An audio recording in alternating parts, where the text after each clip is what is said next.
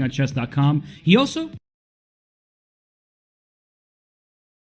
can dabble over the board, winning the 2023 Charlotte Open. And I think what made him more famous in the chess world was in 2019, he took down Alexander Grishuk and Maxime Vachier-Lagrave in the Bullet Chess Championship. He lost to Hikaru Nakamura in the final, but that is when Danny Rensch, he named him Bortnyk Strong, the flex of the muscles, and Bortnyk made it all the way to the final. So as we catch him on camera now, Simon, he does have a tough match at Paravian, but we know what this man right here is capable of.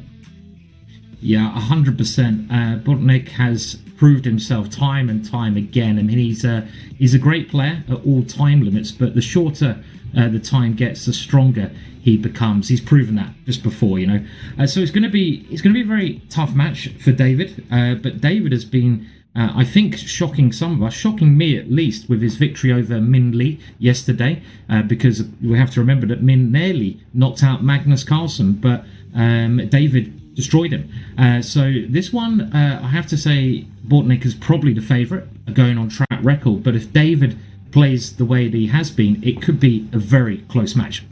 David's peak bullet rating above 3,200. If he's going to beat Bortnyk today, that peak rating will get even higher. But he has had some great successes of his own. Not only did he qualify for this event, I believe he and Jose Martinez, the last two qualifiers standing in this field, he beat Grishuk and Lazovic along the way. But Simon, you were there 2020 in Gibraltar when he won the most prestigious open event in the world.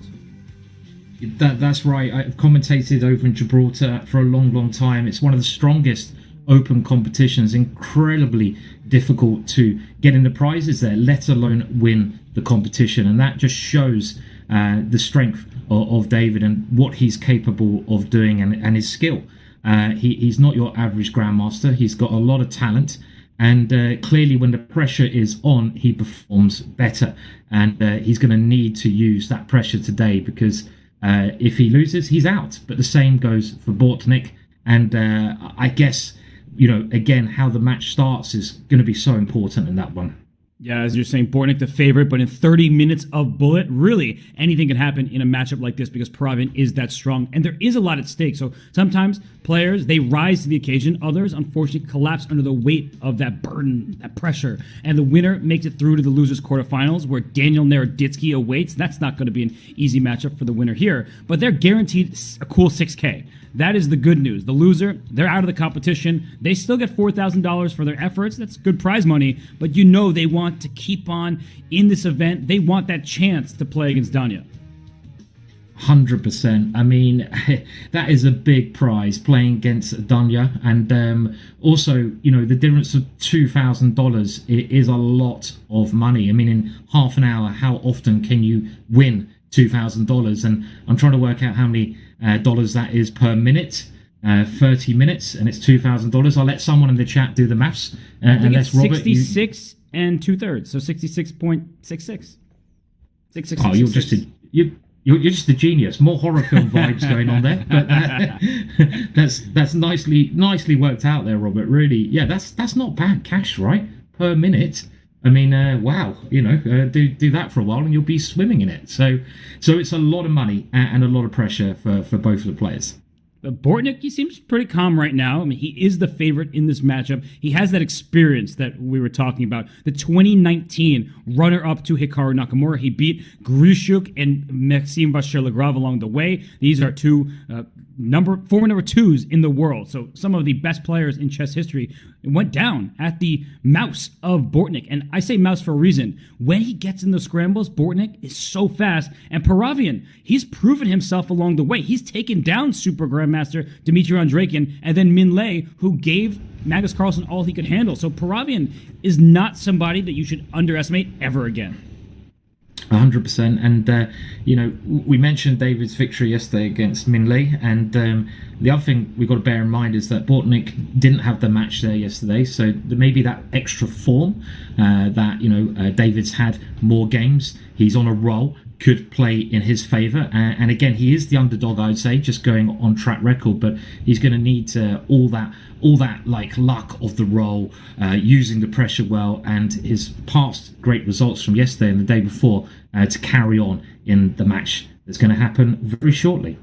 I think it's a good note, though, that Bortnick didn't play yesterday. And sometimes, okay, it's one day, you're not going to be super rusty. He's a streamer, he plays all the time. But you want to be in the flow of the event. And Paravian, he's not just in the flow. I mean, he's flowing. Those victories were flowing in the last couple matches. So I feel like Paravian's in really good form right now.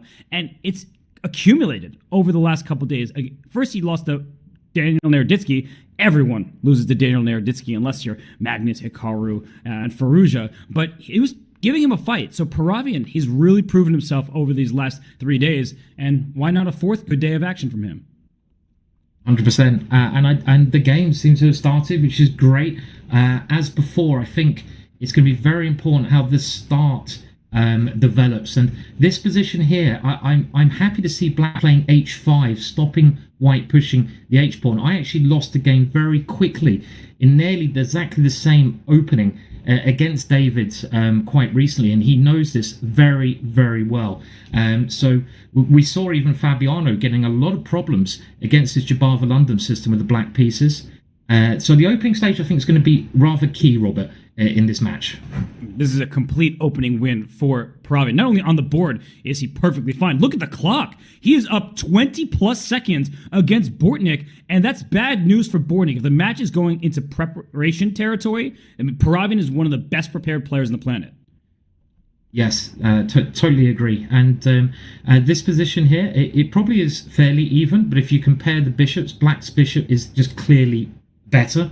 I think I'd prefer to be Black here, and he might just pick up a pawn now. So already going a pawn up, and he needs to start strong. This is one thing we've made clear, because when Bortnick gets going, he can just get a really strong roll, and that could be another pawn dropping there in the board there. So looking good for Black. Yeah, what play from Paravian here. Every move with purpose, and he is up so much time. But this is where Bortnick can trick you. You feel like, okay, I'm going to win on the clock, and then he gets into Superman mode and plays at a lightning pace. I don't think he's going to get this one, especially with the G-pawn running up the board. But there it is. Bortnick just picked up a bishop, and his rook was ready to stop the pawn. Yes, and Black playing for the win there. Very brave play. Will he go for a draw now by moving his king backwards? The white rook gets behind the pawn, and I think Black should have taken the draw there, Robert. This is really risky play. He's going for the clock though, right? 2 seconds is enough time for White. I think that Paravian's about to get this one. He just needs to keep his rook and pawn on the board. He's doing just that. 0.4 seconds, and there it is. So Paravian does get game one. But did you see Bortnick cut the time deficit from about 15 seconds to 4 by the end? He is scary fast. And I'm just letting everybody know, if you have not watched Bortnick play Bullet, that's what you should keep your eyes on. Not the clock at the start of the game, but when both players get around 15 seconds, he gets into that next gear, and it is just so seriously impressive. Yeah, he's got the turbo gear charger. It's like if you've seen Fast and Furious, when they put that stuff in their engine and they press the button and they take off, and that's the turbo gear button you need. The one danger I would say for Bortnick is maybe his openings a little bit. They're quite predictable. He's played the Alekhine here. Actually, he's got a perfectly good position as Black, but the Alekhine does have a rather dubious reputation, and surely David has done some good preparation. And this position, well, it is ending up probably a bit better for Black here with the extra pawn. Yeah, completely agree that Black gets to keep this C-pawn. It doesn't look like the best one, and now it's... Wait, what? That was just a loss of a piece. And it's so funny how engines are, right? So I mean, this is equal, and I do believe it, because it's only a knight for a pawn, but not many pawns remain, and they're all on the same side of the board here. White's not going to lose it. But when you look at this position, you're like, yeah, Black should win this most of the time. I 100% agree. I mean, he is 2 points up if we're going to do it by the old school kind of point system. And the knight is really tricky, right, Robert? Especially in blitz chess. And here there could be a mating net. If the knight comes down in front of the rook, the white king could be in a lot of trouble at the right time. And there you go. There's the blunder. That knight just proving to be too strong. Yep, he falls into a fork, but as we've seen, there was a mating net as well. Very difficult to deal with multiple threats, especially when low on time. And we get this Jabal London again. So Bortnick, he's even up the match. He's going back to his tried and true opening. But I really feel like Paravian, he is going to have the edge, as you've been highlighting, in the opening stage of the game. He is so well prepared. He loves his solid openings from the white side. With the black pieces, he prepares deeply. And this is a player that as we talked about, you saw him win Gibraltar. That's a classical tournament over the board where Hikaru's won that many times, and a lot of Super GMs play. 100%. And you're right about the opening, Robert. It's very important to pick up on how the trends are going in these quick matches, because they could play lots of games in the same opening position. And I feel I've looked at this line a lot myself, and it's one of the problems with the Jabava London. White is okay, but if White does try to push for the win, Black gets lots of counterplay against the White King, as we're seeing here. Whose king is safer? That's the important thing at this time limit. And I think it must be Black's king, which is, well, much safer in this position. What a decision by Bortnick to take on a3 with the pawn. I think he didn't want to give up the g2 pawn, so that's why he ruined his own pawn structure. But Black's king, safe and sound, tucked away. Who cares about that extra pawn? No one's counting the material, but actually, I'm about to look for a checkmate over here, but c2 is hanging. And that may ensure, I was going to say a draw, but he blocks it. He wants to win, does Bortnick. Does he want to win? Yeah, I mean, that's a very brave decision. The queen comes back, stops all the checks, and it still looks like Black should be doing well here with that pin on the white rook. Black putting the pressure on there is equal on material, but again, it's the white king which is in more danger. That's very important at this time limit, and what a move there. Checkmate on the board, and that gives David a lead. I think the opening could be so important, Robert. Yes, it will be. And Bortnick, he's played so many games because he's a streamer, he's playing all the time, but Paravian is so well prepared. You really can't say it enough. It's impressive what Paravian does. He gets positions he feels very comfortable in. Look at this position. It's just an endgame where equal material, but you look at the light square bishops, it's kind of like a French for Black, and that bishop on d3, it defends everything. It also looks into, it peers across the board into Black's position. I would say that White typically has a slight pull, but bishop b5, playing a4 to a5, I didn't like that decision from Paravian, although now that I say that, the rook on b5, it may have a little bit of trouble getting back in the game, but it doesn't matter when you're picking up all these pawns. Yeah, I mean, it happened so quickly yet again, and the one problem Black has here is that rook you've pointed out, and he's now trying to get that rook out of danger, and it should be a safe extra pawn for Black. White's pawn in the middle of the board on e5 is also a big weakness. You can see that one getting rounded up as well. So in this position so far, Bortnick has a great chance to level the score. I think we're going to see a very close match, though, which is what we want to see, isn't it? Close match. Oh, we definitely do. And also we're seeing, if this game concludes the way it looks like it will, a fourth, and it has concluded, a fourth consecutive win for the player with the black pieces. So it goes Paravian, Bortnick, Paravian, Bortnick. One of them has to stop this trend if they hope to win this match. And look at this, Robert. We now see Bortnick decide to play e4. He clearly wasn't happy with the way the opening are going, and I think this is a very wise choice. When things are not going your way, you've got to switch it up. That's the sort of positive about playing the same opponent. You can prepare better. You can work things out on the fly. But again, Black has a very comfortable position here, I feel. Everything developed. Black's rook comes into the middle. Only thing I would say is maybe the Black king is slightly weaker than White's king. Maybe. Yeah. I mean, it does look that way at first glance, but the way that Paravian's playing, it looks like he's shoring up his king safety. And I just want to give a shout out to Bortnick, because a lot of chess players are stubborn. They're like, I've done the research. I've prepared for years in this opening. I'm not going to change it. No, it's not the opening's fault. I just need to play better. He recognized that Paravian was getting good positions every game, that he had the black pieces. And, look at that tactic, Simon. Yeah. If that was captured, the rook on f2 was lose. He picks up material. Paravian is on fire right now with the black pieces. He is. That was a brilliant spotted tactic. And you can see on the camera, Bortnick very disappointed with missing that move. And here, well, obviously Black has the extra queen. He's using Harry, and his pieces are coordinating so well. The white king is just too weak here. It should be knight g2. We'll finish it off. There you go. Probably time to resign. Just resign. Is that saying again? It's time. And the first one of the day, I get the feeling it will happen more than once, especially because you need to have the gamesmanship down. You need to know when to resign early or when to keep fighting. Yesterday in the second game against Hikaru Nakamura, Daniel Nardevsky saved a lost position down a piece by playing on, and he played it forever, but that was early in the match. It's still early in this one, over 20 minutes remain, but I think for Bortnick, he's just not feeling comfortable yet because Paravian, he has this good opening preparation, and he's not letting Bortnick off the hook when Paravian has the edge. 100%. And as you said, it's now 5 wins in a row for the black pieces, which is very peculiar normally at this level in chess.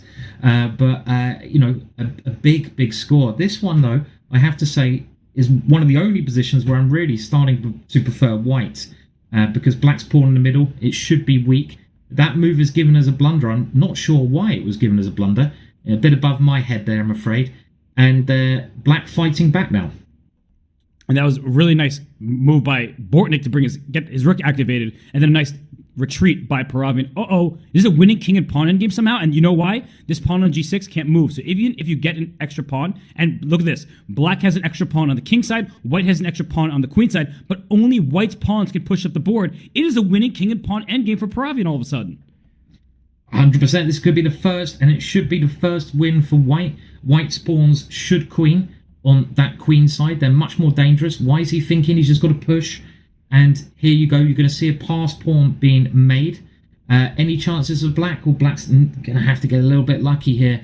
But this is going to give David, if it goes the way we think it's going to go, a 2-point lead. He's going to queen first. He's got 10 seconds left. It should be enough time to win this one.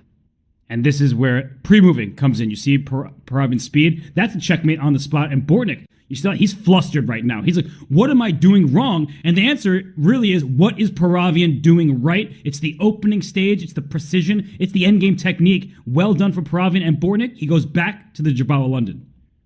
Yeah, I mean, if anyone wants to know good opening as black against the Jabal of London, I do recommend they look at this line that David is playing. Like I said, I lost horribly to him myself with the white pieces, and it is one of the critical lines at this moment in time.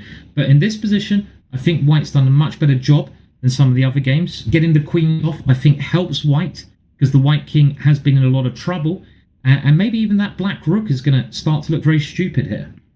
Yeah, and that's why he sacrificed it. That's great recognition by you and by Paravian. I don't want that silly rook. I'm going to get in trouble in the dark squares down the line. Let's just give up that rook, shatter white's pawn structure. But Bortnik's handled it perfectly. He put his bishop on c3. No infiltration squares for the rook. Watch out for some checkmating nets, but the king safely scampers into the middle. And I think that Bortnik, with the lead in the clock, with extra material, he should be able to secure victory.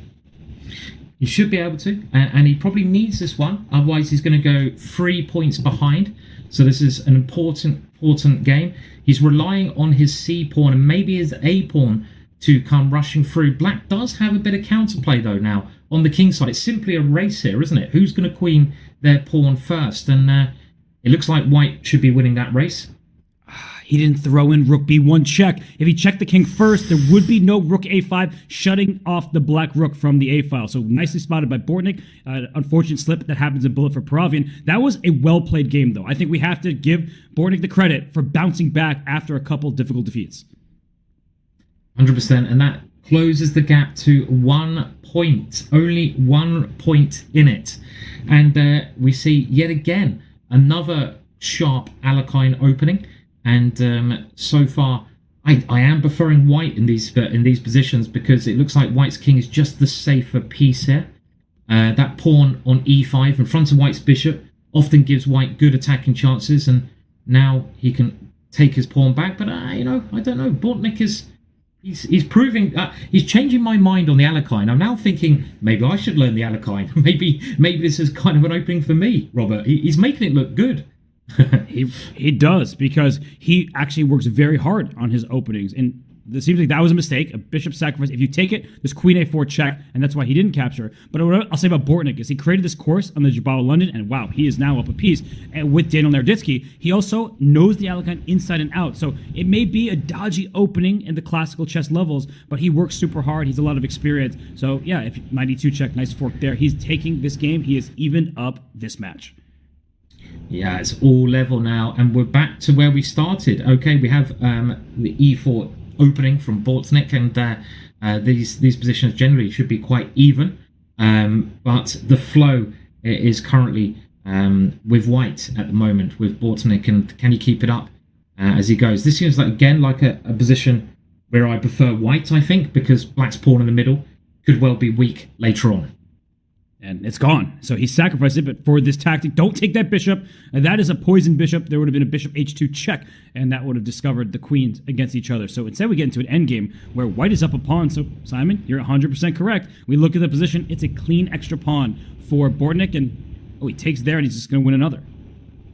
Yeah, it's 2 pawns up. It is opposite coloured bishops, meaning if the rooks come off, probably a draw.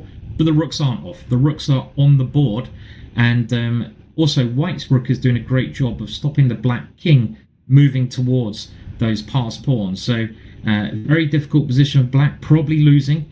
Now white is getting ready to support his pawn, support the advance of that pawn, but he's just improving his pieces as much as he can first. And I think that B pawn is going to be a winner here.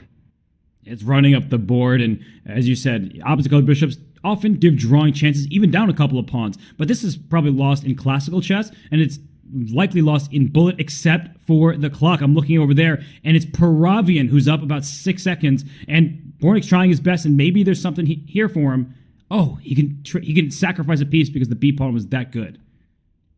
And he's fighting it back a bit. I mean, there's not much. Oh, as soon as I say that, the rook drops, and white takes a very important win there. You can see David laughing on the camera there, but he's probably crying inside there a bit.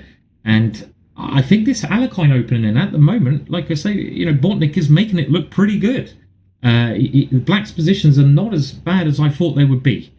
No, and this looks like a Scandinavian all of a sudden. So it looks like he learned from Min playing the Scandi structure. David Paravian beat Min Lei yesterday. That was an upset, and he wants to land another one in this match against Bortnik. And I feel Bortnik gaining that confidence. He started off, he lost game 1. They were going back and forth. Then Paravian won 2 in a row. But suddenly, I'm sensing Bortnik recognizing, I've got this one. Agreed, and he is gaining confidence. His play is getting better and better, and you can see in this position, if anyone has the advantage, it must be black, because white's pieces on the queen side, they're sleeping. You don't want to have sleeping pieces, and that's why black is now playing for the win, not taking a draw. Extra space to black, and look at that open file as well. That's a very big open file, and now a pawn to boot. What amazes me, Robert, is just how accurate these guys in this competition they perform. It's quite phenomenal. The level of their chess is really amazing for the time limit. It's incredible. Mistakes inevitably will happen in bullet chess, but as you're indicating, very high level of play. And we see black up a pawn. Can he convert this? He should start pushing that H-pawn. Get 4 in a row. Connect 4 along the 5th rank. That should be good for black. But unfortunately, he's a little bit tied down over on the queen side because of this pass pawn situation for white. I'm looking at the clock. And now suddenly Paravian is down on time, and we know how lightning fast Bortnik is. Yeah, I think the clock's going to be the key thing on this. Black is doing well. Black has the extra material, but it's 8 seconds, 7 seconds each. And who is going to lose on time? It looks like Bortnik has the speed in this one. That is the key thing. 3 seconds now. So fast. Can he get rid of that bishop in time? He can. He's just pre-moving, right? He's just going around the board with his knight. It's gonna just be pestering white, and he wins with a second to spare. It was really close on time, and then the end gap, 1 second. That may not seem like a lot, but it actually really is in bullet chess. So we have to be mesmerized by the late game speed of Bortnik. He'll be down on the clock early, and it's in part because of his opening repertoire. I think he gets some shaky positions, but the way he's able to weasel his way out in any time scramble, I mean, it's such really high-level stuff. Yes, agreed. And I think he's found the right opening as well to play. This seems to be giving him, as white, much better positions than the Jabava London was. And you mentioned it, Robert, that ability to adapt.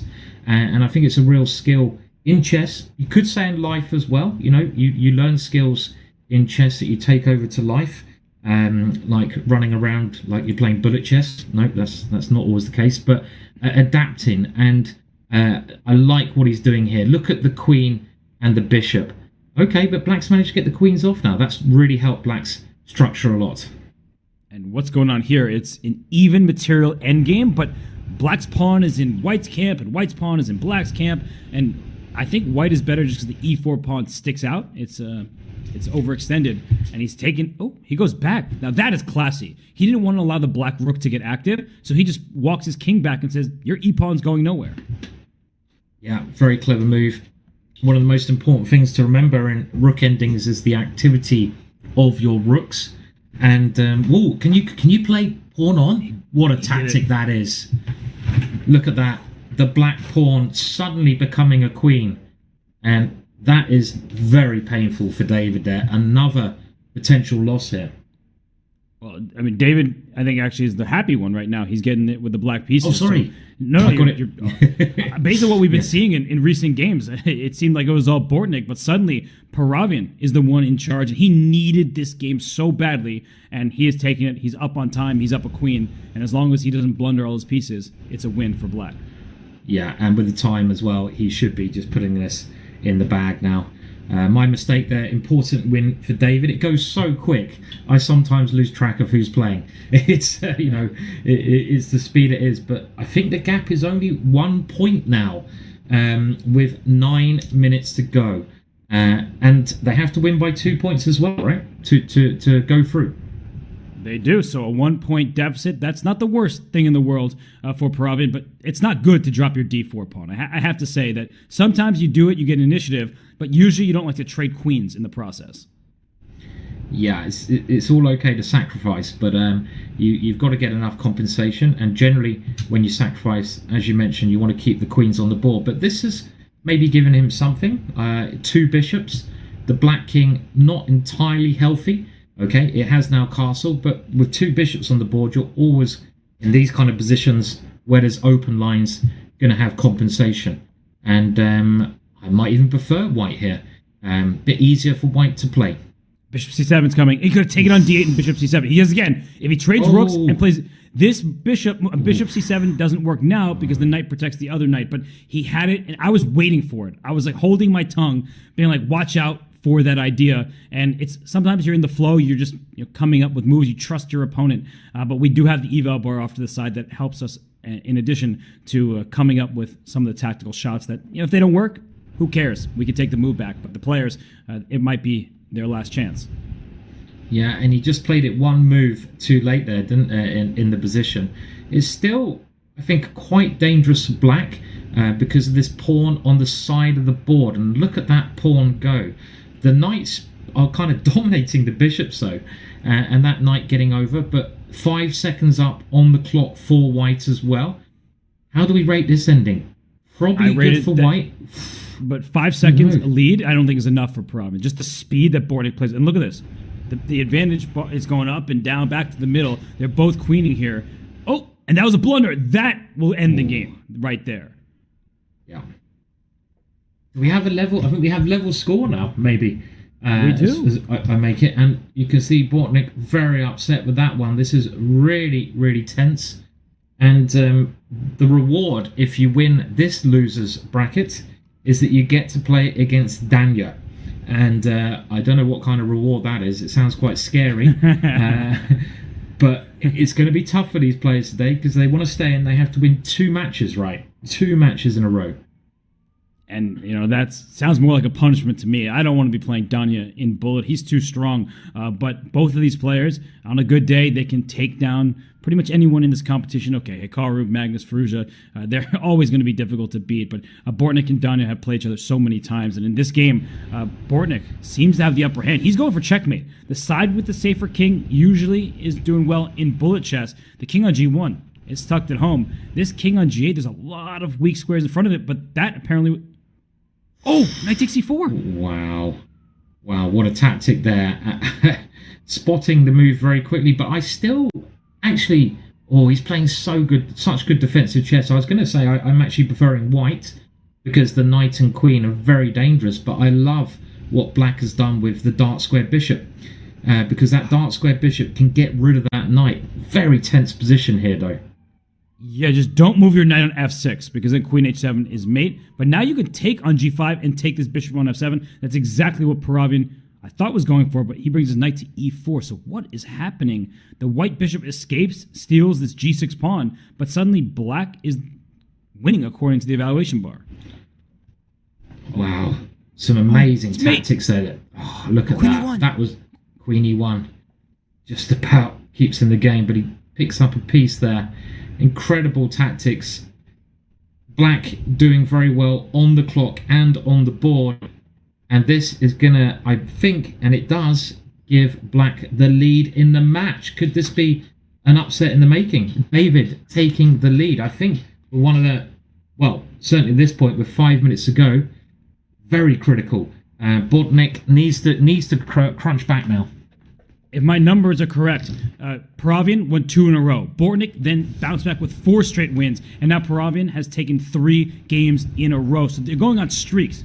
Bullet often is a match of streaks, and we see in this game that Bortnik, he's back to his Alicon. He's getting active with the queen, bouncing around the board, and, well, it looks like a fine opening. It hasn't gone badly, but the clock situation. Paravian is over 15 seconds ahead, and Bortnik, as we've seen, is super fast, but he can't afford to be down this much time. No, time is so important. There's probably some formula out there at this level which gives you a pawn is worth like 5 seconds or 10 seconds. And what is this move? He's gone for a crazy sacrifice there.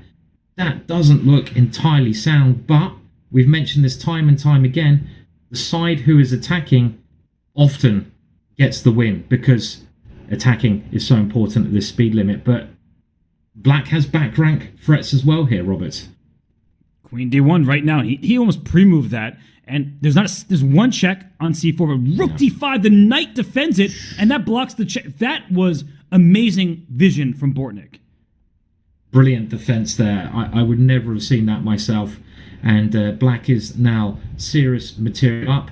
He's got 12 seconds. It's probably enough for these two at this speed limit. And look at that, a beautiful back rank finish to win the game. And that levels the score again. They are neck and neck. What a match to get us started. You cannot tell the difference between these guys at the moment, right? We're completely spoiled. This match has been stellar, and it's 3 minutes plus to go. So if somebody can win this game and win the one that follows, they may win the match in regulation. But it seems, based on the back and forth nature of it, that extra time is likely. And apparently that was a blunder. I think there was bishop takes f6 there. A pretty elementary tactic if they had more time to sit and calculate. But you have to be very careful here and not to blunder something because you'll only have one game after this to make up the deficit. Oof. I love what Black's done with the knights there, but maybe that last knight move was a little bit too much and very aggressive play from Black. But you open up your own king as well. Whose king is weaker? Again, this important idea. Maybe Black's getting ready to sacrifice in the middle. That could be interesting, and he does. He sacrifices for what he hopes is initiative. But look at the Black king. The Black king is actually now proving to be, I think, the weaker one. Maybe just rook takes knight. The Black king is in so much trouble here. Although, good on Paravian to make this only a 1-pawn deficit. He encouraged an exchange sacrifice in return. So it is better for White. Right now, it's about 7-second lead for Paravian. But we keep seeing that Bortnik, he's down on time, and then he just pre-moves everything in the scramble. So King F3. I guess the queens are being traded, but that was not on my radar. Yeah, it's a hard move to play when the queens are still on the board. But White is trying to get ready for the ending, and there's good chances that White can get the win here, get the rook active, take some more pawns. Is there any drawing chances of Black? Well, it's a lot of pawns here. This should be a White win. Keep an eye on the clock, though. It's going to be an important factor. That's exactly why I think Bortnik is going to win this game. I'm looking at it. He is just pre-moving left and right. Every move seems to be pretty strong. Paravian actually is taking the lead on the clock. Maybe I'm underestimating how quick Paravian is, but there's a queen. It is landed, and 2 seconds. Does he have enough time? Oh, he's barely getting the moves up. 0.5. I think he got it. 0.3 seconds left for Bortnik. Wow. What a win that was, taking the lead. And this is a massive game. If Black wins this game, it's very likely that Bodnik will be playing against Danya in the next round. So it is so important that White just doesn't lose here. And this is the key game. Yes, and Bortnik down a few seconds in the opening. That is par for the course in this matchup. The knight on e5, so Paravian, he's throwing his pawns forward like he's been wont to do. And I have to say, I really like White's position. I like what White's doing. Going for the attack, G5, brilliant move. The Black King looking, well, very exposed here, with the White Queen about to jump in. So Botnik is trying to sacrifice to take some of that pressure off his king. Maybe a good practical decision. And I love that move as well. F5, what a brilliant move, Robert. Trying to open up the Black King even more. Getting ready for the bishop, the only bishop on the board to fly in. This is looking good for White, but he must get a result here. If somehow things go wrong, he's out.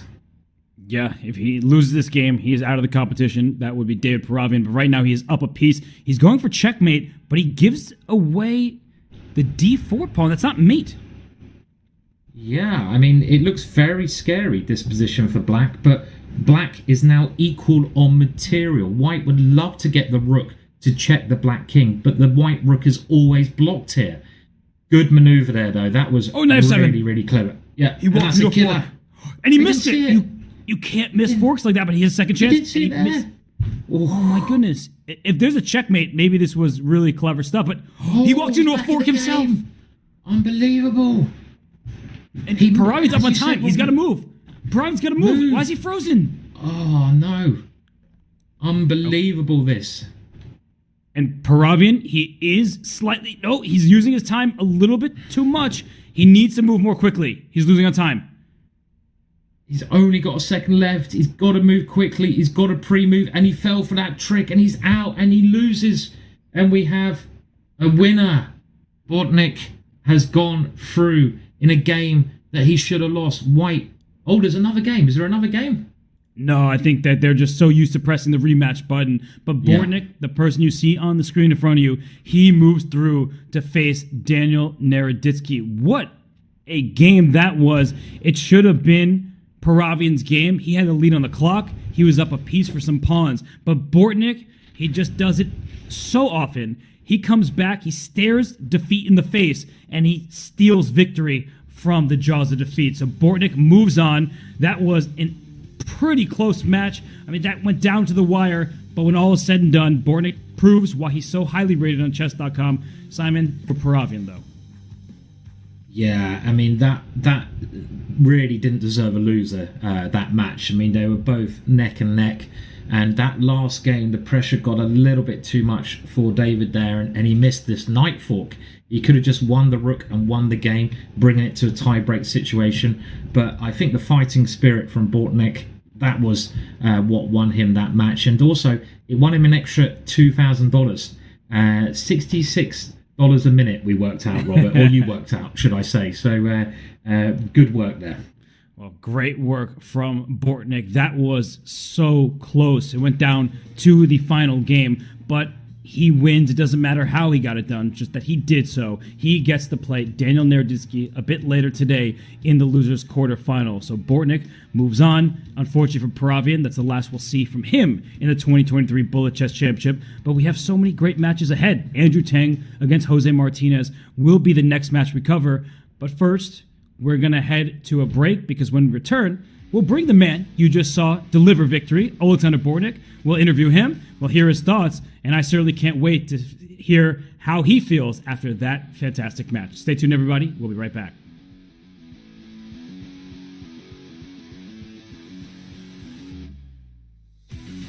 What's the best way to follow any chess event, from the Champions Chess Tour to the Candidates, Speed Chess Championship, Title Tuesday, FIDE World Championship, and so much more? Chess.com/events has all of the top chess tournaments played both over the board and online.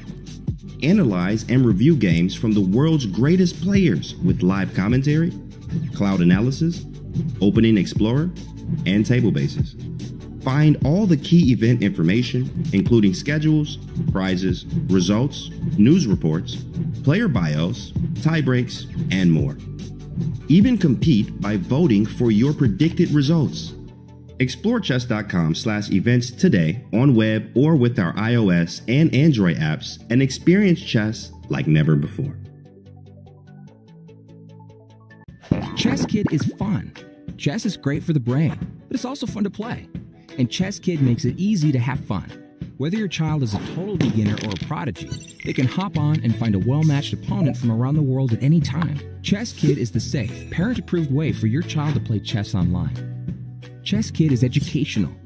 To kids, it feels just like playing, but chess is a great way to learn patience, strategy, and critical thinking. Chess Kid features a comprehensive training program that guides kids to level up on their way to mastery. There are more than 50,000 chess puzzles and a whole library of entertaining videos that teach strategies, tactics, openings, and endgames specifically for kids. Chess Kid is easy. Whether you're a parent helping your child, a coach managing dozens of kids, or a school of hundreds. Signing up is free and easy, so what are you waiting for?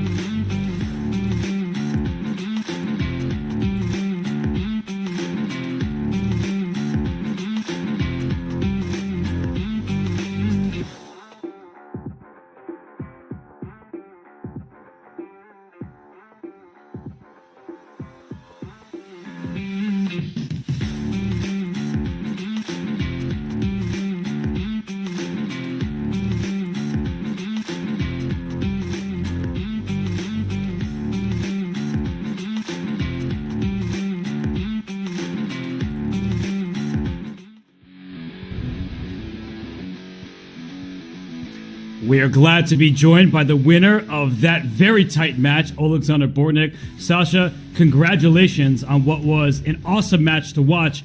How are you feeling? Are you finally able to breathe a little bit? Oh, hello, commentators. Hi, Chad. Thank you so much. Oh, that was actually a very tough match.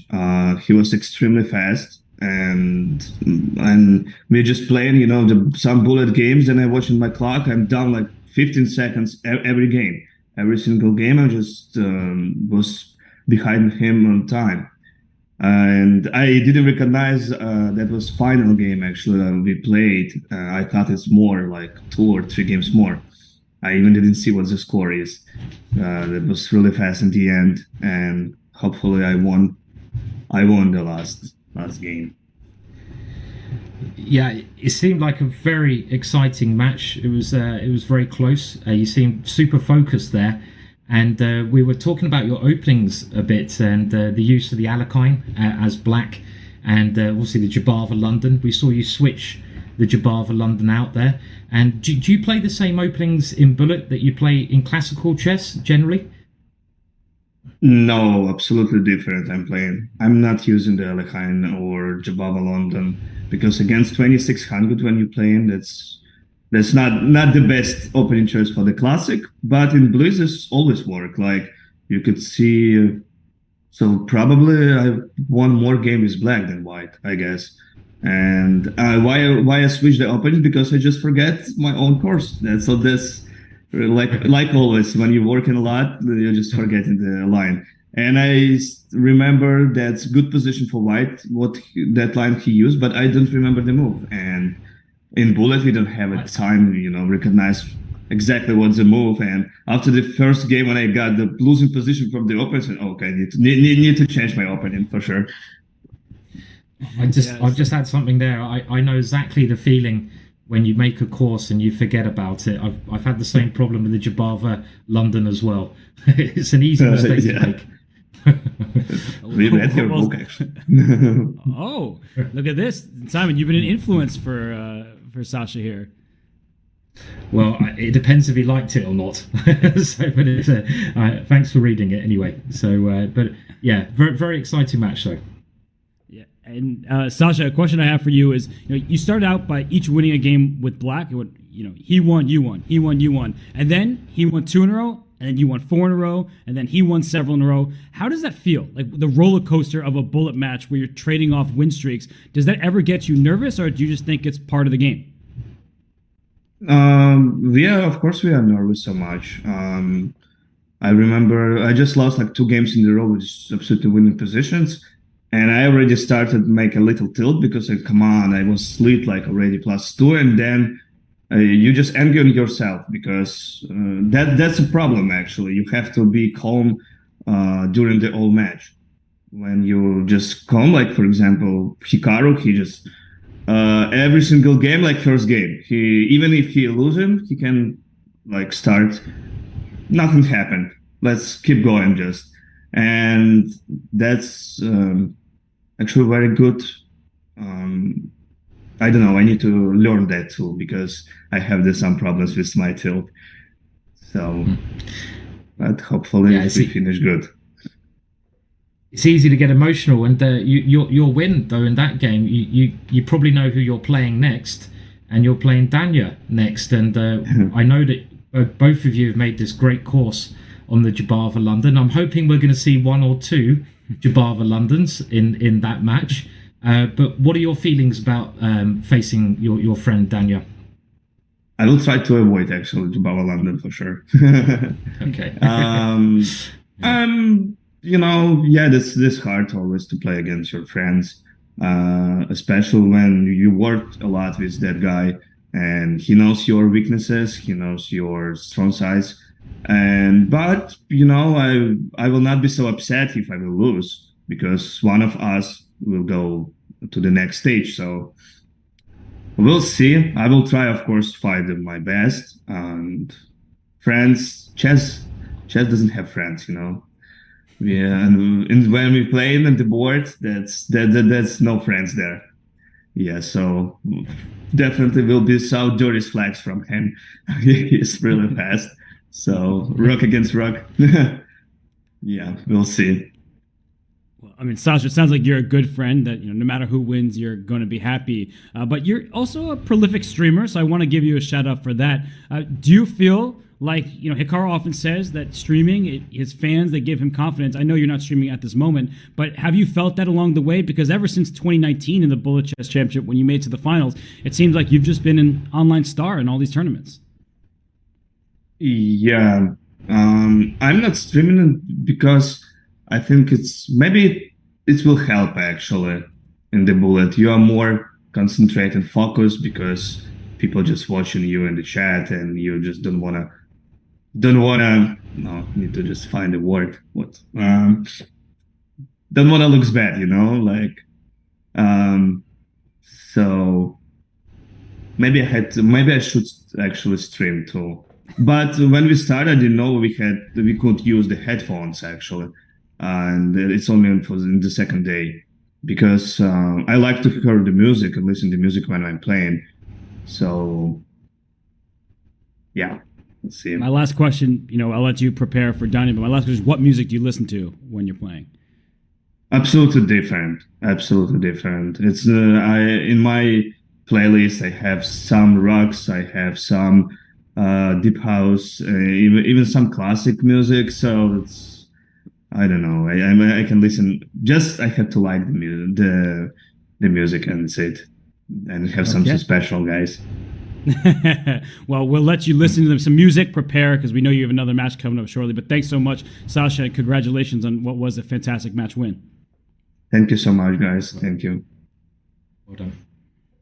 And that is Grandmaster Oleksandr Bortnik. He beats David Paravian in a really close matchup in the losers bracket round 3. He moves on to face his good friend, as somebody he works with, Daniel Naroditsky. But before we get to that match, we have Andrew Tang against Jose Martinez, better known as Jospim, coming up. That should be another exciting bullet matchup because Jospim qualified his way here. Andrew Tang was invited and yesterday looked like the Penguin GM that everybody out there knows and loves. So it depends on what form each player is in. And if the first match is any indication, we should have another barn burner of a match coming up. Yeah, 100%. I think they're all going to be very close today. I've just got that feeling that we're going to see lots of the games come down to the wire. And the other reward that is going to be offered in that match to the winner, not just an extra $2,000, which is a tremendous amount for half an hour of chess, but the winner of that match gets to play against Magnus Carlsen. And I know all these players really want to play Magnus because he is a legend. You get a chance to play a legend, and that's a really cool prize, right, Robert? Playing Magnus. I think everyone they relish the opportunity to play Magnus. And Andrew Tang is somebody who is very familiar with Magnus's game because they have played countless games over the years in all type controls, and especially Hyper Bullet and all that stuff. But he is a 2-time Bullet Chess Championship runner-up. He is prolific in content creation on YouTube. He streams on Twitch as well. He's a recent graduate of Princeton University. He talked about his trips with his friends, but right now he is going to sit in that chair and play Bullet for 30 minutes because he has a tough opponent in front of him in Jose Martinez. Yeah, it's going to be a very close match, and we know how strong both of these players are.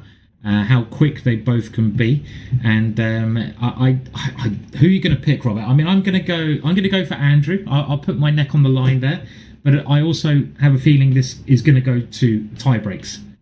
Okay, so Simon calls for tie breaks, and well, the person who may help determine that is Jose Martinez, because we know what Tang can do when he's at his best, and that is often. But at his best, at his peak, Jose Martinez has been over 3,200 in Bullet on Chess.com. He won the Under-18 World Championship. That is a huge accomplishment for any player, and he won the first qualifier. He beat Suleimanli, the Azeri Grandmaster. He beat Emin Ohanian, who we saw earlier in this competition, beat Anish Giri. Emin Ohanian, an international master from Armenia. And there is Jose. He's from Peru, but lives in Mexico, and he looks cool in that jacket. Yeah, he does, and I would not be surprised at all if Jose also, wins the match. He's a very, very strong player.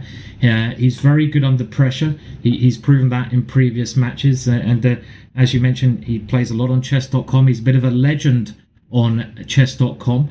Everyone knows Jose, and this is going to be another exciting one. But just to remind people, they are playing for a chance to face Magnus. They're playing for an extra $2,000. And the loser is also knocked out. So how much more can you put on the line than those big things there? That's enough, I think, yeah? Don't put any more pressure on them. Yeah, their pressure is on themselves. They just want to win. That's what they're aiming for. The money, they'll deal with it after the fact. Oh, I could have won $2,000 more. But right now, they want to move on here in the BCC to play Magnus Carlsen. I don't even think that's on their mind, because if you're playing Jose, or if you're Jose playing Andrew, that's already a big enough challenge. You don't need to think about the world number one. That's in the future, and you may never get there. So Andrew's the favorite. You said it. It's just true. He is the higher rated player. He has a wealth of experience. He goes toe-to-toe with the best players on the planet. But it depends on which Andrew shows up. And I really mean that. The Andrew that showed up against Danya, I don't think that will necessarily get it done against Jose. But the Andrew we saw yesterday, and in the first matchup when he beat Andrekin, that Andrew Tang is scary. 100%. And we'll find out very, very shortly which Andrew is going to be playing. And if you're wondering in the chat, Magnus will be playing later on, so don't worry about that. The best player in the world is due to be playing the winner of this match. And very sharp opening already. And is this some kind of theory that I don't know about? Because they made all their bunch of moves in 5 seconds each before Tang paused and brought his king up to F2. I like Black's position. We keep saying it. The side with the safer king is usually the happy side in Bullet, and Black is a safer king and is up a pawn. Yeah, agreed. Black has the extra pawn. The king is on F2. It is only one pawn. It's not a winning enough material advantage at this time limit. It's more to do with the pieces, and Andrew does seem to be unraveling his position a little bit. That knight grabbing a nice square, but this bishop doesn't have anywhere good to go. Okay, it dives into Black's position there. Yeah, so it's all the way in Black's camp. The A5 pawn is loose, and Jose says, yeah, go take my queenside pawns. I'm going after your king. I want checkmate. And here go. Now White is up a pawn, but Black's pawns are storming up the king side. They are, and there they go again up the board, and it does seem like Black has some initiative here. Remember, that is the most important thing at this time limit. Get the pressure. That rook gaining a lovely square in the center. Andrew's got to do some defending. If Andrew can defend this, he will convert his extra pawn, and there it goes. That extra pawn, but Black is now threatening checkmate, and just defending in time. He missed mate. If he started with Queen H2 check and then played Bishop A6, Black would have won the game. So he took too many steps before acting, and that is going to cost him, as now suddenly it is White with the attack and the extra material. Very good spot there, Robert. I didn't see that, and you're completely right. He set up the checkmate, but he could have checkmated straight away, and now the game has totally turned around. But Rook G2, what was that move? Was that a mouse slip? I feel that was a mouse slip at the time. I didn't even have a chance to look at the clock there, Robert. I don't know how the players managed to look at the clock and the board at the same time. I can't as a commentator.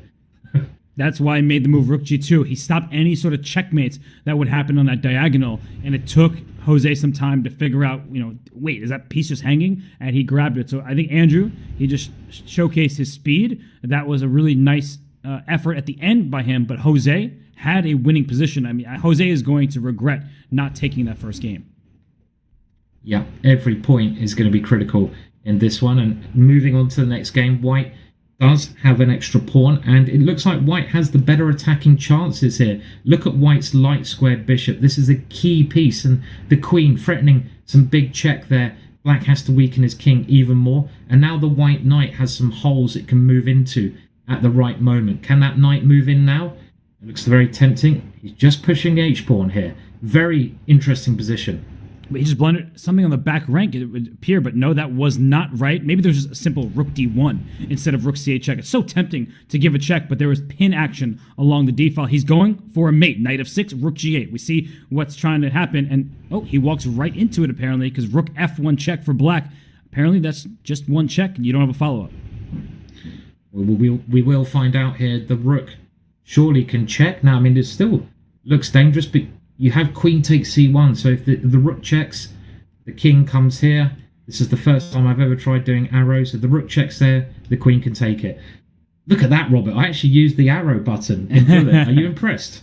I'm very impressed. I'm proud of you, in fact. And I think, we should be proud of Jose as well, because he's rebounded from game one, and I don't see any safe checks for Black anymore, and that's why Andrew resigns.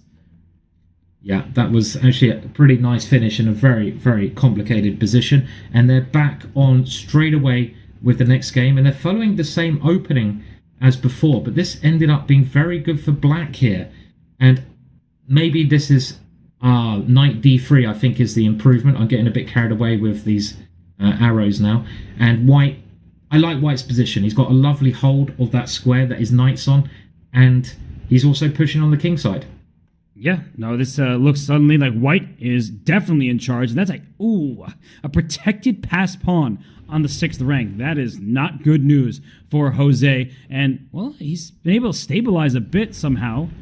This king on g2, also not the safest piece with a rook coming to g8. So he goes for that right here. And that king on h3 actually is... Oh, queen f5. He blundered this pawn. I was about to say that rook was tied down. And now bishop d6 follows with checkmate. Massive blunder there. And all of a sudden, the white king was the major target. And Jose taking the lead. And someone mentioning that they didn't see my arrows. I'm a bit disappointed about that. I'm sure I didn't make them up. Maybe I did. Maybe I just had them in my mind. I might try them again at some point, but it's very quick for arrows. And here we go. Black winning a pawn immediately in this game. Yes, and that's a pretty important pawn right in front of the white king side. And, well, now that the position is where we're at, the extra pawn is on e6. So it's not going to help making a pass pawn. And that means it's maybe not the biggest deal in the world. And this bishop on g7 doesn't really have any targets to work against.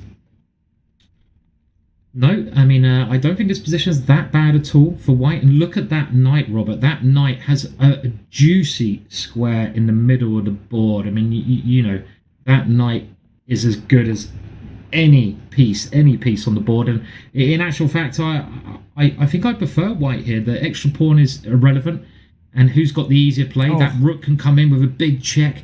All the white's pieces just dominating here.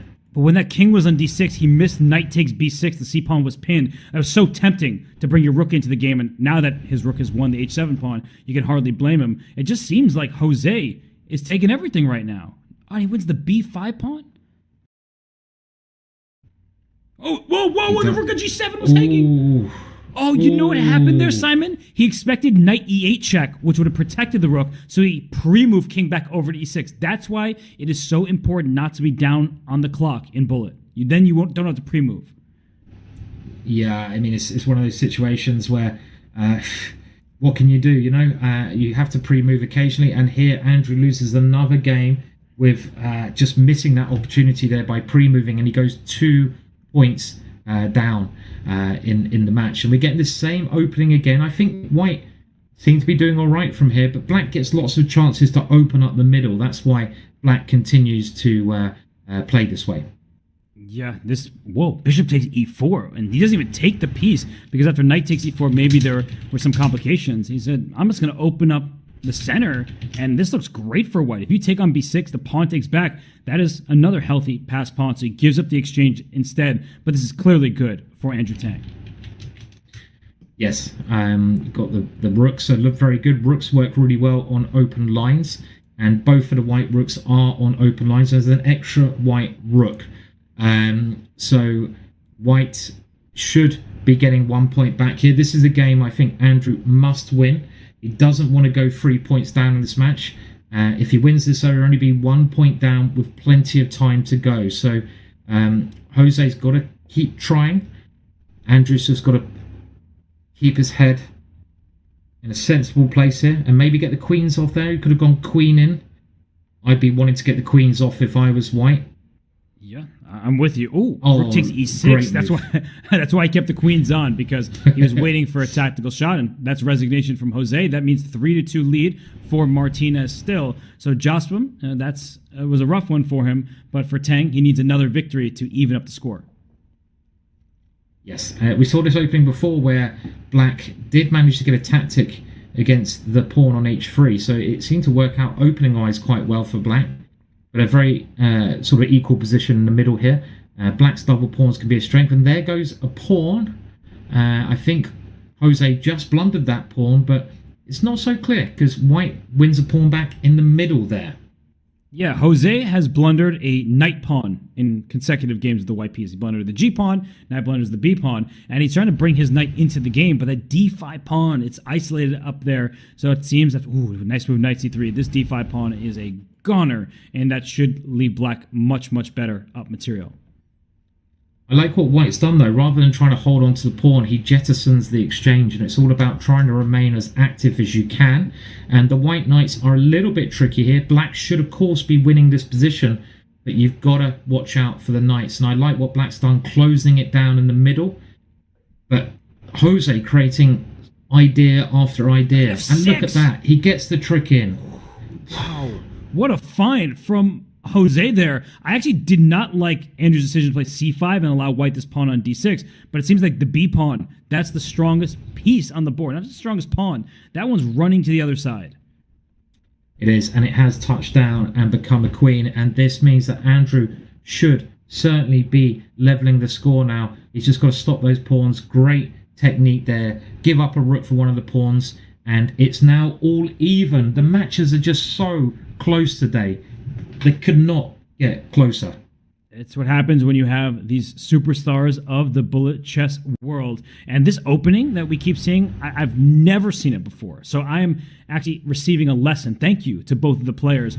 I don't really like this position for Black. I liked it in the first game because White went wrong. But I love this position for Andrew. The c-file is semi-open, and that's good news for the rook. And the king, especially for g5, that king is exposed.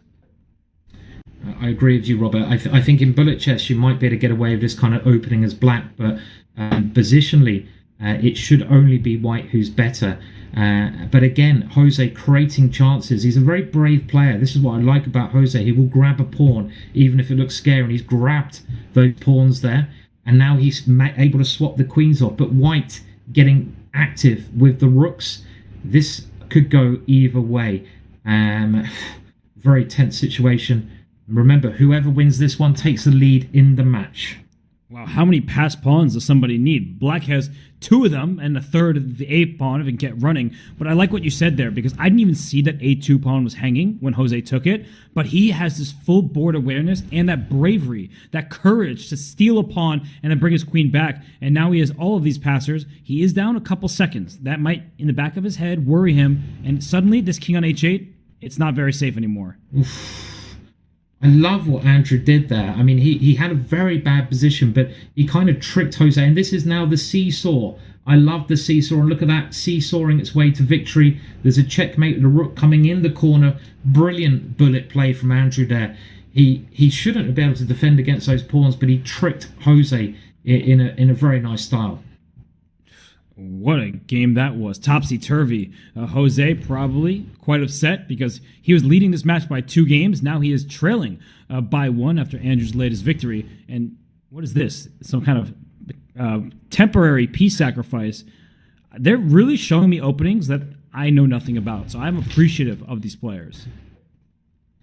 Yeah, I mean, they're both... this 4 nights we're seeing quite a lot, and their understanding of it is quite phenomenal. They seem to be getting very equal positions out of the opening.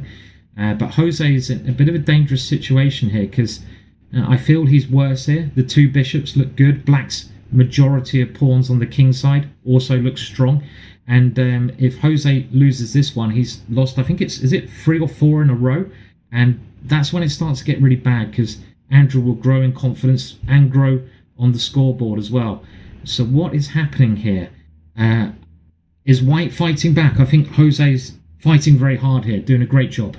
Yeah, it looked like a Sicilian all of a sudden, and now it looks like great knight against not so great bishop on f8. And that move, rook d4, he's allowing bishop g7, but he's got wasn't there knight a7 over there? That was a fork. Oh wow, well spotted. Knight a7 would have won material. That would have been a great move. This position is still very unclear. Black has the extra exchange, but I love the white knight. And to my eyes, the white king looks to be a lot safer. So can the white knight and queen get in? He's going for it. Beautiful idea. Wow. And rook d7. No, throw in rook d7. He had rook takes d7 check first, and he would have been up a queen for a rook. Instead, we have 2 rooks against a queen. That was a huge mistake from Jose. And look at the clock, though. He actually has it on time. I didn't even look that way. It's so hard to keep up with these players. It is, and again, you just don't have time to look at everything. Surely, I don't know how they do it. I've said it before, but Jose wins a very important game there in a position where it wasn't so great, and it's equal again. They have 16 minutes to go. 4-4. This match is knotted up once again. And, look at this position. I mean, white just has the advantage very clearly. You have so much more space. Is that really a bishop on h7? It's not doing much of anything. And here comes the pawn storm. Yeah, the pawn storm on the king side looks much more scary. To black's credit, black has created some counterplay on the queen side. You look at white's pawn on b3 by the bishop. Maybe that could be taken. Quite risky taking it because you could walk into a pin. Jose's trying to work out if he can or not. But white's striking first with that g5 move. And I think you can take with either piece, but taking with the bishop seems smart to me. The f5 pawn, that's the only square where black can put pressure on. And f6 is hanging, h7 is hanging. Is king g7 the only... He gives up the house. Oof. Okay, so what's happening here? I mean, the black king seems to be in serious trouble. Can you get the rook in? This move looked natural, but the evaluation bar does not like it. White goes a rook up, but is the black queen getting enough checks? Apparently there was something there that allowed black to survive. I'm not going to pretend like I could see that. There was probably one move only that allowed black to keep the balance. But now we're here where the white king is looking very safe. All of white's pieces are surrounding it. And, okay, there are no more attackers to work with, so Jose resigns. And Andrew takes the 1 point lead. And here, actually, this opening, I would have been very tempted after g6 to have taken on e5. That could have been a very interesting opening idea, but we don't really have enough time to go into deep opening analysis, I feel, Robert, in this bullet competition. No, unfortunately not. I'm trying to learn, but they're moving so quickly that I can barely see, okay, that move was played. Okay, that move was played. And here we see pawns are going up the board for Jose. He likes his pawn storms, and it's connect 4. He won. He made the connection first, definitely. Black does get his knight to a nice square, though. It's always a bit dangerous to the white king with a black knight hovering around it like that. And I like what Andrew's done, creating counterplay. Another good move from Andrew. He's ready to strike on the king side. White's completely dominating on the other side of the board. But king side attacks are much more dangerous than queen side attacks because the king is over there. And if you break through, it will be checkmate. My head has been on a swivel, looking at the queen side, looking at the king side, look at the queen side, the king side, and the eval bar is now seesawing back down. Apparently, queen takes f3 was better, but that might have included a queen sacrifice with the rooks looking down the f file. But this still looks unclear to me. I see the eval bar saying that black is much better, but it's a situation where the black king is... Okay, well, that gives up an exchange. He doesn't even capture it. It's changing so quickly. Now it's the white knight which seems dominating, and white's piece is suddenly creeping into the position. It has been about the power of the knights today in these matches, and this could go either way. This one, this could be a key turning point in the match. Let's remember Andrew is 1 point up, and it seems like he's going to win this one and go 2 points up. Big game for him. Think Jose pre-moved rook f5, not considering queen back to f7 to block the check. So Jose was trying to pick up the pace, but unfortunately for him, he was not able to see everything that was happening over the board. And when you're pre-moving, that often happens. So it's a win for Andrew. Now with the white pieces, it seems like he is a very solid center, and that c4 pawn is overextended, and now the black king also feels vulnerable. Yeah, I really didn't like the g5 move that black played, because we're talking about king safety, how important it is in bullet chess, and you only want to expose your king by pushing the pawns in front of your king if there's a good reason to do so. A bit like classical chess. Your king, you have to be very careful about its security. And the white piece is now starting to encroach upon the black king's position, and if Andrew wins this one again, the lead is growing and growing. It could be 3 points. The rook swings over. Black can't survive this, surely, Robert. No way, especially after that cruncher. Your king takes it, the next rook swinging to h1, delivering a checkmate or winning all the pieces. So that was another win for Andrew Tang. There's still 11 and a half minutes remaining in this match. So there is time for Jose to catch up, but just the way those last bunch of games have gone, it seems like Jose is bordering on tilting. Yes, it does seem a bit that way, and the flow is with Andrew. I think we've seen what Andrew's turned up though today, Robert. It's the dangerous one, and a dangerous Andrew is capable of beating anyone the winner of this match will play Magnus as well. How many times do you think Andrew has played against Magnus in bullet chess? That's an interesting fact, stat we'll have to find out later on. I would say too many for their own good, but I don't think anyone can say what's good for Magnus' chess. He knows what's best for it. He has been the highest rated player in chess history. So, yeah, I'm not going to question what they do. It's been good for them both. And this position looks good for White because that king on G7 looks vulnerable. And now we've the board cut in half, where White has an extra pawn on the king side, Black has an extra pawn on the queen side, but White's king is very safe. And, that looks like there's an option. And, F5 is a great move. Fantastic move, just opening up the Black king, and you hit the nail on the head there, Robert, just pointing out that the Black king has no protection, and you need to have protection, and that king, it needs to have a bishop around it, and White's just opening it up there. Maybe the queen can even come in. Queen takes h5, looked very strong there, but this is also a very good move. Yeah, no way you can survive this. Jose learned, bring all... Okay, was that another pre-move? Because he was up a rook if he didn't go knight f5. So there have been these moments where maybe Jose's pre-moving a bit, but Andrew has no time. So he probably was thinking, if I don't win by checkmate, I'll win on the clock. He wins with 15 extra seconds. So Andrew has been down on the clock in quite a number of games. So that, I think, is what Jose can rely on as we reach 9.5 minutes remaining in the match. Yeah, 2 points in it at the moment as well. So there's still time. 9 minutes is a lot of time for one of these matches. And they're playing quite a solid position here.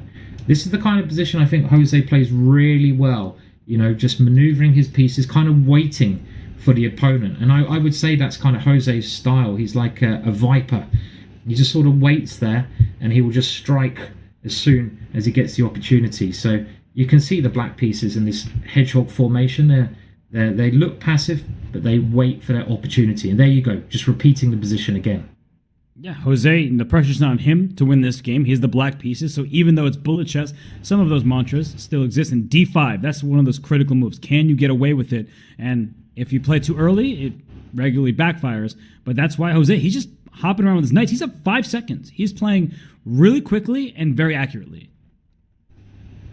Yes, yeah, and they're both just sort of dancing around here, seeing if there's an opportunity. The problem with these kind of positions is often if you're the first person to push a pawn, you just make your position worse. So you kind of want to try to do as much as you can with your pieces. And here you go, Jose strikes. Is it that Viper strike there in the middle? He opens up that bishop in the corner of the board. Look at that bishop, Robert, the light square bishop. Brilliant play from Jose in this game. This has just been a stellar game, no matter the time control. And Andrew sacrificed a piece because his position was already in grave danger, but there's no attack. Look at every move Jose has played. He keeps a 6-second lead on the clock. And this has been just maybe the best game of the match from start to finish. Yeah, I agree. Yeah, it's been very, very good quality. And Black's kept his cool. His time should be enough here. We know how dangerous Andrew can be, but should be a win for Black. And it will be just 1 point in it there. Checkmate on the board. That was seriously impressive. That whole game was a spectacle, and now it's a 1-point match. So the good news for Andrew is he still has the lead. The bad news is Jose is the one with the confidence. 2 wins in a row, and that very nicely played game. And we get a position where, okay, I wouldn't say there's much of an advantage for White, but now we see actually a bunch of trades, and it got tactical out of nowhere. Yes, and we see an ending now where White has the extra pawn, but Black's rooks are very active here, and Black should just about have enough in a critical moment. But okay, actually that pawn is scary. Scary as anything. I saw a couple of people in the chat, and hello to the chat, asking what was next, and we're still in the losers bracket, but we go up to, I think it's, let me get this right, is it the quarterfinals or the semi-finals? The next round anyway, just as I'm not sure.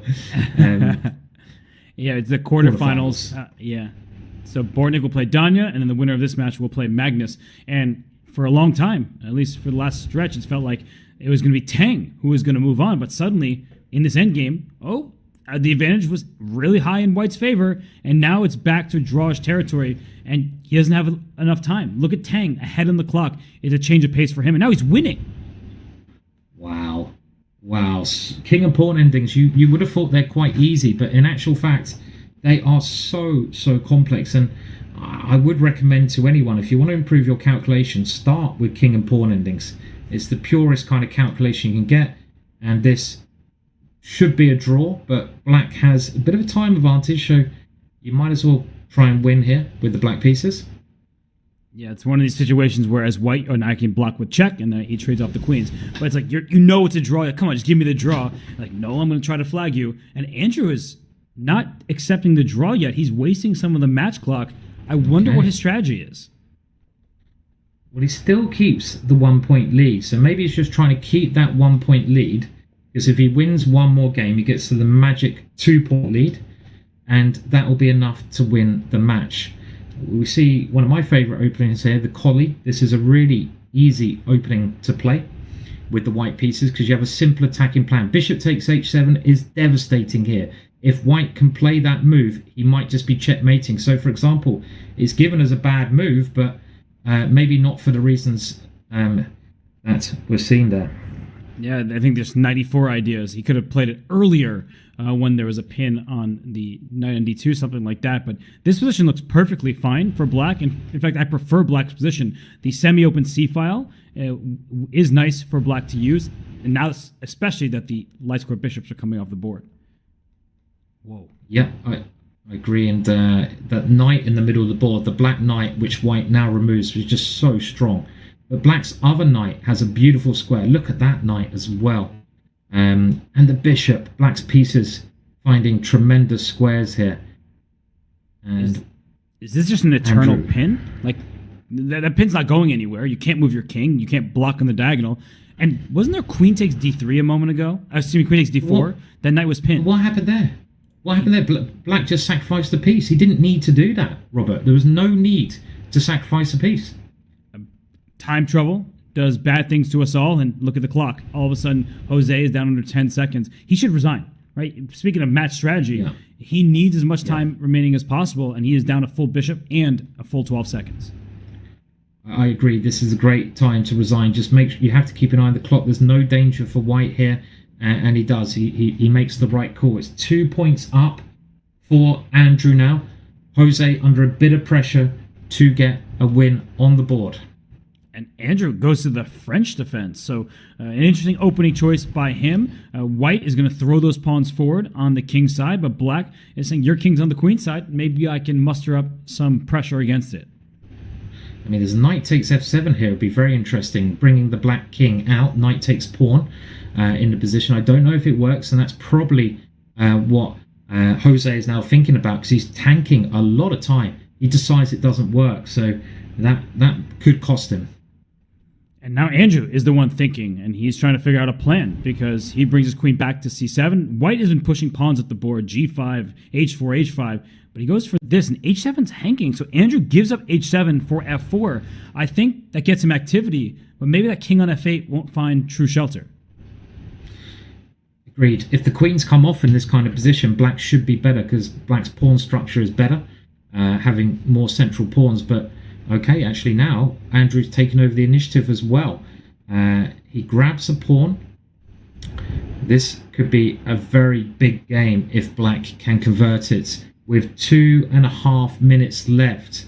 But I feel white's king is safer. Sorry, Simon. I feel like white's king is safer right here. Rook h1 at any... Oh, can't go rook h1. I forgot about the bishop on b7. It's an easy move to miss that one. I was thinking the same. Use the h-file. Get your rook over there. I was thinking here, maybe this could be a crazy thing to do, but maybe Jose... No, I was thinking maybe he should resign and just get on with the next game, but it's a bit too early. Could this be... Oh no, he's fighting back now. Oh, it's queen He could c4 take the check. bishop with check. Oh, that was a huge wow. blunder, and he's got to move. He goes king c1 to avoid the checks, but now... It's Checkmate. Mate in one. He thought it was check there, and he fell for the checkmate, and you can see the disappointment on the video. That was a major win, Robert. Could that be the match? 3 points with only 120 remaining, unless Andrew loses in... I think Jose has to pre-move the entire game, and that's what he's doing. If he can win this entire game off of pre-moves, he has a shot, but it's hard to beat Andrew Tang even when you're moving slowly in a classical game, so beating him solely off of pre-moves, not likely to happen. I love that idea though. Winning a game of chess against someone as strong as Andrew Tang by pre-moving the whole game. I mean, that would be quite legendary. And you're right, it's probably the only tactic you can do. And well, actually, Black has some chances here because there's 54 seconds left. So the point being, 2 points is enough to win. And Jose needs to win 2 games. If he just wins this 1 game, it's not enough. 43 seconds left. It's going to be quite close if he can get through. I'm keeping an eye on the match clock and on the game clock here. And C2, there's Queen E1. So he might win this game, but I can sense by Andrew, he's probably looking at the match clock as well. And now it is official. I think I'm looking at the time right. There are 15 seconds remaining in the match clock. Andrew has 18 seconds on his clock, so he could always just lose on time. And he's getting checkmated. That doesn't really help, but he knows he has made his way through to face off against Magnus. Wow, only seconds in it, and wait, you can see. What just happened? How did he say? I don't know. I thought that was checkmate as well. I have no idea what happened there. I think Jose is just pre-moving like nonstop, so he didn't care about the checkmate. But this is funny. I thought it was checkmate as well, and the next thing you're losing. We can't even spot checkmate anymore. That's how quick and crazy this is. Wow, if Andrew wins this game, no way. No, it's a draw. Oh my goodness, that would have been, just add insult to injury. But Andrew Tang moves on to face off against Magnus Carlsen. And the game that you can't see right now on your screen, they're just messing around. But Andrew Tang, he moves on to losers quarterfinals. He takes on Magnus Carlsen. That was a close match, Simon.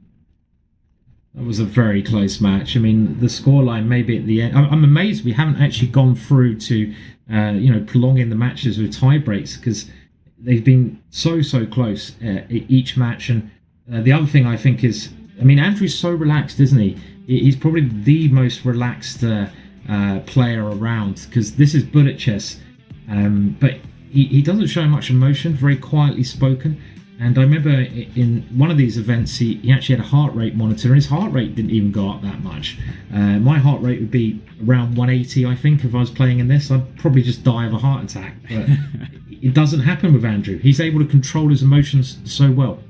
Yeah, it's really unbelievable, and he plays engine-like moves, and sometimes I guess you have to be a bit robotic in your demeanor and do not get fazed by what's happening in the game. So with that win, Andrew Tang moves on. As we talked about, he gets to face off against Magnus Carlsen. I'm not sure still if that's a reward, if that's a punishment. We know he will be rewarded with a minimum $6,000 prize, as Jose Martinez leaves with a $4,000 prize. But coming up next, we will have Daniel Naroditsky against Alexander Bortnik. And we will also then get Magnus Carlsen against Andrew Tang. But before we get to the next match, we will have a break in an interview. And before we even get there, I want to make a mention of something. We started the show by wishing everybody a happy International Chess Day. And we still want to wish you a happy International Chess Day. It's still today, unless you're, I guess, in some parts of Asia or Australia. But if you've been wanting to try out Chess.com premium features before committing to a membership, now is that time. In honor of International Chess Day, cash in on 30 days premium for free. Enjoy a full month of unlimited puzzles, lessons, game review, and more. This offer ends on July 27th, so don't miss your chance. Use the command CLAIM in chat to unlock 30 days of premium right now. Also, right now, ask some questions in chat that you have for Andrew Tang, because on the flip side of this break, we'll bring in the Penguin GM for an interview and his thoughts about playing Magnus in the next round. Stay tuned. We'll be right back.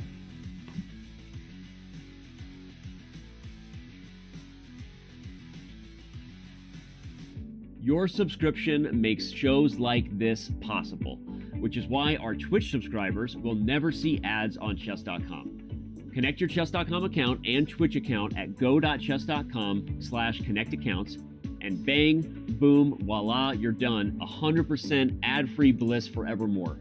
Whether you're following our events on site or on stream, type the command connect in the chat, and thank you for helping bring these shows to life.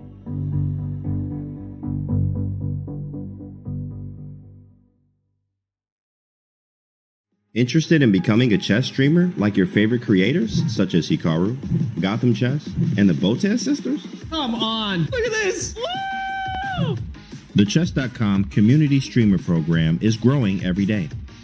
Whether you're just getting started with streaming or already established and looking to expand your audience, you can now connect your account to Chess.com and have your stream promoted on the game's largest platform. Simply link your account at chess.com/settings/connected accounts, set your category to chess on Twitch, and start streaming. You'll get an ad-free experience on chess.com. You will pop up on our list of live streamers. Your chess.com profile will feature your Twitch stream, and your stream will be linked to your games on our Play server. Type Command Community Streamer in chat and start growing your stream today.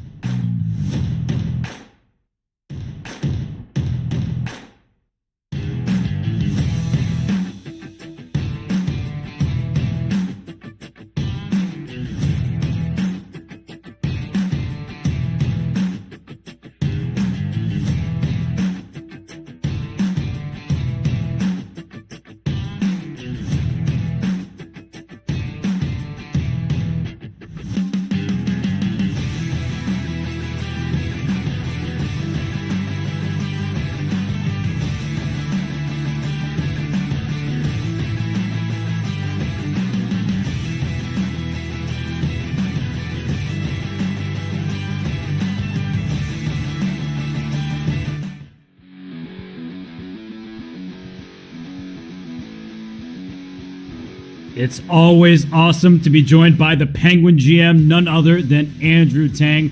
Andrew, congrats. That was a very close match. How do you feel that it went?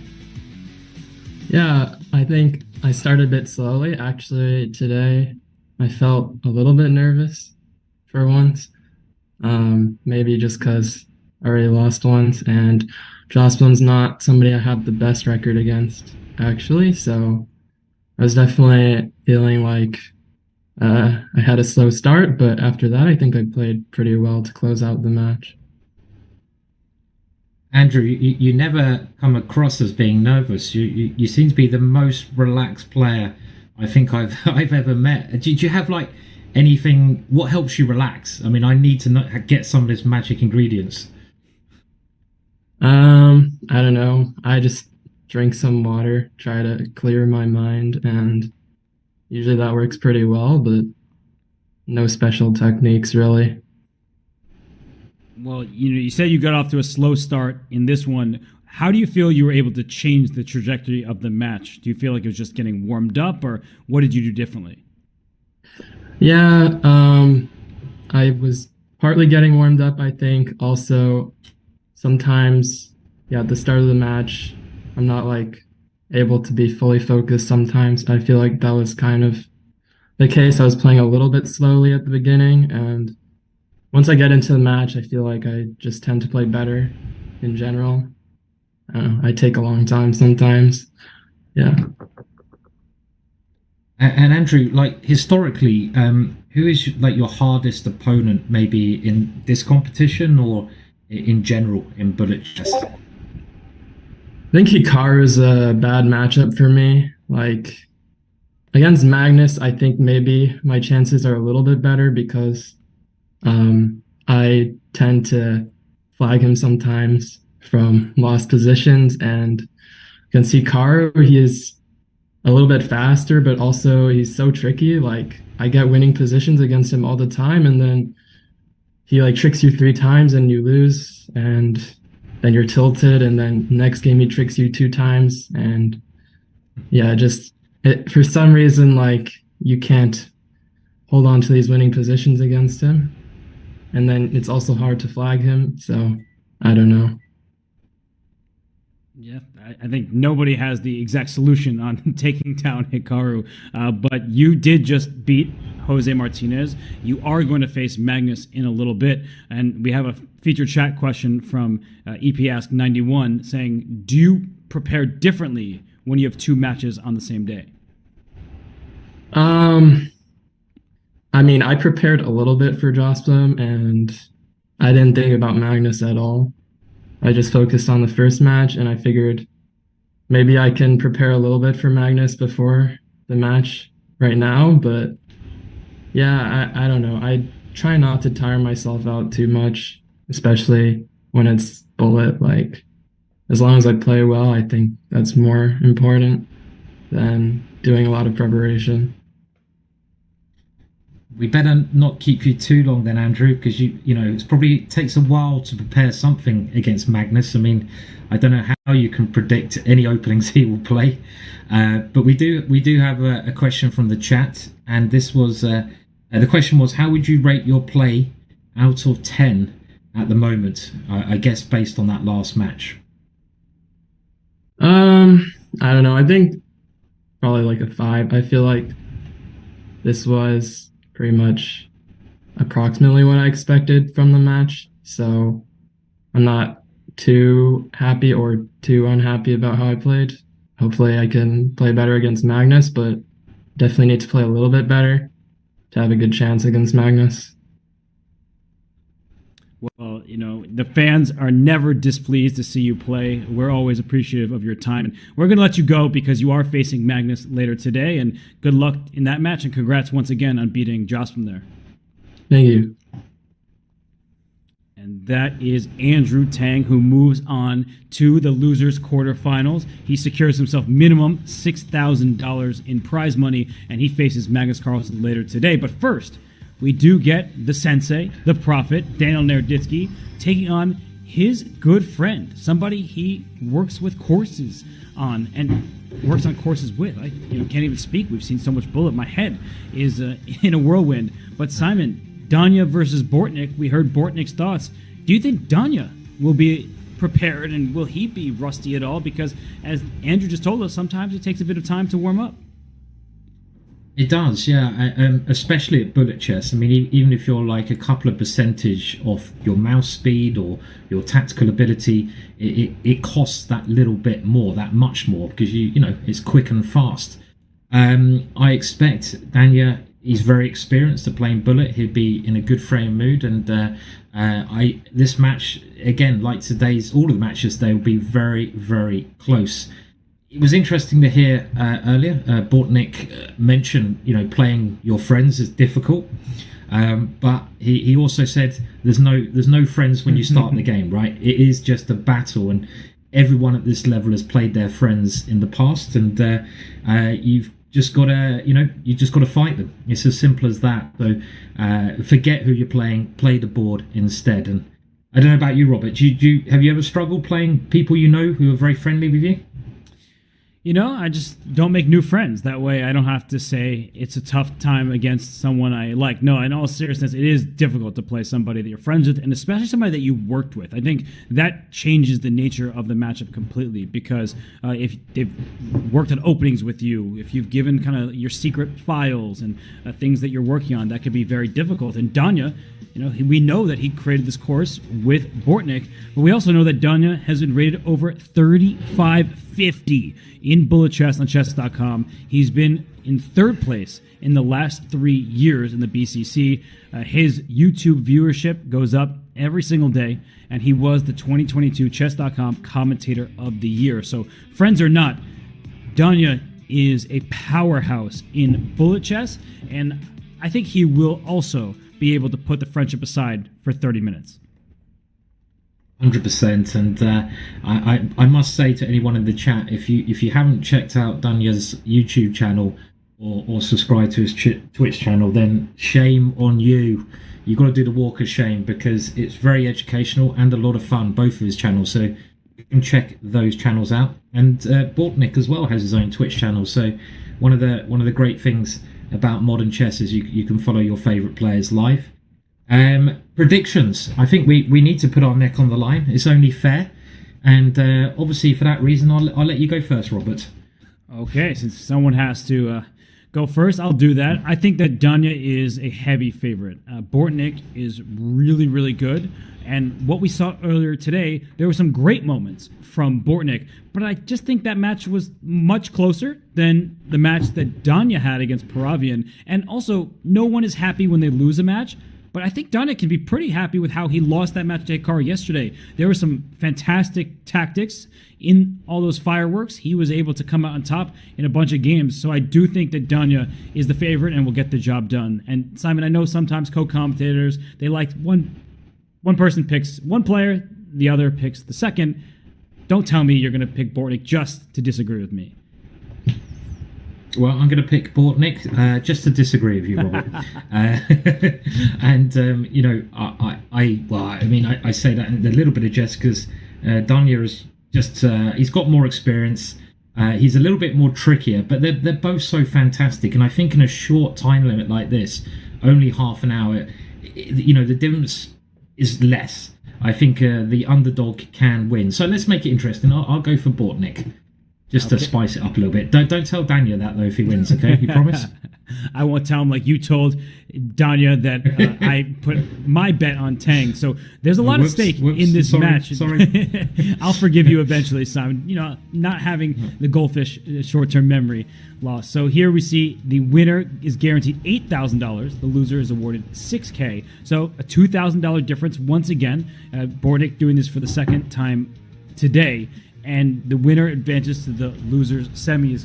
Well, they'll await some very tough competition. There's no one easy left but the winner of Carlsen and Tang. So Bortnik, you predicted that he can make this upset happen. He was a finalist in 2019. He lost only to Hikaru Nakamura after beating Alexander Grushuk and Maxime Vachier-Lagrave. I agree completely that in shorter amounts of games in 30 minutes of bullet chess that, yeah, the underdog does have a chance. But Danya Naroditsky, he has been in great shape throughout the entire BCC, including yesterday's loss in the match against Hikaru. He beat Tang in a very one-sided affair. I just feel like Danya wants it, and he is proving it over the board. Yes, he does seem really motivated, and he's going to be he's always a very tough opponent. This is going to be a big match. Let's remind everyone, again, they're playing for that difference of $2,000. It's big money at stake, and it's also one of the last losers' games. The loser of this is knocked out of the competition. You do not get another chance. So nerves, they could be playing a part of this match. Yeah, and even Andrew said that he was nervous against Jose because it was his last life. So if Andrew Tang gets nervous, you know that the other players are likely nervous as well. And I cannot wait for this match to begin because Bortnik, he and Danya are good friends. They play against each other all the time on stream. I know that in person they hang out quite often and play marathon blitz sessions. So we'll see. Will friendship prevail? Will they still be friends at the end of this? I think the answer is yes, but they will not be friends during. And we have some moves already. So again, the opening stage of this match, I think, is going to be very interesting because they both play quite similar openings. They both have worked on the same opening, so they might have some surprises in store. And who's going to get the edge in the opening? We'll find out. And, well, who's better here, Robert, do we think? I typically like not having double pawns in a bullet chess or blitz chess because I feel like sometimes they're vulnerable. But here, I definitely love having a knight. And that knight is stationed on d4. It's an outpost. But Simon, I'm looking at the king march for white. Is this king just trying to go this way, go to b2 at some point, and go after the a5 pawn? I guess it's a little too late. You just dropped h2.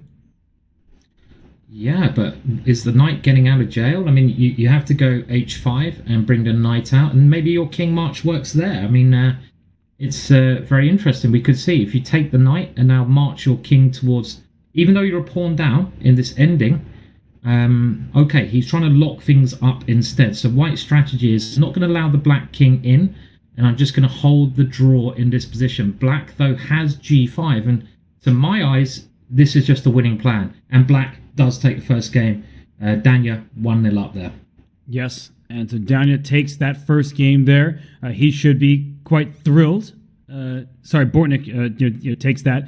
And so, yeah, it's good news for Sasha Bortnik fans and good news for you, Simon, who predicted that Bortnik will take this match. Okay, yeah. And I like his opening he's played here. This is another one of... I've done a chessball course on this, can you believe it or not? This bishop e2 move. And it's a really sly variation where white just tries to build up the center against the Sicilian. And white's got an ideal situation here. He's got the good center and he's got chances to attack black. So I got my colors mixed up there. I apologize in the last game. It does get a bit quick, even for me. And it must be white who's better here, surely. Well, white's up a pawn, but d4 is weak. We just acknowledge that the eval bar hasn't moved an inch. We're working on that, so please bear with us. But the d4 pawn, that's on a dark square. Only black has a dark square bishop. So there are trade-offs here. Extra material for white, but the pawns that are weak are unfortunately for white as well. And now that the queens have come off, I'm pretty sure that does help black a lot, because one of the problems with that pawn structure, when you have the more space, is that it's easier to attack from a position of space. But the attack becomes less dangerous when the queens are exchanged. Saying that, a very complex situation on the board here. Time could be the most important thing, and Danya has an extra 13 seconds here. Yeah, Bortnik, he said it in his interview earlier today against Paravian. He said, I was just moving too slowly. Somehow I was down 15 seconds, and he's down 10 plus seconds right here. It doesn't matter how many pieces he's up. As long as he doesn't deliver checkmate, Danya wins. Yeah, Danya gives away his rook, moves the bishop back. 12.2 second time difference. That's way too much in a match like this. That is a big time difference. That will certainly play a major part as things go on. And we're into the other game, King's Indian Defensive, very symmetrical scenario. So not much to say at this moment, but who's up on the clock? Well, at least in this one, Bortnik is moving quicker. He probably realizes that time is something he's got to improve. Yes, and we see this position where the bishop, I was going to say the bishop pair, and I don't even have time to get the sentence out. It was a bishop pair for white, but a bishop pair no more. Now it's just opposite colored bishops, but b2, that pawn on a dark square, it can't go anywhere. So right now, bishop takes b2 is met by rook takes f7 check, some fancy tactics from white. Yes, and it seems like white has, well, I guess it's fairly even at the moment in time. Lots of pawns are getting hoovered off. White does have the extra pawn, but it's not a pawn you can do much with. Saying that, I'd rather have the extra pawn, of course. A draw looking like the most likely result. But the time situation, again, just look at that. This is where Danya could have the major advantage. He's up 15 seconds, and Bortnik is going to have to improve this scenario with the clock. And look at Danya, brings his bishop to a4 to protect the b3 pawn. It frees up his rook. He makes a pawn move. Remember how draws work in chess. 50 moves without a capture or a pawn push. And now it doesn't matter because black's pieces are falling off. But Danya, he's doing this perfectly. He makes a bunch of moves, burns some of the clock, then pushes his pawns. And now his pawns won't stop pushing until they become a queen. Yeah, and that gives him the lead in the match. Very nicely played there from Danya. And they're into the next one. This bishop e2 move is actually quite a good little opening system, this. It was favoured by some English players who started playing it about 15 years ago, and some other players, a Belarusian grandmaster as well. And it's like a reverse Dutch opening, but has white fallen into a bit of an uncomfortable pin there? Quite possibly. You don't really want to double your pawns like this. The reason white plays this opening is because of those two pawns you can see there, but things going a little bit wrong for white here. Yeah, what just happened? I feel like so many pieces were captured in a row, and suddenly it is black who's not even up a pawn. It looks like it because white has these double pawns and also these isolated pawns on the queen side, but it's white who's up a pawn, not caring about the back rank. The king is not going to get checkmated over there. So some brave play from Bortnik. Yes, and it seems like this is going to be his opening choice for the match, which I'm happy about. Saying that, black's rooks, look at them. They're now coming straight into the position, and black has picked up a piece there. A big blunder from Bortnik in there. Quite a good position there. Yeah, Bortnik needed that one to tie the match up. Now Danya has a 3-1 lead, and he should be very happy to pick up a piece thanks to a knight fork. Danya's putting pressure on the clock, and that's been really bad news for Bortnik. This is a miserable opening as well for black. I mean, if you're going to play this system, which is called the English defense, you can't play as passively as this. You have to play a bit more active. The black king, well, if it can get castle, black will be okay, and it looks like that might be possible, right? It has its castle. Black is okay now. Yes, and he just went c5, allowing white to keep a passed pawn in the position, and Danya coming up with tricks, right? If you took the pawn 97 check, suddenly your rook on d6 was loose. So Bortnik, some brave decisions thus far, and they really are paying off. Yeah, and he's getting very active with his pieces. He's now threatening a bishop check. That bishop check will be a major problem for white here. So white has to give his king an escape square. And look at black's pieces. They're flooding into the position. Ooh. And it should be really good for black, but again, the time, do not get behind on the time. You're up on time, Bortnik. Just remember, stay up on the clock. Just take great defensive moves. Great defense from Danya. Like, that's gonna do it though. The G2 pawn falling is a big problem. But oh wow, what tactical awareness with Bishop H2. Wow, unreal. How many people would have actually played that move, Robert, when there were so many other moves? And that was a great win for Bortnik from a very bad position. Could that be the change in the scenario now? Did you see that mating pattern for Bortnik? He saw that not even instantly. He saw it in advance. Maybe he's the prophet after all. And Bortnik now cut the deficit in half. It's only 1 point spread, and he gets the white pieces in this game. He plants a knight on e4. We've seen this at the highest level. Black isn't really worse, but players, they like to play against this dark square bishop and say it doesn't have the best of diagonals. Yeah, liking the knight here because it has that square in the middle of the board. But I guess, well, black does swap that knight off for that reason. Not liking the double pawn so much. Nobody really does, especially when they're isolated in the center like this. And keeping the queens on the board is, of course, smart because Danya is up a lot of time, and he has the attacking chances as the dark square pawns and the black dark square bishop. That's the same color. And white, on the other hand, can't get that bishop active. Yeah. And he's picking up pawns now as well. And look at that, the black queen swings in, and this is going to be really bad for white. White now 2 pawns down. Even if the queens are exchanged, it could be a winning position for black with those connected pawns. But Danya deciding, I'm going to keep the queens on because your king is weaker than mine. That's a very instructive thing that he's doing there. Only swapping queens when he has to. Now, does white have any drawing chances here? I think now he's got a blockade. There are drawing chances. Well, the reason there aren't is just the clock. Is I'm looking at the time and Danya's ahead, and if I see Danya up, that was a bad decision though. Now, actually, it's very easy for white to pre-move. Yeah, I guess white can pre-move with the bishop the whole game, right? So, but look at his time. This is quite sickening. It's like, who can move the mouse the quicker here? And Danya is the mouse champion. And you know what's interesting is Bortnik was making long bishop moves. They take a little bit more time, but oh my gosh, he got the 50 move roll off with 0.3 seconds left. That is how quickly they play. That was unbelievable. Wow, that is bullet chess for you, and that is why I hate it. That is why I'm so bad at the game, because you have to move so quickly. 50 moves with 0.3 of a second left, holding the draw.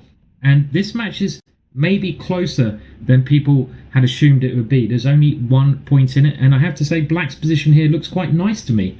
I prefer to be black, open file, winning a pawn, could be a chance to equal the score. Yes, Bortnik is playing really well. Ever since dropping 2 games to Danya, he was down by 2. Now he feels like he is the one in charge. He's up a pawn. He has control of the second rank with that rook sliding out to A2, attacking another pawn. So just gaining extra material move by move. And we're also very nicely going through the colours of the rainbow on the chessboard, which I like. And I'm never sure which colour I like best. I've tried out lots of different combinations to see if I play better with a certain colour. Robert, come on, what colour do you like of the chessboard? I know it's a random question, but I've got to ask.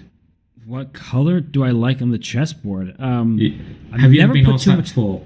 I have never, so I'm appreciative that you asked me about my feelings. You know, a lot of my co-commentators, they don't care, but you do care. I don't think I have a preference, though. Do you? What about you?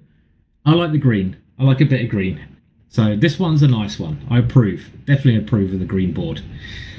We should probably go back to the chess.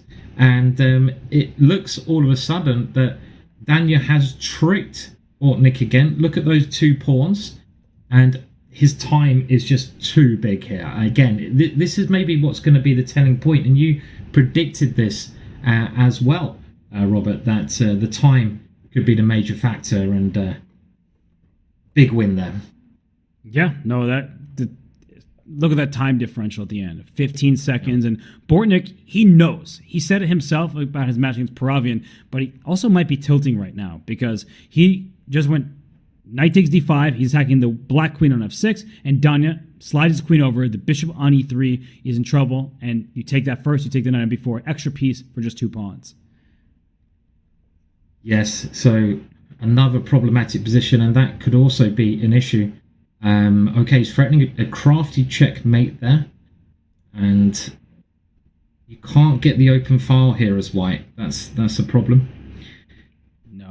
No attack, you want to push some pawns in front of the black king, but you only have a knight over there, and that's it.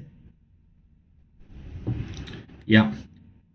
I think I was looking at the wrong board there, so just to confuse you all, maybe I am colorblind. Who knows? No, what's happening is you have one board, else. And I have a different. No, that's the thing. You were talking about your arrows before. You were drawing arrows on your board, but my board is the one that's showing up on the broadcast. So now people get insight behind the scenes. Why sometimes we're both confused, but I think Danya is not confused. That was checkmate, and now that means his lead has ballooned up to 3 points. 3 points is a big score to come back from. I mean, there's still time, but you've got to get rolling now. This is the moment. If you go to 4 points, it's not good. Black's position here, I think I prefer it. You want to have the attacking chances. Maybe swing the rook around, get that knight into the center. Yeah, no, this outpost on d4 is very valuable, and Bornik seems to like this structure. He doesn't care about the double pawns, but e5 thrown there to shatter the pawn structure for Black, but it costs a pawn, and I don't think you have sufficient play for it. No, it doesn't look like it. This has to be... Black, I think, has to get this one. Black has to get this game. He's got the extra pawn. Okay, it's not a great extra pawn, but it's still a pawn. Your rook is much more active. Great defensive there, though, from White. The knight finds a beautiful square. The White knight defending everything. And now White's rook goes active at the same time. This ending, well, okay, good winning chances. You've got to move your king in at the right time. And here comes the Black king. Should probably be winning for Black. Time, though. Time is also good. You've got to win this game. Yeah, with the black pieces. He better not get a repetition. Now I push the pawn. That starts the counter all over again. And he can just bring his king up. I think he's a little bit nervous about that. But he can try to win on the board and also try to win on the clock because Danya, for a change, is the one down on time. Yeah, get your rook off the c1 square. That is the way to do it. But this is maybe not the way to play because now your king has no escape square. I think Black may have thrown away the win. He's got to win on time now. This is the only way because the king just can't get in. Look at the Black king. He needs to throw an Nothing F4. to do. Yeah, he did it, and he's still up on time, so this is going to be close. Dominic is very fast, but Bornik as well, and he has it. If he gets his rook out the way, oh, he is getting it. Bornik gets it done. 0.9 seconds remaining. Very important win there. That had to be done to keep the match within grasp, and now I think it's just a 2-point lead, and the Black king a little bit weak here. If you can start an attack against it after you lose the bishop in front of your king, it becomes the target. Yeah, so we see that Bortnik with the white pieces, he's not really getting much of anything right now. The king on g7 can be exposed in some of these positions of the dark squares, but White has no firepower in front of it, and I think this is just going to cost White a pawn. Yeah, and Black is nicely situated with his pieces. They're all controlling the middle section of the board. There goes maybe another pawn as well, even though the evaluation bar has seen something, and White in the blink of an eye picks up a couple of pawns. Too quick for me to see how, but he's done it. I could barely, roughly even position now. I can barely open my eyes. What is happening? All the pieces are disappearing, and now it looks like it's an even by material endgame, but Black's pawns are split. So I would prefer White's chances. Yeah. Time advantage, though, for Danya, and there goes the pawn. So, what's going on here? So, Black with the lead on time by a lot, but White has removed Black's last pawn. I actually feel like there's some good chances here for Black because of the clock. Yeah, agreed. I think this is fairly even, actually. I mean, even though you're 2 pawns up and you're winning on the chessboard, the time situation is you're 10 seconds down, and that is ticking away, and there goes 1 pawn as well. So very easy to get flagged here, and that is the big difference with bullet chess. It's the clock, and look at the speed that Danya's moving. He's just harnessing that clock. And you know what's been so amazing about this is except for that move, knight f5, the evaluation never changed because Danya was avoiding pins. He wins the game on position, but he really won because of the clock. An extra 4.5 seconds for him, and he avoided all the pins. He just knows what his opponent's about to do, and then he knows how to place his king in response. It's exceptional. You mentioned this yesterday, or the day before yesterday, Robert, when I was commentating, that the difference between like your standard amazing player and your more amazing player, like, you know, the top 4 players in bullet, is how they can predict what their opponent's going to do and actually prepare and pre-move for their pre-move. And that might sound completely ridiculous, but Danya just showed it there. He was pre-moving for his opponent's pre-move. And don't ask me how you get this skill, but it's like some kind of Jedi mind trick even, right? That the top guys have, and Danya has that. And it's helping him get the extra points here. It's truly ridiculous. I don't have that myself. I don't know how these players do it, but the ability to accurately predict what your opponent is doing when they're moving in 0.1 to 0.6 seconds, it's incredible. And in this game, white is now up a pawn, and so Danya, he's going to try to press the rook takes e3. That was missed by Danya very clearly, and I think that should save the game for Bortnik. Yeah, black is okay here, just about. Oh, but the Still clock. quite complex. Yeah, the clock and that passed a pawn. Well, it's an extra pass pawn. It's a big one. No good, because Danya's just going to move his king around a bunch. If he needs to give up the a pawn to not have a repetition, he'll do just that. So his king will go back. Here it goes, and he'll play queen f2. Exactly. Oh! Ooh. Oh! And he won. He's won on time. He won by checkmate. What a game. Oh my words. Look at Danya hitting his head there. He should not have lost that game. And then he's tilting. Big moment. Did you see Danya? Look at his face. He just gave up his queen again. Oh. I don't do this in bull chess ever, but here in this game, after bishop b5 check, he mouse slipped with queen to d7 double question mark. I'll go back to the live position, but he put his queen in front of the bishop to lose it. He meant to play bishop d7, so he lost his queen in the last game, didn't see the queen on a3 covering the f8 square. He lost his queen in that game because he unfortunately clicked his queen instead of his bishop. Now it is suddenly a 1-point match. In the blink of an eye. In the blink of an eye, it went from a very commanding lead for Danya, who looked like he was going to go 4 points up, to only being 1 point up. And what's that got to do for your spirit as well? You're going to, no matter who you are, you're going to be feeling pretty bad. So this is a game. He's got to stop the rot now, or can Bortnik level the score? He's got a big time advantage. This position is wild right now. Whoa! Bishop Whoa, h7. look at that. Wait. He's going for mate. Okay, I guess he has a draw by repetition, so that allows white to take the half point. So what Danya might do is he might make the 2-time repetition and then spend a bunch of time before he makes the third. That way he wastes some of the match clock. But the match is quite close. There's only 1 point in it. I mean, does he feel like that's a good strategy? It's really hard to know the right gameplay, and I think he feels like I need a bigger lead before I start wasting time. And we can see here they're straight into the next game. Isolated pawn position, the kind of position where actually white generally has the easier position to play, because you can just attack h7, that pawn by black's king. Always nice to attack in bullet chess here.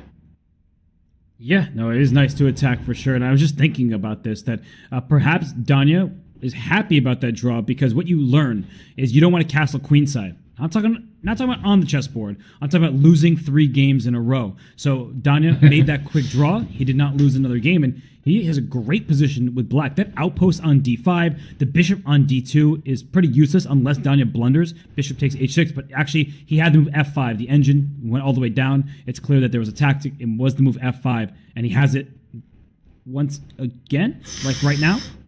Ooh, They found it. f5, yeah. Great tactic there. I love your castle queenside. I've never thought about it. 3 losses in a row like that. And maybe I've never lost 3 games in a row, Robert. Do you believe that? Maybe since you became a GM, I could believe that. But I think when everyone is young, they castle queenside. I think I castle queenside far too often. And that was another win for Danya, who again takes the lead to 2 points. 7.5 minutes to go. Yeah, 8-6 lead for Danya, and that was really a needed win, I think, for his morale. And in this game, he's up a pawn, and I'm not seeing how black gets that back on e5. Disgusting position for black, this one, I'm afraid to say, for Bortnik fans, because it's not just that. Okay, he does get the pawn back, but it seems like white's pawns on the king side are going to rush up the board soon. The white rook penetrates into the position. Maybe f4 even here is a move, and he plays it. Black is just so passive. Black doesn't have many active moves here. And look at those pawns now coming up the board. Yeah, and Bortnik tries to attack some pawns with his queen, and Danya says, all right, you attack my pawn, I simply push it up the board. And Well, G4, he wants Born to take on H3 because there's Rook H1 ideas, and he's just pushing all of his pieces forward. And Black's knight on F8. Normally we talk about bishops not really being a bishop. Is that knight really a knight when it can't get out? Can't move anywhere. I mean, it can try to come round to where the king is, but it's completely stuck. And I can see the white bishop rerouting itself, but a lovely way to break through there. And the white pawns on the queen side look too strong here. That's such a sweet move. If that rook was captured, then the c-pawn takes and promotes. I mean, Danya is on fire right now. Amazing tactic there, and a brilliant win from Danya there. Just spotting that check so quickly was incredible. And this, okay, how much time do we have? We have 6 minutes. We have, I think it's a 3-point lead. So we're getting to a situation again where Bortnik needs, I feel, to win this game with the white pieces and a position he can attack in. Maybe Black's okay here, but the point is the Black King has nowhere safe it can really go to. Right, it's a pawn sacrifice, but there's definite compensation. If you castle kingside, you have to watch out for F5 pawn pushes. So that's why Danya keeps his king in the center until the right moment. And he may never castle, depending on what happens in the next few moves. He's doing a good job of defending, though. Even though Black hasn't got his rook in the corner out, the rook and queen that are developed are doing a great job here. And somehow White needs to activate his pieces, but looking like Black is playing just really well at the moment. Accurate moves. Some attack here against White's king as well. The rook comes to b3 and the queen into g3. He's just inching his way forward here. That b2 pawn is weak. The Black King is safe. And for Bortnik, if he loses this game, it's a 4-point deficit. And he's lost by checkmate. So Danya, another kind of borderline perfect game from him. Yeah, that might be the game that has done the job. There could be a chance if you can win a couple of games quickly, but it's 4 games and there's 4.5 minutes. I feel that means Danya has done the job, Robert. So you win the prediction round again. I'm not very good at these predictions, am I? I'm gonna have to improve. I think you let me go first, which forced your hand because you just wanted to disagree with me. Danya is the favorite in matchups against Bortnik, but as you've seen throughout this match, Bortnik is really strong. And another day, another match, it could have gone his way. Here, look at this. Danya has locked up the position completely, and he's just going to make random moves for a while and hope that Bortnik doesn't try to go queen takes g5 and catch him in a pre-move. This is very good match strategy. You get completely locked position. You run the clock down. Even if you somehow lose this position, you've wasted a couple of minutes just to guarantee that the match is yours. I expect at some point we might see Danya celebrate. I think one thing you kind of avoid doing when you're playing a friend is overly celebrating. I mean, I remember a horrible situation where I was playing a very important game. I lost the game. And then the girlfriend of the opponent I lost to came running in and started snogging him in front of me. And I was like, come on, just please. I've just lost a horrible game. I don't want to see that. Just don't do it, please. So I think, the match is effectively over, but we might not see a Danya celebration here. Who knows? Let's wait and see. This game, move around, by the way, everybody? You have no idea. You would think we're on move 35. We're on move 110, and Danya still has 10 seconds left. So I'm just looking at the timer. I see that White is winning. Now Black is catching up. I don't even care about the board anymore. We are about to hit move 135. 135 was our final move. They played 135 moves in a 1-minute game.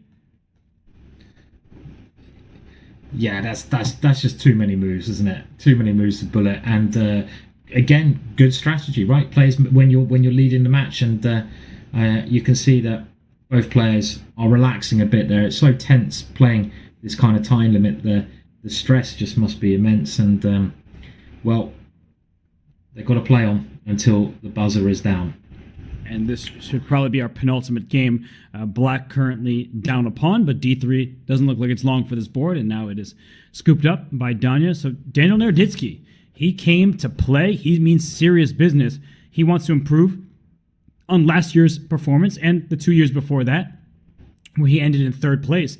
And I do believe that he feels he has a chance against anybody in this competition. Of course, Alireza and Hikaru, they're in the winners final. That will happen later today. But Danya showed yesterday against Hikaru that on his best day, he can compete with even the best players on the planet, and he is taking Bortnik to school right now.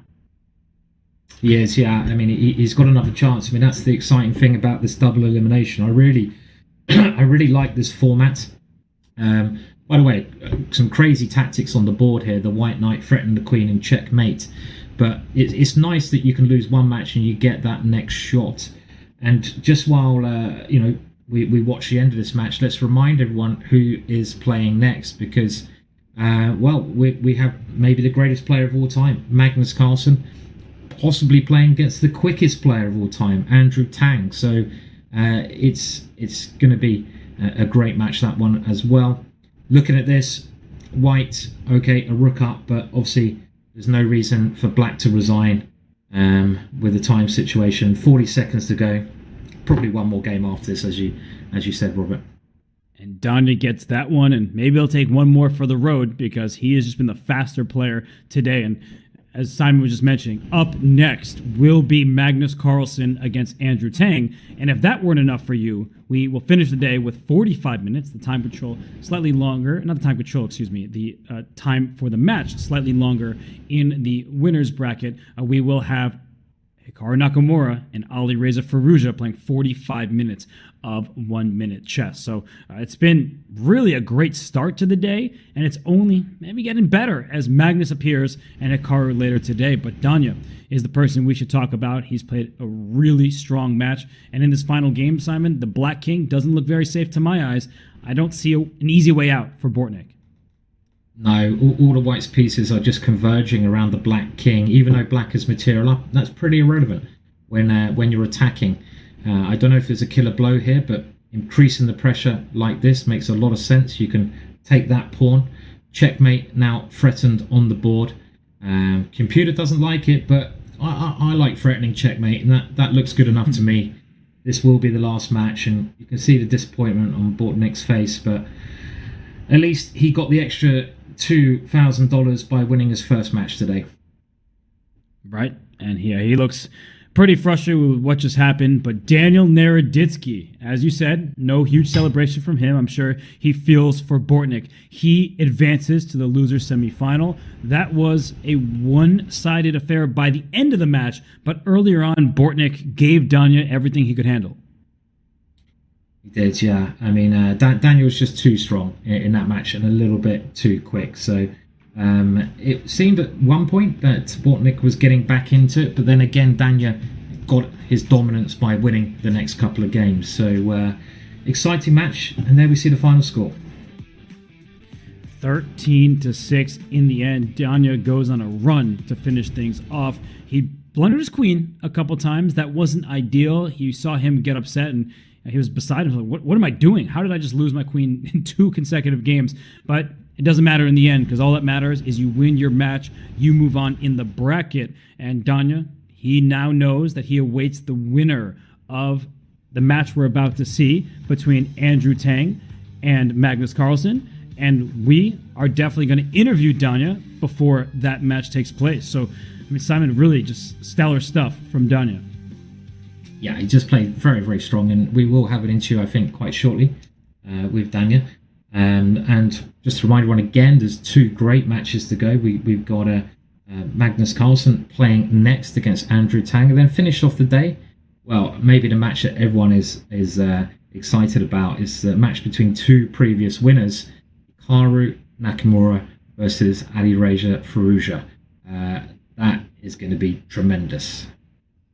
Oh, it certainly will. And for now, we'll head to break. But please leave your questions for Danya. We will feature a few of them. So please get involved. And we will see you on the flip side of this break with Grandmaster Daniel Naroditsky.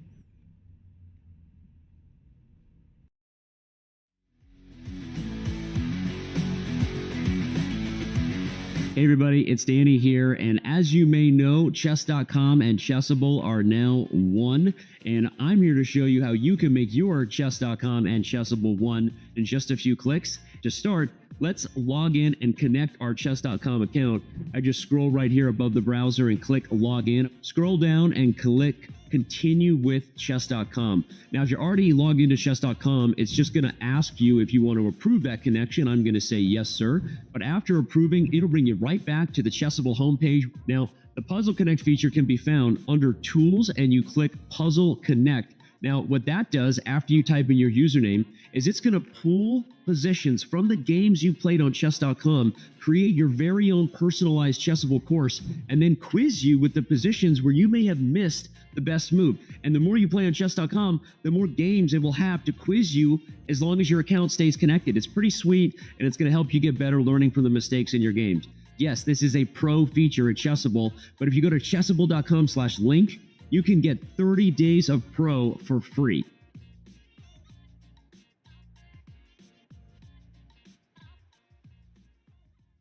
Do you wish playing a chess game with a friend was as easy as sending them a text? Well, good news. Now it is.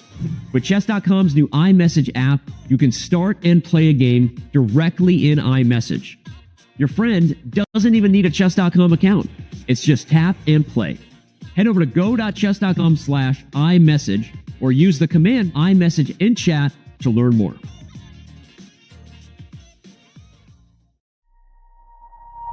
Chess.com's game review recently got a major update. Here are 4 key notes.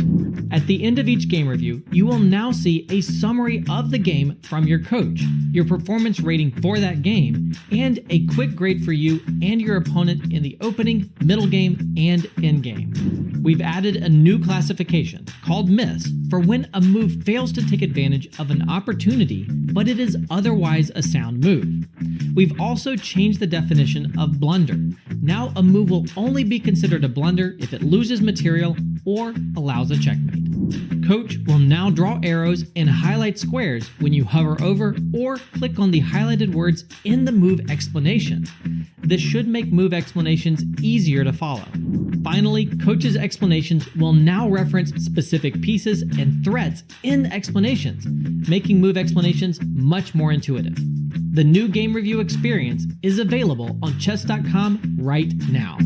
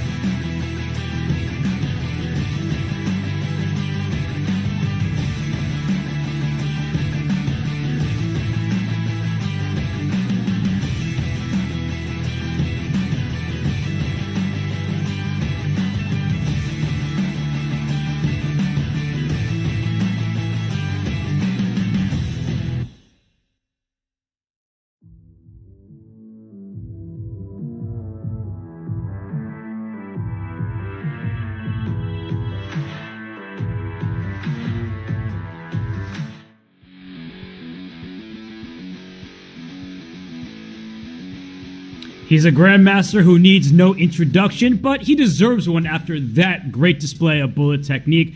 This is Daniel Naroditsky. Danya, congrats. How you feeling after that win over your good friend Alexander? Well, I'm feeling good about the match. That was the definition of topsy-turvy. Obviously, I absolutely hate to play my close friends. Sasha is just, he's a class act. He's, 5 times the bullet player that I am. I was just winning purely on the clock. And that's normally how I beat him. So, my apologies to Sasha. He played great, but it does feel good to advance. I really do want to play Magnus this tournament. Not that Magnus Tang is a walkover, so I'm glad to be back in the tournament. But once again, my apologies to Sasha, and he had a great tournament as well. Yeah, well done on the victory there, Danya. And you mentioned you were getting lots of tricks in and winning on time. That I think is part of Bullet.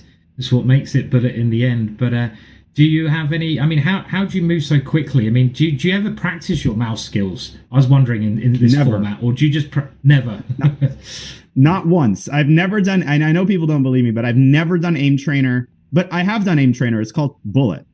Aim Trainer is Hyper Bullet. Like, you don't need to do anything, other than play Bullet. I think it's just the amount of games that I've played. You have to develop good aim to play in those time scrambles. And that was sort of my pre-match strategy. I watched Sasha's match against David, and I noticed that Sasha was struggling on the clock tremendously. So I was constantly forcing myself to play even faster than I'm used to in the opening, particularly get that 15-second lead and then burn that 15 seconds on 2 or 3 critical moments in the middle game. But to circle back to your question, no, I've never done anything special. When I have tried Aim Trainer on stream, I'm pretty mediocre. So I don't know what it is.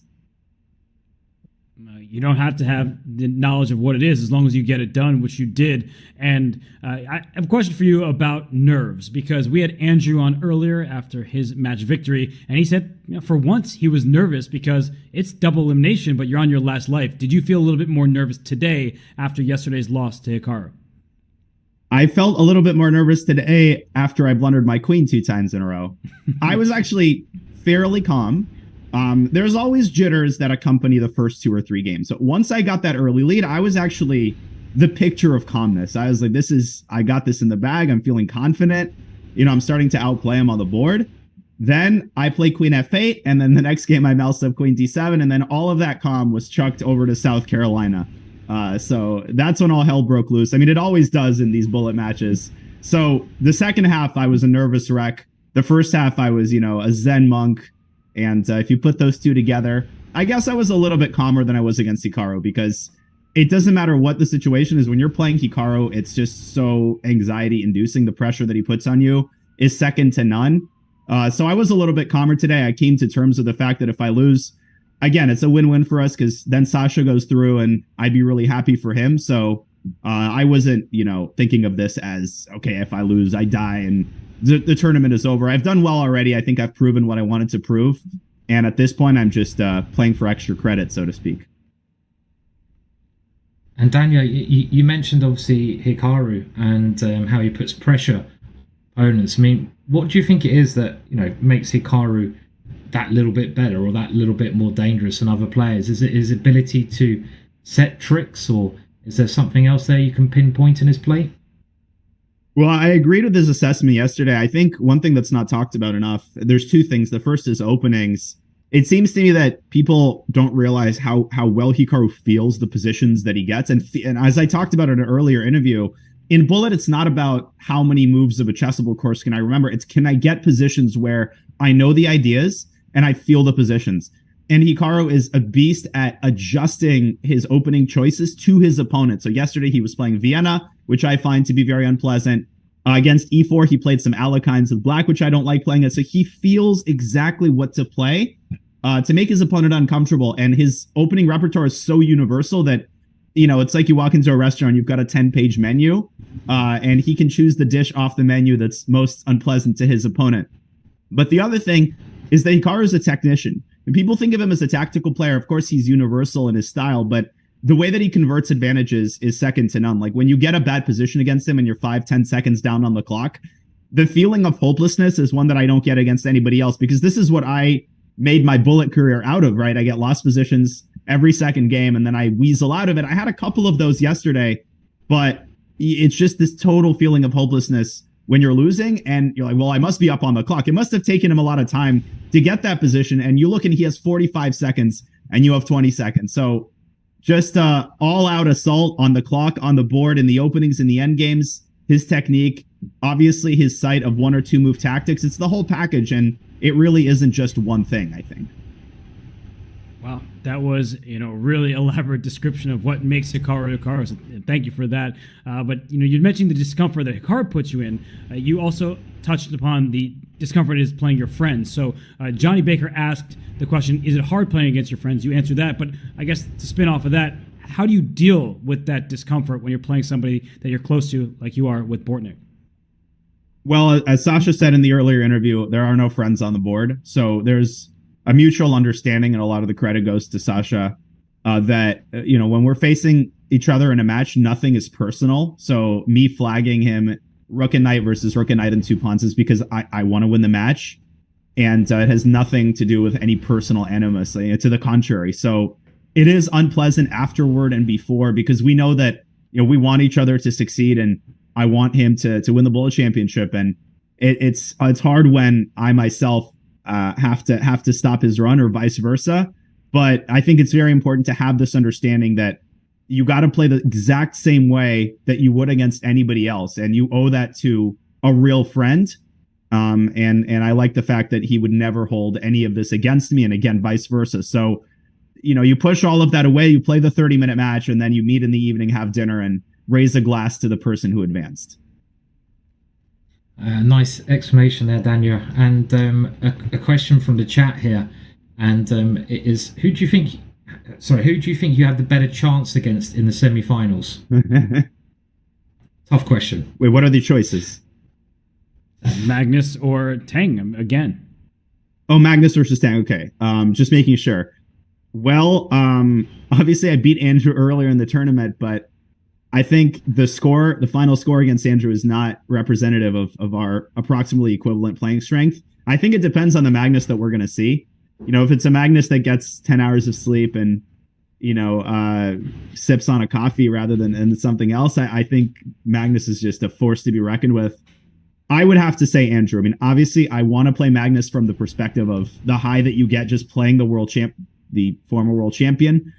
Apologies. But, from the perspective of my chances, of course, I would rather play Andrew. And this is no knock on Andrew. He's an absolute beast. So it's kind of like choosing between the frying pan and the fire a little bit. Well, we know that you'll be, maybe putting the flames if you don't get on over to your broadcast meeting, because come on, I know what you have to go to. Danya will be covering Blitz Champs Stanford, so he won his bullet match. He's going on a happy note, but I know you got to get over there before the team yells at you. So thank you so much for stopping by. Well, yeah, that's starting 5 p.m. Eastern. Later. If you want to watch, it's a really cool event with Stanford football players, and I'll be commentating along with the one and only I am Casa Corley. But Robert, Simon, thanks again for your amazing coverage, and my apologies to Sasha, but I'll do my best to keep the legs churning, to borrow a football term.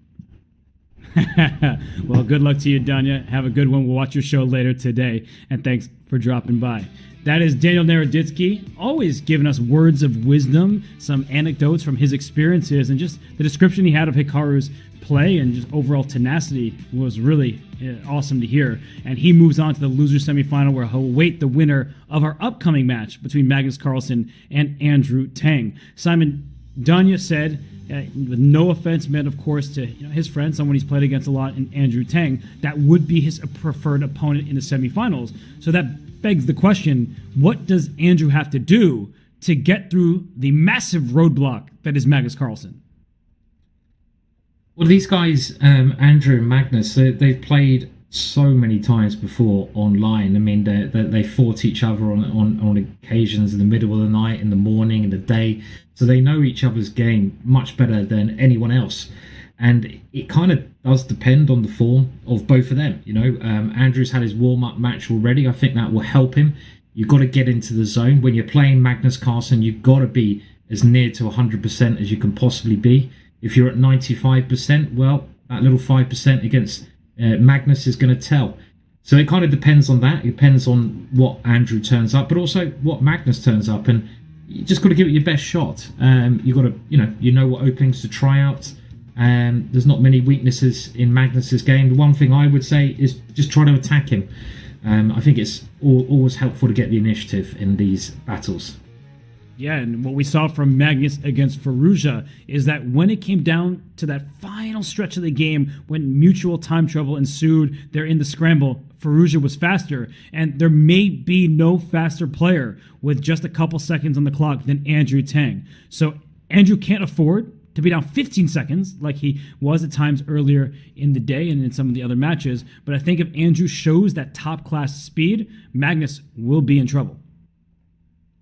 Yeah, it's a good point. Andrew needs to play quickly. I agree with you. You've got to use the clock. The better chess player is Magnus. So what other advantages can you use? The clock. So get out of the openings with time advantage and maybe do what Daniel recommended in his last match. Daniel said he tried to get a 15, 20-second advantage and then at 2 or 3 moments in the game, tank a little bit of time when it's needed. But speed is going to be something Andrew will need. That rhyme, that was good, eh? Did you like that? That was clever. Yeah, another movie reference. I appreciate that. And Andrew, he does look calm. He told us earlier, he was honest, that he was nervous. But now that he's playing against Magnus Carlsen, I feel like oftentimes you feel like, all right, Magnus is the favorite. The pressure's not on me. And we'll see if Andrew can get off to a good start. Because for Magnus, yesterday against Firouzja, he was down 3-0. And guess what? The final margin was 3 points. And we're off. And it's a King's Gambit. Love it. I love this choice of opening already. It has given Magnus a very big advantage. He's in a pawn up with a great attacking situation. And I think Andrew Tang kind of, he just pre-moved into this. So that this has worked fantastically well. The extra pawn is an extra central pawn as well. And you can attack on the F-file. So a very crafty opening choice that's there, Robert. And Andrew, he used the pin on the c-file before. He could have taken the d4 pawn. So he had the right idea, wrong execution. And now Magnus remains a pawn to the good. This looks fantastic for him. And there's too much pressure going on. The e-file, the queen on e6 is loose. The knight on d5 will be hanging if you take on e5. And the rook takes back, hitting the queen and the knight beside it. So this looks like a winning advantage for Magnus on the clock and on the board. And you know what I like best? Magnus is singing. Can we just unmute Magnus and hear what he's singing? And me and Robert can just chill out and just hear the great karaoke star in his own environment. That's what I'd like to see. He's got his headphones on, he's tuned in, and he's getting into the vibe here. Well, we might have to wait for that, but this is something Hikaru does. I mean, is Magnus getting tricks from Hikaru? Getting his singing voice out, Robert? Do we think? Do we know if Magnus, can sing a little bit? I mean, he does so many things at a top level. He's the #1 rated chess player. He was the #1 in fantasy football, soccer. I mean, fantasy football is a very American thing, so let's call it soccer just for ease. But he was #1 in the world in that too, so maybe he's secretly a great singer. Come on, I mean, it's a bit sickening. He's good. He's just too good at everything. He's got to give other people a chance, right? I mean, you can be world champion at chess, but you're not allowed to be good at everything. So I'm going to say he's a terrible singer, just to make myself feel better. Well, he has a great position right now, so whether his singing is good or not doesn't seem to be that important. And knight d1, that turned it around because the queen and the rook are both under attack. And you can see on Magnus's face, he's like, ooh, what was I thinking there? Yeah, a little bit of overconfidence there, and that has given Andrew a good, decent position. He's the exchange up. 5-second lead on the clock, though, for Magnus, and Magnus' position is quite, well, I was going to say quite solid, but now Andrew has broken through on f7, so really good fight back from Andrew. Oh, what a find, though, by Magnus. He sacked his queen temporarily, and look at the clock. Magnus is up over 10 seconds. He should just flag his opponent. Yes, he's got to. I mean, Andrew's going to try flagging him enough times in this, and not easy to flag, though. Okay. Oh, look at that. Andrew. No. That was, sorry, I got Magnus. That wrong. He did flag him. he stole his rook because Andrew felt like he had a pre-move every turn. Magnus brought his rook back. Magnus was actually going for a draw there. If the rooks were traded, it would have been a draw. So it's interesting to note that Magnus maybe not trying to shamelessly flag his opponent. You have to go for the dirty flag, but he was able to get the job done because of his lead on the clock. He was, and he's played the King's Gambit again. This time Andrew was expecting it, and we've got a pretty standard position in the King's Gambit when you win your pawn back. White has the extra central pawn. Lots of pieces remain on the board. I love what the White Knights are doing here, jumping straight in. But, okay, the computer really liking the 2 bishops here. And there goes 1 pawn. So the King's Gambit, this is Magnus's secret weapon so far. Yeah, Bobby Fischer used to love himself a good King's Gambit, and another world champion. Decades later, Magnus Carlsen says, I'll do the same. We know he's no longer world champion. Danya also was like, wait, former world champion Magnus Carlsen. It's so easy to forget. But, he just forgot that his bishop could be captured, so he didn't win the exchange. And did you see his reaction there? Wow, that was just, that was a big mistake. You can't make too many mistakes like that. And even though you say Magnus is not the world champion, he's won the queen back there, it's all a bit messy. He's kind of like the world champion in our hearts, isn't he? He's the strongest player. I think he might, isn't he still Rapid world champion or Blitz world champion? He's world champion at something. I fail to believe he's not. And the reason why you didn't remember which one is because the answer is both, and he also just won this 3rd game in a row. So he can't stop, won't stop winning. Yeah, of course Ding is the world champion, we know this, and a very well-deserved world champion he is, but kind of due to Magnus not taking part, isn't it, as well? I'd love to see Ding play Magnus at a future moment. Hopefully that will happen. But Magnus is the speed world champion. Okay, so he's got a nice lead, a massive lead. Is there any way that Andrew can come back from this? Yes, definitely. Like in the overall match, I definitely believe that. You hesitated. The reason is because I thought you were asking me about this specific game, and I look at this position, and this looks like a King's Indian gone completely wrong for white and looking great for black. And you see the capture on g4 leaves the e4 pawn hanging. Yeah, this is a dream come true for Magnus. Yeah, this is a beautiful position. Completely agree with you. Look at black's pawns piling through, and the white king incredibly exposed here. At the same time, I mean, still just about hanging on, but that F pawn is getting very close to becoming a queen as well. Queen's off the board, still hanging on. There's a nasty threat of a rook swinging over in some positions here as well. I don't think there's anything that can be done. And another win for Magnus. He seems to be on good form. Scarily good form. When Firouzja said that Magnus needed to level up, I think Magnus has officially leveled up. Like, this is ridiculous thus far. 4 straight wins, and convincing ones at that, leading on the clock throughout most of the games. He hasn't been worse in his positions very often, and now he goes to a setup where he has his bishops both fianchettoed, and now the board's opening up for those very bishops. Advantage Magnus, ever so slight advantage, but still, I like the bishop pair. Yeah, the bishops are looking quite good now, and he's swapped one advantage, the bishop pair, to a better pawn structure now. And the reason this is a better pawn structure is black's pawns are rigid in the middle, and that one there that Magnus is attacking is very weak, the one on d5. So it's very subtle advantages. And one thing that is clear about Magnus is his will. I mean, to be a champion like he is, it's not just about your talent, the amount of work you put in. You've got to have an amazing will. And you want to win everything. And that will to win is going to, after he lost to Firouzja, it's going to be shown in these upcoming matches. And I would not like to play an angry Magnus. Oh, he wants some kind of he might go king f1 at some point. Oh, he dropped his rook. He dropped his rook. Wow, he's blundered a rook after I say that. A whole rook. And Andrew gets that win. But I think what you were saying is true, because when he beat Eric, he was upset that he gave Eric any points. He wants to win every single game he plays. He has the heart of a champion, but also he's got the hunger of a lion. Like, he really wants to win every single game that he plays. I don't even know if lions are that hungry. Like, can someone who actually knows about animals tell us, are lions just seems like kings of the jungle, or are they actually also hungry all the time? Because Hungry Hippos was a game I never played. Hungry Lions. I reckon lions are hungry. They've got to be. They're big cats, aren't they? And I'll tell you one thing: my cat is always hungry, always eating, far too much. So they've got to be hungry. And I love the way we sometimes progress away from the chess. It's nice to have a little break because I get a headache otherwise with the amazing play on the board. And this is so complicated, this position. I mean, the white king looks really exposed, but white is a piece up. Any result possible here? Yeah, I thought there would be almost a checkmate, but the knights are protected, and there looks like a pin down the c-file, but there's a light square bishop in the way. But Simon, clock and king safety, both in black's favor, and rook c4 picks up, not the d4 square, but this knight on e4. Yeah, and this is the thing, even though white was probably winning somewhere, if you have the initiative, it counts for so much at this time limit. And now it's equal-ish on material, and that white king is getting absolutely teared apart here.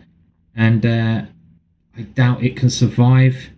Is there a killer blow? Just taking the rook, all of a sudden, Magnus is a whole rook up. Did you see Look at the way he played that? Rook h1 check. That wasn't even just like, I'm going to try to flag my opponent. That was the best move. So Magnus, I mean, he really is in charge of the match right now. He is just dominating the match at the moment. I mean, when Magnus plays like this, there's not many people who have a chance against him. Andrew's got to pick up his game. He's got to get some wins on the board. There is 20 minutes to go. Often these matches go in swings, but another strong tactic there from Magnus, knight c6, and this is simply going up a whole rook. And he won that game in a matter of seconds. Phenomenal play. And I love this comment from Fractured Soul. This is like watching Messi play. Simply sublime. And as an American, welcoming Messi to the MLS and Inter Miami, that should be fun. But yeah, watching Messi play throughout his career has been a treat for everybody. And watching Magnus when he's in form, it's a treat for everybody except for his opponents, because I don't think Andrew's having the best time thus far. No, I mean, it's not enjoyable when anyone tries to smash you, but look at that. That is a beautiful move from Andrew. Absolutely stunning vision. I love that. The whole point is the white bishop can check the black king, and then it can pick up the queen in the middle. Magnus counter strikes now, so you have to be a little bit careful, and Andrew spending his time, but that just shows how strong Andrew can be and how quickly he also spots tactics. Andrew Tang is world class, and I think when we are looking at this match, we will always acknowledge that. And Magnus just happens to have jumped out to a hot start, and he's trying to run away with his king. So considering he lost his queen, but he lost it for a knight and a rook, he does have compensation. He's worse, and now he's going to drop another pawn in the center. But I'm looking at the clock, and maybe black is even better because of the time. Yeah, it's true. And the black knight is now secured itself in the middle of the board, and the only way that white can probably win this is by using that passed pawn, which he has shoved up the board. But the clock will be important. If it was anyone else, I'd be backing black, but Andrew is pretty well known for his speed. That should secure the game. Nice. That was a brilliant win from Andrew. We need more of that. He's got a nice point on the board, and let's see if he can get a roll going. He needs to get a roll going now. And point very well taken that Andrew, when he has even a time deficit, how quickly he plays, it's a sight to behold. And he was able to win that game. He kept enough time on the clock and found the killer blow. And in this game, Magnus just kind of playing this slowly. He's giving away a pawn to open up some lines. And bishop takes d6, queen takes d6 to follow. The e6 pawn will be tender. I think Andrew doing the right thing, being brave. Yeah, you're right. This is lovely. Nearly. It was close. Oh my goodness! Does it work? I'm just shocked at all moments when moves like that happen. Like here's the queen a4. I wasn't even looking in that direction. I was looking along the c file, and well, Andrew's done well to hold on here. The knight takes f5. That's a good shot from Magnus, but what in the world of an opposite color bishop rook endgame where white's pawn structure is better? Yeah. I mean, that again, it's going so quickly. I mean, white is better here because white's got the potential to get a passed pawn. So you see the pawn on the right-hand side. Okay, it's still a little bit better for white, but should be a draw. There goes the passed pawn. Going to come down to the clock though. Extra lot of time for Magnus, but I feel that 50 moves should be made here in time. Yeah, there they are. Draw. Yeah. They actually repeated the position 3 times, and I was going to say if the colors were reversed, I think Andrew may be able to get that job done and flag Magnus, but the moves were so easy to play. You just move your king back and forth, and so pre-moves were available. And now in this game, we get a London system, Andrew Tang's specialty, and so far looks pretty normal. I think Black has escaped the opening without any disadvantage whatsoever. Yeah, and here comes the Black Pawns moving down the board. I mean, that's the other thing about, I would say like a regular Grandmaster. I don't mean that with any disrespect, but not a world champion. And Andrew is nothing. He's not a regular Grandmaster. That's the wrong thing to say. But someone who hasn't played in World Championship matches, Magnus's openings are just so good because he's prepared for so many of these big encounters with a team behind him, and he's able to swap in and out of certain openings, and he should be okay in most positions. I say that, though. He is playing 1A6 quite a lot in this match, which is a very peculiar opening to play. And here it's Black attacking again, Robert.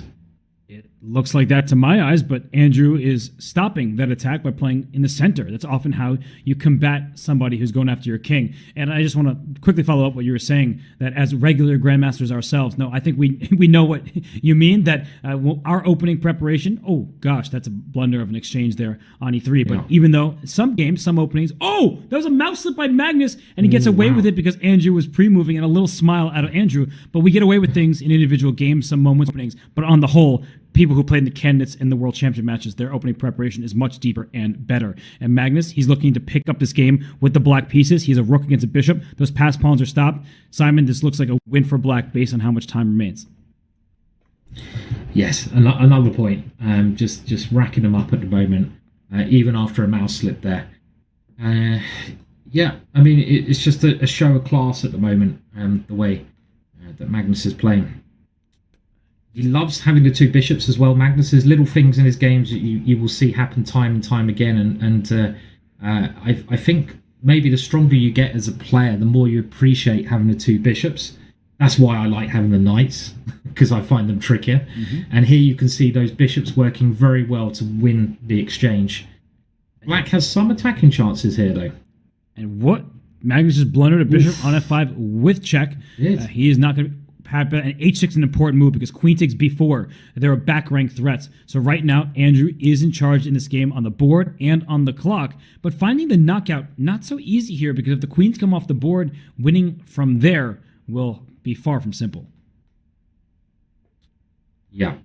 You got to win this one. The white king, very weak. Get your dark square bishop. Maybe G6 as a move here, or G5. That would be quite... maybe it doesn't work so well now, getting on the dark squares. I agree with what you said about keeping the queens on. When you've got the knight and bishop versus the rook, you want to keep the queens on the board, generally, because they're great attackers. And I think now it will be Magnus resigning, and he does, because the queen was about to check white's king, and it's just too exposed there. And we got a just resign from Simon, and you were spot on. Simon says, and it happens. And this kind of position, I feel like, is nice in bullet, the one we're seeing from the white side here. A7 just dropped, so Magnus didn't take care of his A-pawn, and now it's off the board, and the advantage very heavily in Andrew Tang's favor in this game. It is, but look at that A-file. I mean... Oh, straight in with a tactic. Does that work, or is it bluff? Another thing I've noticed is that Magnus does bluff occasionally. You know, when things go a little bit wrong, he will play a quick move, confidence, and because he's Magnus Carlsen, his opponents won't always, capitalize on that. Yeah, you believe the former world champion and the number 1 rated player in the world for such a long time now. I believe that Andrew will win this game, as he is 2 knights for a rook in the position. He's about to gobble up the queenside pawn, and now his passer just runs. There's still a chance. I mean, it's not all over. It's 7.5 to 3.5. There's 12 minutes left. Andrew is now getting into a bit of a rhythm. He's playing really well just to get points on the board against this horrendously strong player. And if he wins this one, well, it's still doable. Still possible. He needs to win this one because Magnus is trying to catch up on the clock. But finally, the rook's under attack. The G6 pawn, the B6 pawn is passed. So that was a resignation. Andrew gets it. It's a 3-point deficit now. And Magnus, it shows that, hey, there are times where he missteps. And Andrew was able to scoop up that bishop on F5 with check and then win the game. Yep, important win there. He's getting a bit more into the match now, Andrew. His confidence is growing, and you need to have that. In this one, we see Magnus playing with a knight instead of the bishop, but he has a nice compact pawn structure, no weaknesses in white's position, and maybe black's pawns are even a little bit overextended. There you go, one pawn drops, and there could be some more exchanges here, but is that a pawn going to drop? It does drop, so a pawn up for Magnus. Clean pawn. And this king on g1, if queens were on the board, we say maybe black can get an attack on the light squares, but without queens on the board, there's no checkmating threats, and f3 stops all of that before I can even finish my sentence about it. And the next stage here would be able to... Oh, he just blundered there. Oh dear, mouse slip. 4 points in it. Yeah.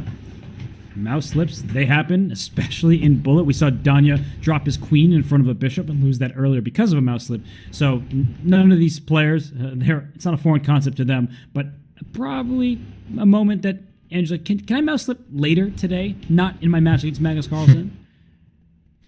Yeah.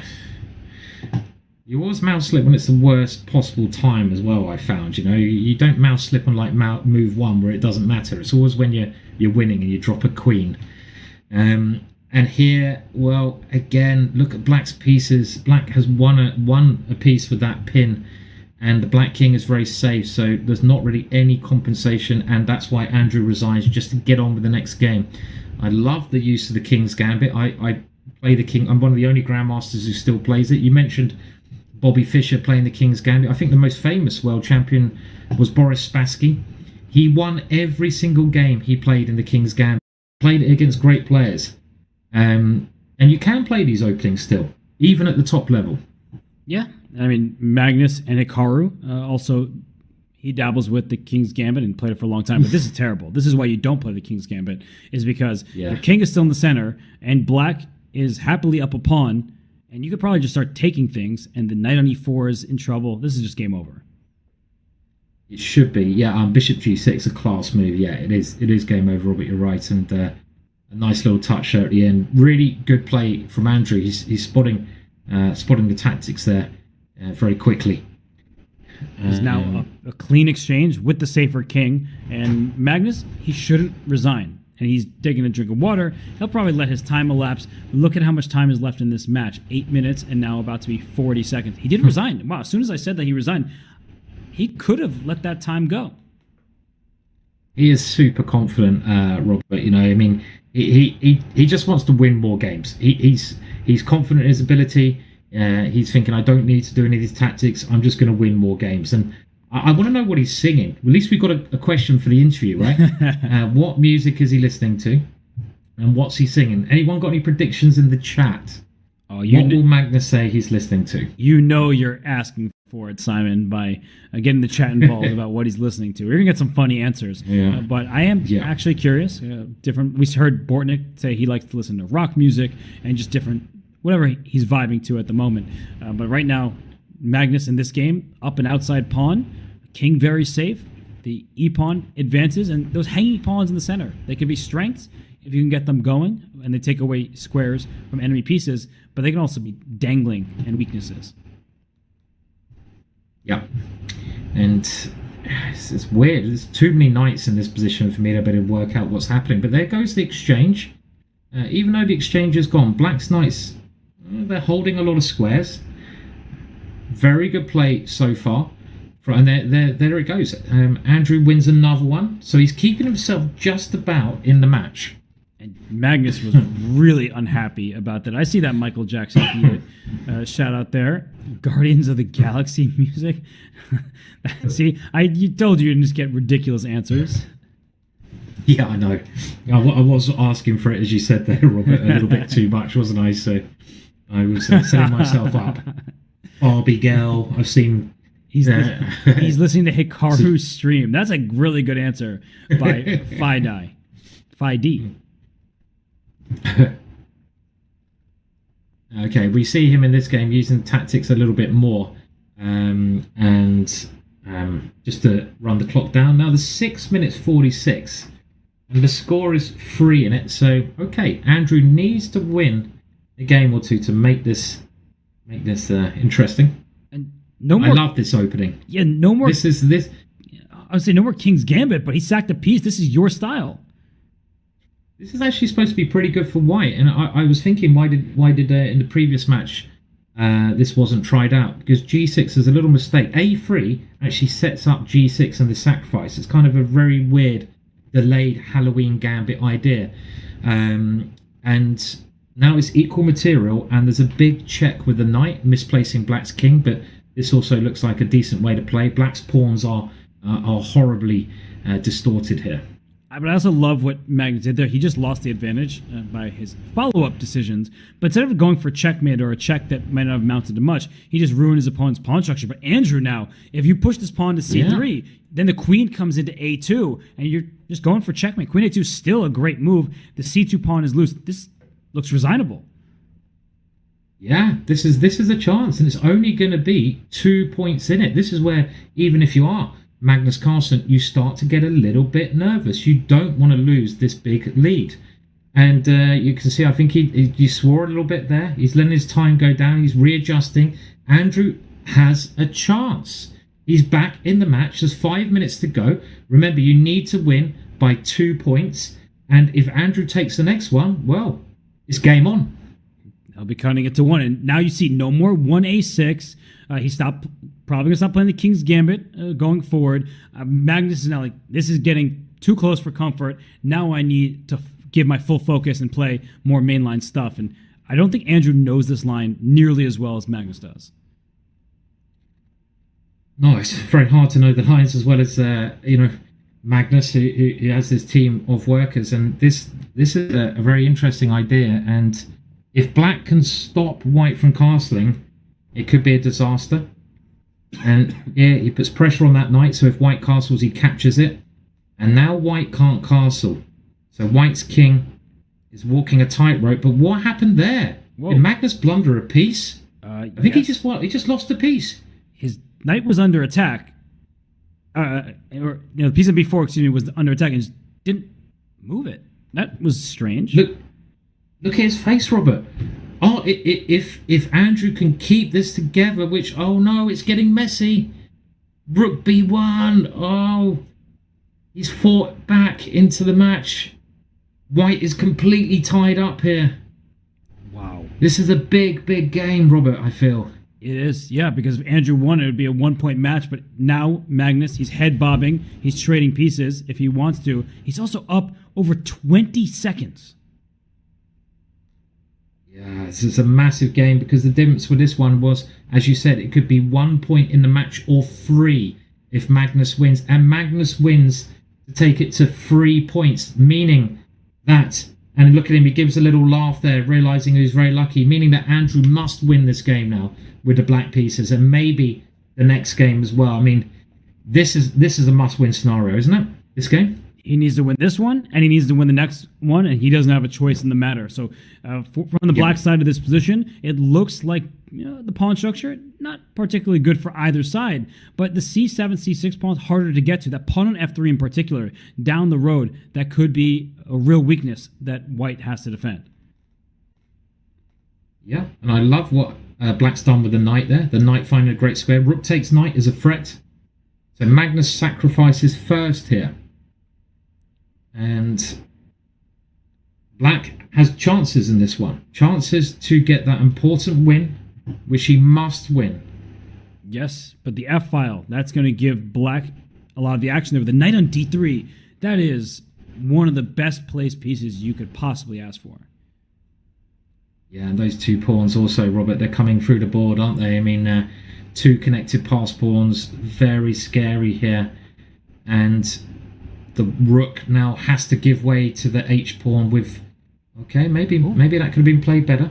Yeah, what a find, though. King G6, but now knight f4 kicks the king away. H7 falls, and it looks like mate. Knight e6, rook e7. I think that could be it. You can see Andrew shaking his head there. There's only 2 minutes left, and Magnus giving a little cheer there. He realises he's through, and maybe a little sigh of relief. Yeah, I don't think he'll be complete. Sorry, Ryan. I was gonna say the same thing that you were about to say. So please finish, Simon. I was gonna say I don't think Magnus will be 100% happy with the way the match went, but I don't know. It sort of hasn't been that clean. And I think that's why he celebrated, because if he was going to win this match by a large margin, he'd be like, yeah, okay, another day at the office. But the fact that Andrew gave him a serious fight and there were some odd blunders and things of that nature, even in Bullet, odd for Magnus, I think that he felt like he was on some rocky terrain. And, well, even in this game, like he was doing just fine, and suddenly he's dropped a pawn in an endgame, and his pawn structure is bad. So it has not been a perfect performance by any stretch of the imagination, but that's who Magnus is. Even when he's not playing perfectly, he's still beating stars like Andrew Tang by several points. Yeah, I mean, he's done enough, I think, in this one, but he needs to play better than this if he's going to beat Hikaru, I would say. If we do see a Magnus Carlsen Hikaru final, I think Magnus will have played a little bit better, because Hikaru is just not going to show any mercy. He'll have to play better than this to beat Danya tomorrow, right? Yes. The way he's played in this match, Danya beat Andrew Tang by 8 points. And of course, things change day to day and match by match. But the way Danya's been playing in this event, I really think that Magnus will have to improve his play. And, well, I don't know if this last game, maybe it's off in time. It doesn't change the match victor, that is Magnus. So yeah, this game has concluded. They stopped it, and Magnus is like, why? I'll play another one. Yeah. I mean, okay, well, Andrew's resigned that one, realising there's no point. It's not going to affect the match at all. And we see Magnus winning that one. And it got a little bit close at one moment, but the stronger player did win. Throughout that match, Magnus was always ahead. And, a pretty good performance there. Yeah, pretty good. 5-point win over Andrew Tang. And it's going to be scary for opponents when he levels up even more from pretty good to his best. So Magnus Carlsen, he wins the match against Andrew Tang. He stays alive in this Bullet Chess Championship. He will face Daniel Naroditsky. So Magnus has ensured himself a top 4 ranking, and we will surely get him in for an interview. So I believe, are going to head for a quick break after we look at the bracket, and as we look at the bracket, we see that Magnus is playing against Daniel Naroditsky, and that is in the loser semifinal. But up later today is Hikaru against Alireza Firouzja in the winners final. That's our last match of the day, Simon. Yeah, what a match that's going to be. I mean, we've just seen, the strongest chess player in all formats against, I guess you could argue, the strongest player in online Bullet. And that is going to be a brilliant match as well, isn't it? I mean, Hikaru, it's always good watching Hikaru play. Magnus through, though, to the next round. So we can be happy about that. I mean, it was an interesting match. I also saw that Magnus has had a haircut. Sometimes you've got to, just reinvent yourself. I always got in the habit, Robert, of having a bit of a haircut before I played a chess tournament, because it made me feel that little bit more confident. I wouldn't touch the beard, though. The beard can just go do its straggly thing. The beard's got to stay. But sometimes a little bit of a haircut does help, I think. And, new haircut, new person. Well, the beard is majestic, new haircut, new person, new scenery, new person, because Magnus is actually on the go. We're not going to get an interview. He has to catch his cab, so we are going to head to break. But when return, it is, in fact, Hikaru Nakamura versus Alireza Firouzja. You will not want to miss that.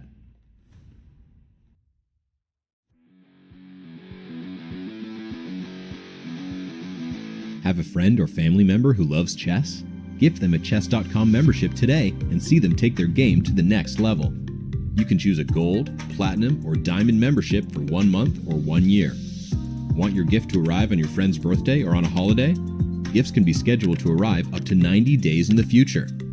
All premium plans include an ad-free experience, unlimited puzzles and lessons, and unlock all bots. Go Platinum to add unlimited game review or Diamond to unlock insights and coach explanations. Give the gift of chess today.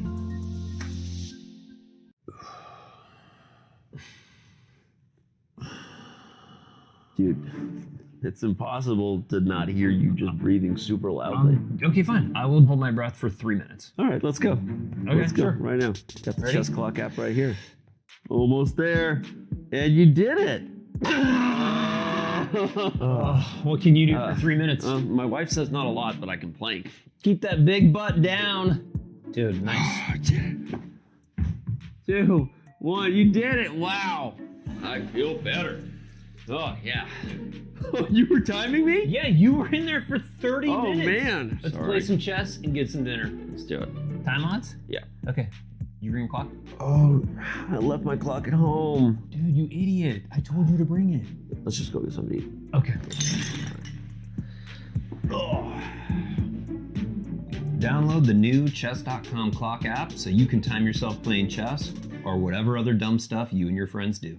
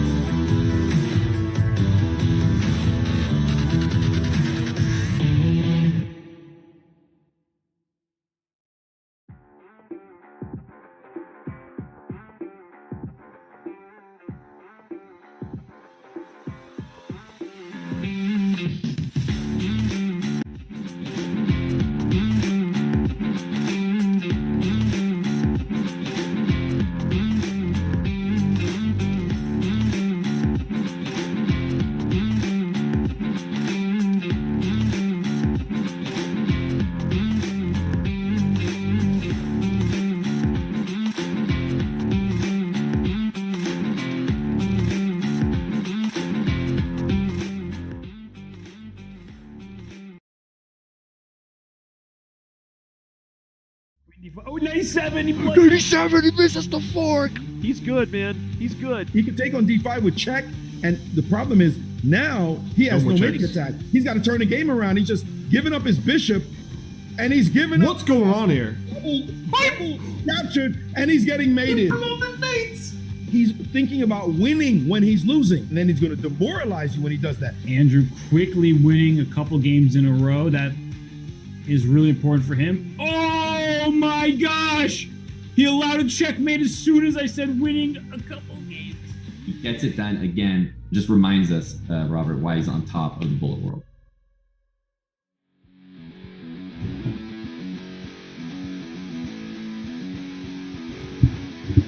You're a 3-time bullet chess champion, the biggest chess streamer on the planet, the number 2 rated player in the world in classical chess. That is Hikaru Nakamura in the winners finals, taking on Alireza Firouzja. And what we just saw there is his resourcefulness, his tenacity, his ability to turn games around. Yeah, 100%, Robert. Hikaru is just good at everything in bullet. He can play the openings incredibly well. Danya mentioned how he picks the openings for certain opponents and he can tune in to their weaknesses. He can play positional chess incredibly well, endings well, tactics amazing. If he gets an advantage, he doesn't let the advantage slip, and he also creates major problems when he's in a worse position. He's pretty good at everything. I mean, that's just everything, Robert. How do you beat him? How can you beat Hikaru? I don't have the answers, so I think we'll have to wait and see if Alireza Firouzja does, because that is our matchup starting in just under 10 minutes. Firouzja, originally from Iran, now playing for France. He is really, really, really good at bullet himself, and we've heard his confidence. Firouzja saying, I didn't feel like I was an underdog against Magnus. He wasn't the favorite against me, and I think that he feels that Hikaru isn't much of a favorite either.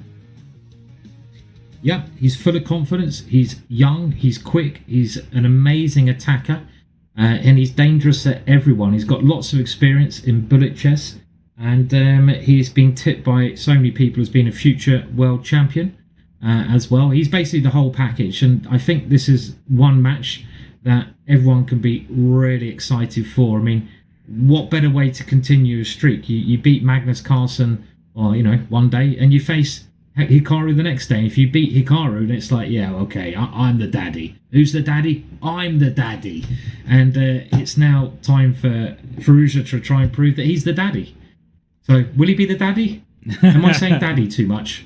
I'm not going to judge you for it, but you called out that he beat Magnus yesterday, so why not Hikaru today? And that's the type of event that Alireza Firouzja wants to continue having, because you look up in the winners final, it's Firouzja, it's Nakamura. Alireza took down Magnus Carlsen. It was Hikaru taking down Daniel Naroditsky. And the loser of this match, the good news for them is that they're not eliminated. They just go down to the losers final, where they await the winner of Danya versus Magnus. So we're at our final 4.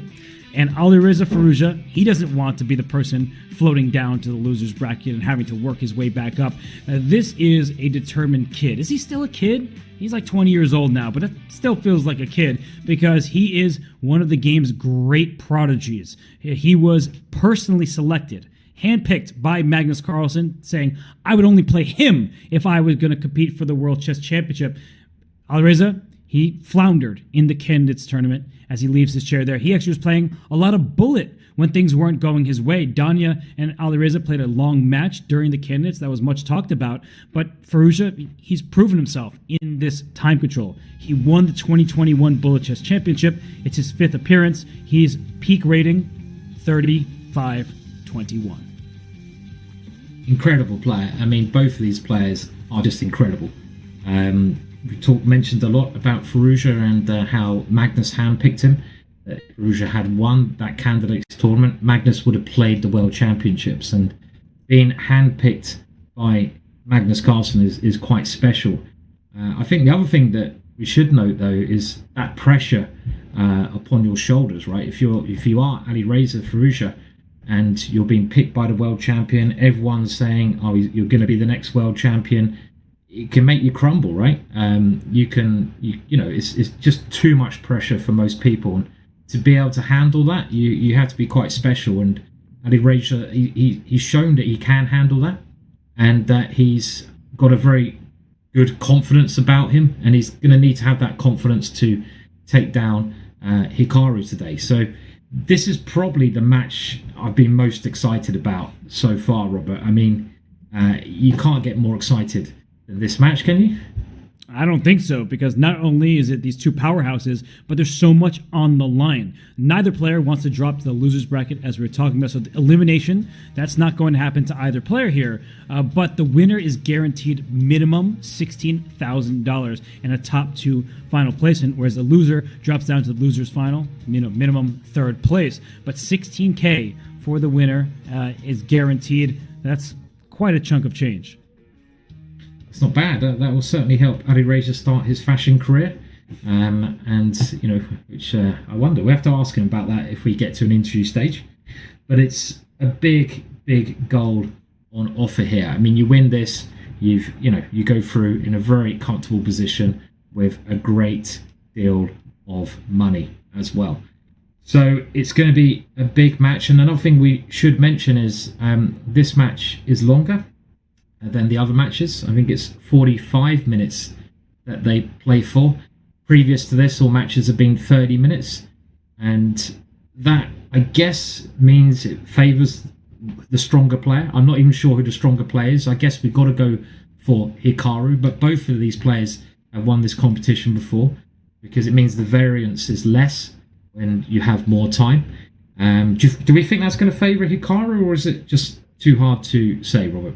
It's so hard to distinguish between these two players, because Hikaru has 3 titles to his name. That gives him the nod. But Alireza beat Hikaru when he went on his path to the championship. As you see on this graphic in front of you, that not only is Hikaru a speed demon, he's the #1 classical rated American. He's #2 in the world. I think that might be the more important number to his name, because he and Fabiano are separated by just a few rating points for that top American spot. And for #2 behind Magnus Carlsen, he's the reigning 3-time bullet champion, reigning 5-time speed chess champion, and the number of subscribers on YouTube, it goes up and away, over 2 million at this point, in addition to all of the followers he has on Twitch. So he was the top seed as the reigning champion. But, for Hikaru, he's streaming.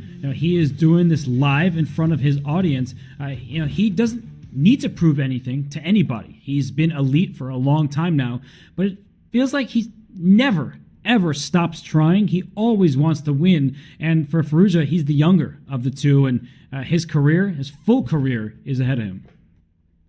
That's right, yeah. I mean, I don't think either of these players have much to prove, really, but to get to their situation, they're kind of born champions, so they just want to win. They've got that side to them where nothing else matters except for winning. So they're both going to be fighting very hard. I mean, I don't believe Hikaru fully when he says, the chess career doesn't matter and he's just a streamer. Yeah, that sounds like a bit of a cover to me. It maybe takes a bit of pressure off him. He is the world's most famous chess streamer. He's done brilliantly from that, but he's an amazing chess player. He's #2 in the world in classical chess.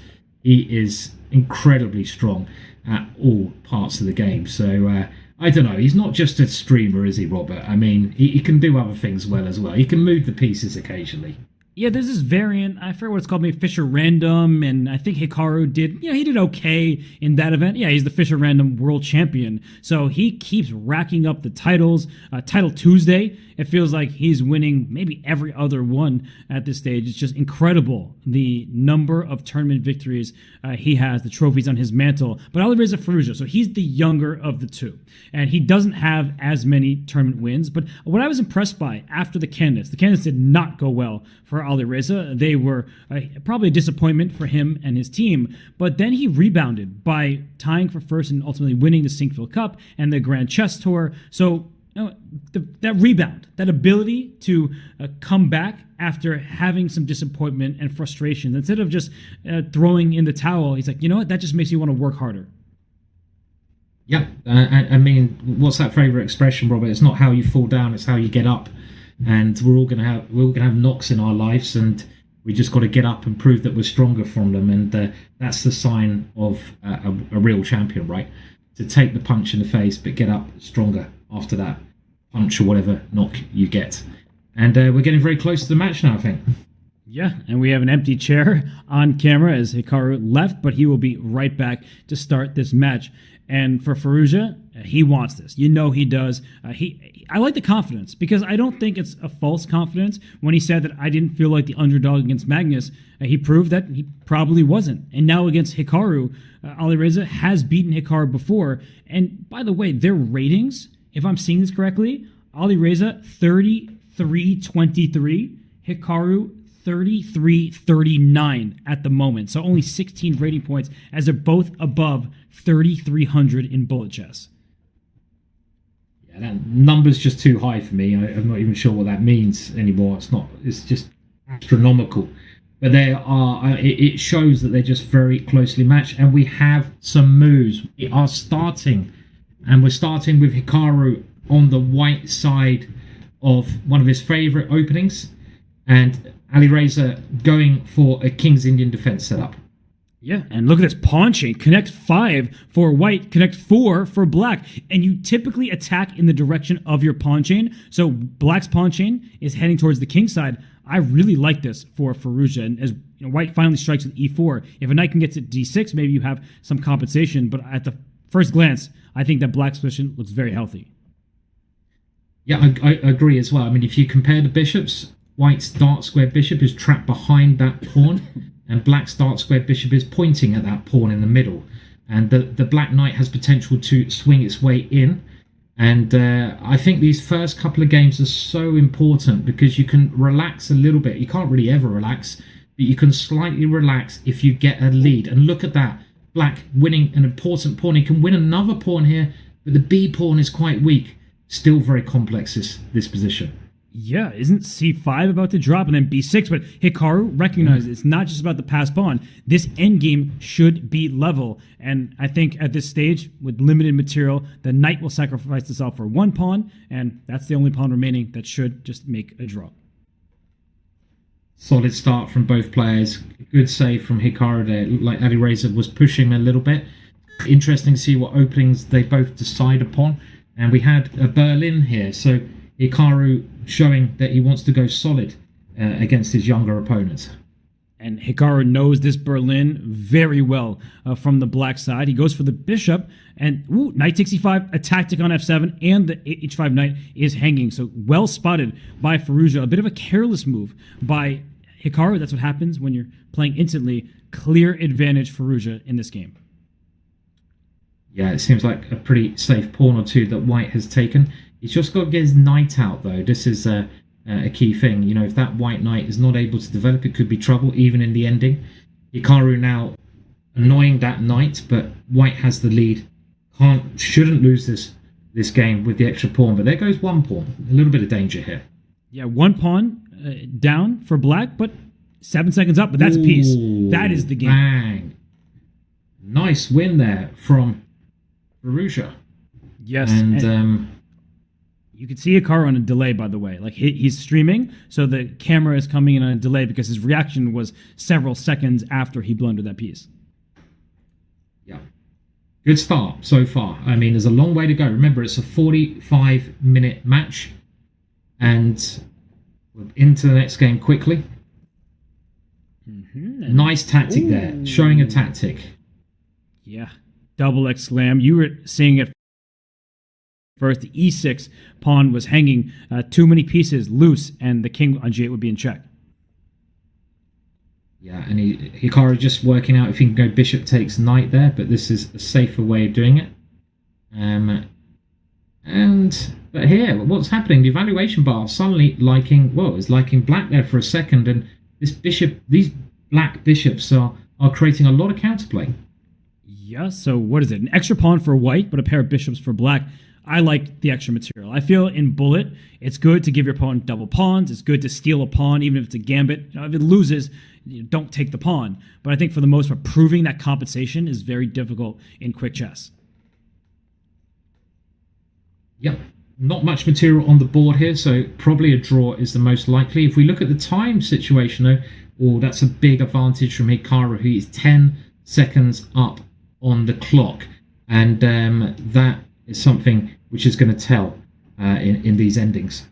And we're seeing pawns get traded on opposite colored bishops. I think Hikaru should try to flag Alireza here. The moves aren't always going to be pre-movable for black, especially after f5. Now you got to get your bishop back, but this is not an easy endgame. In fact, isn't white... No, it's not winning because of the corner. Brilliant awareness from Alireza, but Hikaru, steal the a4 pawn, bring your king backwards, take the pawn, make a pawn move at some moment. Alireza is going to flag. Oh, this is horrible because this is a drawn position. Even though white is 4 points up, you cannot promote your pawn to a queen because of stalemate. So you just win on time, and that is painful losing like that. That's only happens in bullet chess, but it is, of course, part of the game, part of the process. I mean, winning like that, it's a bit sadistic, but you've got to be sadistic if you want to be a top chess player. Yeah, and if you want to win the Bullet Chess Championship, you simply must. We say it every day. Do not have shame in flagging your opponent. It's not even a dirty flag. It's part of the game. You're playing with 1 minute to start with. If you wanted to play stellar chess, perfect chess, you're not going to be playing bullet chess. So it's good to see how they work in the scrambles. Hikaru, too much extra time for Firouzja to deal with. And in this game, Hikaru's king looks wide open, whereas the king on g1 looks very, very safe. It does. 1.5 forward. I think this is how the match is going to go. It's going to go blow for blow. King safety, as you pointed out, Robert, is one of the key things. And this last move is attacking the pawn. Maybe white can just grab that pawn. He does. But the black king is so exposed here compared to the white king. The white king just tucked away safely on g1. Yeah, the king on g1. It's just tucked in. I got a blanket above it. And queen d3 double attack. Beautiful move there, attacking the knight and the bishop in the middle. Great awareness from Alireza. Yeah, blanket up that king, and Alireza now goes up a point as well. He's looking very good at the moment, Alireza, Robert. And 70% of the chat predicted Hikaru would win this match, so it's still anyone's match. Very early on, 38 minutes remaining in this one. So yeah, we don't know who's going to win, but 70% thought it would be Hikaru, and I think 70% would say Hikaru should be the favorite in this specific game because that bishop on e5 looks pretty trapped to my eyes. Yeah, there's no way out for that bishop. Okay, well, he's found the way you can get it into d4.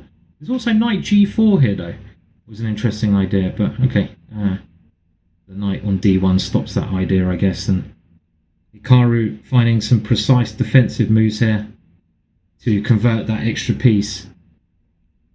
Alireza fighting a little bit, but they are so accurate. I mean, that's what makes these players sort of stand out, Robert. I feel like how they just blunder less. They make less mistakes. They take their chances when they're given to them. And just great moves, one after another. We see a queen trade, bishop d4. He could have just taken on a7. He plays this move, bishop d4, and now we're seeing liquidation. And white is simply up a piece. There might be a bishop e8 to g6 with a rook e8 mate. That's probably what I would try to aim for, like right now.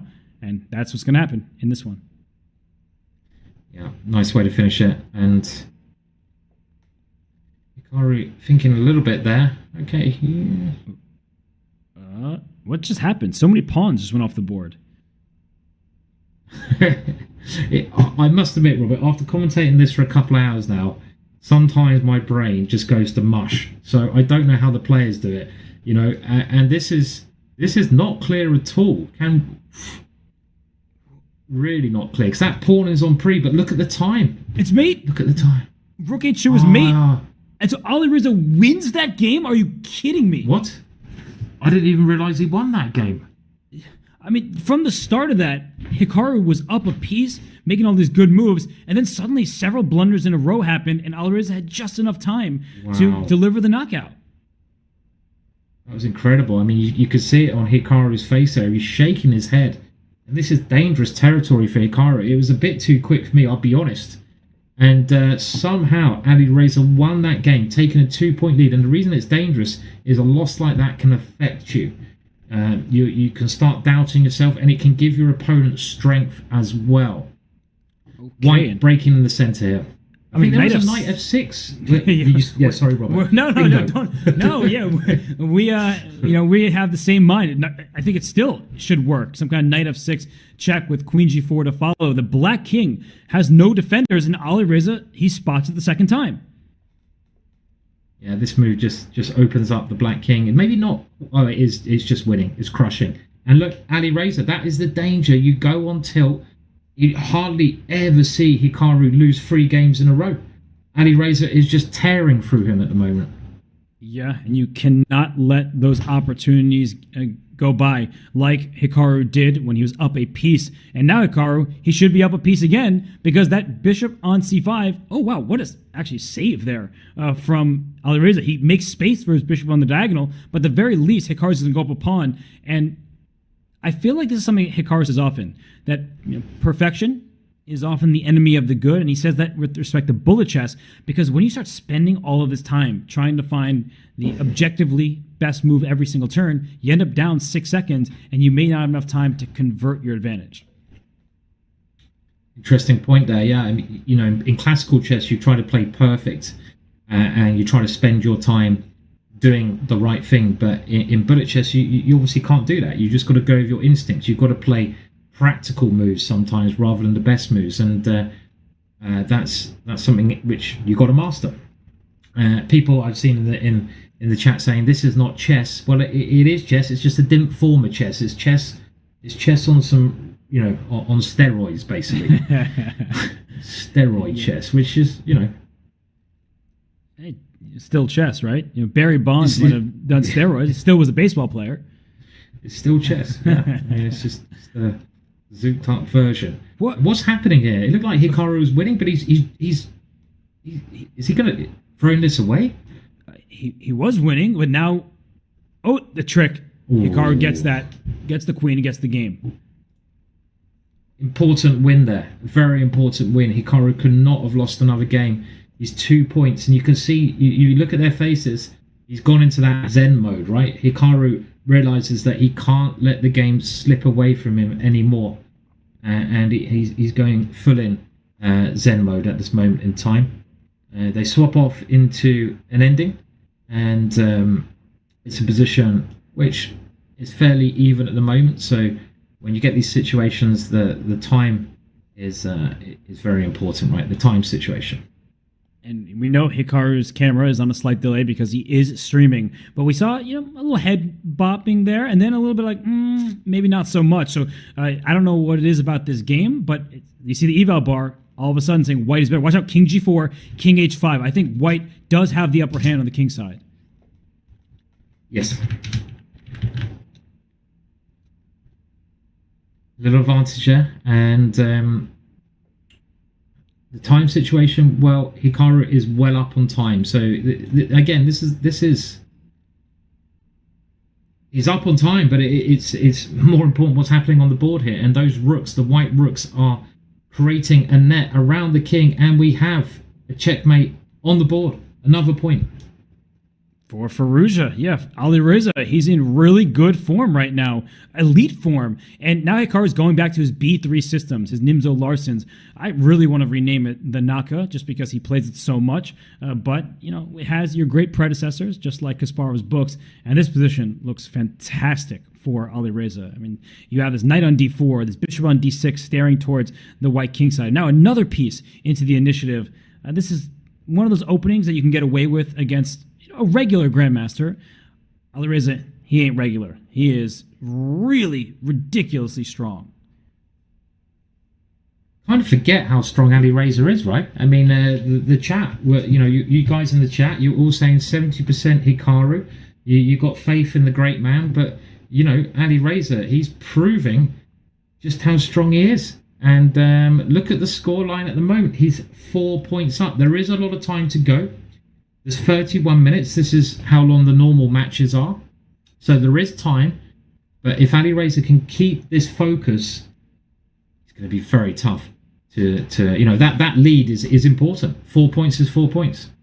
And Alireza is completely concentrated. And oh, wow, what a tactical awareness from Hikaru. He gives up his queen because there would have been pawn takes f2 with a fork. He would have had a rook and 2 minor pieces for the queen. So what we haven't said is 2 minor pieces for a rook, and Alireza still in this game, and not just in it, apparently better because of the queenside pressure and now extra material.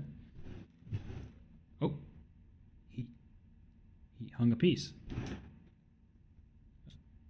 Yeah, and Hikaru.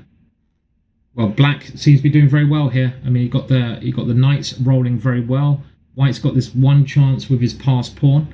I don't think that pawn should be good. I mean, look at that. Spotting a tactic like that so quickly is just remarkable. And this does win a piece, but still, Black, after losing that piece in a good situation. Yeah, 2 minor pieces still outclass a rook, so 3 was too much, but 2 still enough. And here we see that Hikaru brings his pieces in. That is game over as he just mops up the remaining pawns and gets a victory.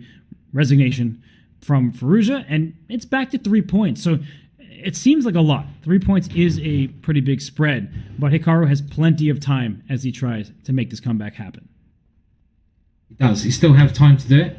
They're following the same opening process. I mean, Daniel mentioned that one of the problems with Hikaru that he found was that Hikaru's openings were so well suited against him. But I must say, in this match, I think Firouzja has picked some good openings. He's getting good aggressive positions. Firouzja loves attacking, and he seems to be getting many positions where he's able to use that genius-like awareness of tactics that he's showing. Yes.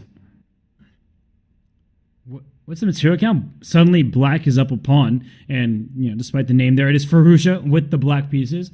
They are about equal in strength for the most part across the time controls, but today it feels like Firouzja is perfectly on form, and he is now winning the c5 pawn if he wants it, and he does.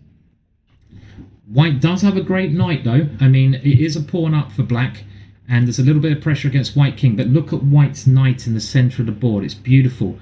If Black can ever dislodge that knight with a pawn, it would be he's trying to do that now. And hang on a minute. What about the Black King? The Black King now very exposed, and White comes in with a check, and you can try to target that Black King. Knight takes pawn, and all of a sudden Hikaru has turned it around, and complete turnaround, Robert. That's mate. I mean, he's just winning down the H file. He takes that game, and I mean, Simon, he was down a pawn. But you called it. I think that I wasn't paying enough attention to that knight was better than the bishop. The light square bishop was staring into nothing, and that knight was able to reroute and deliver a win. Yeah, the games are coming so quick and fast as well. I mean, it's incredible the speed they're playing at, the speed they're playing the next games, and we're getting similar positions to this. I love this last move from Alireza.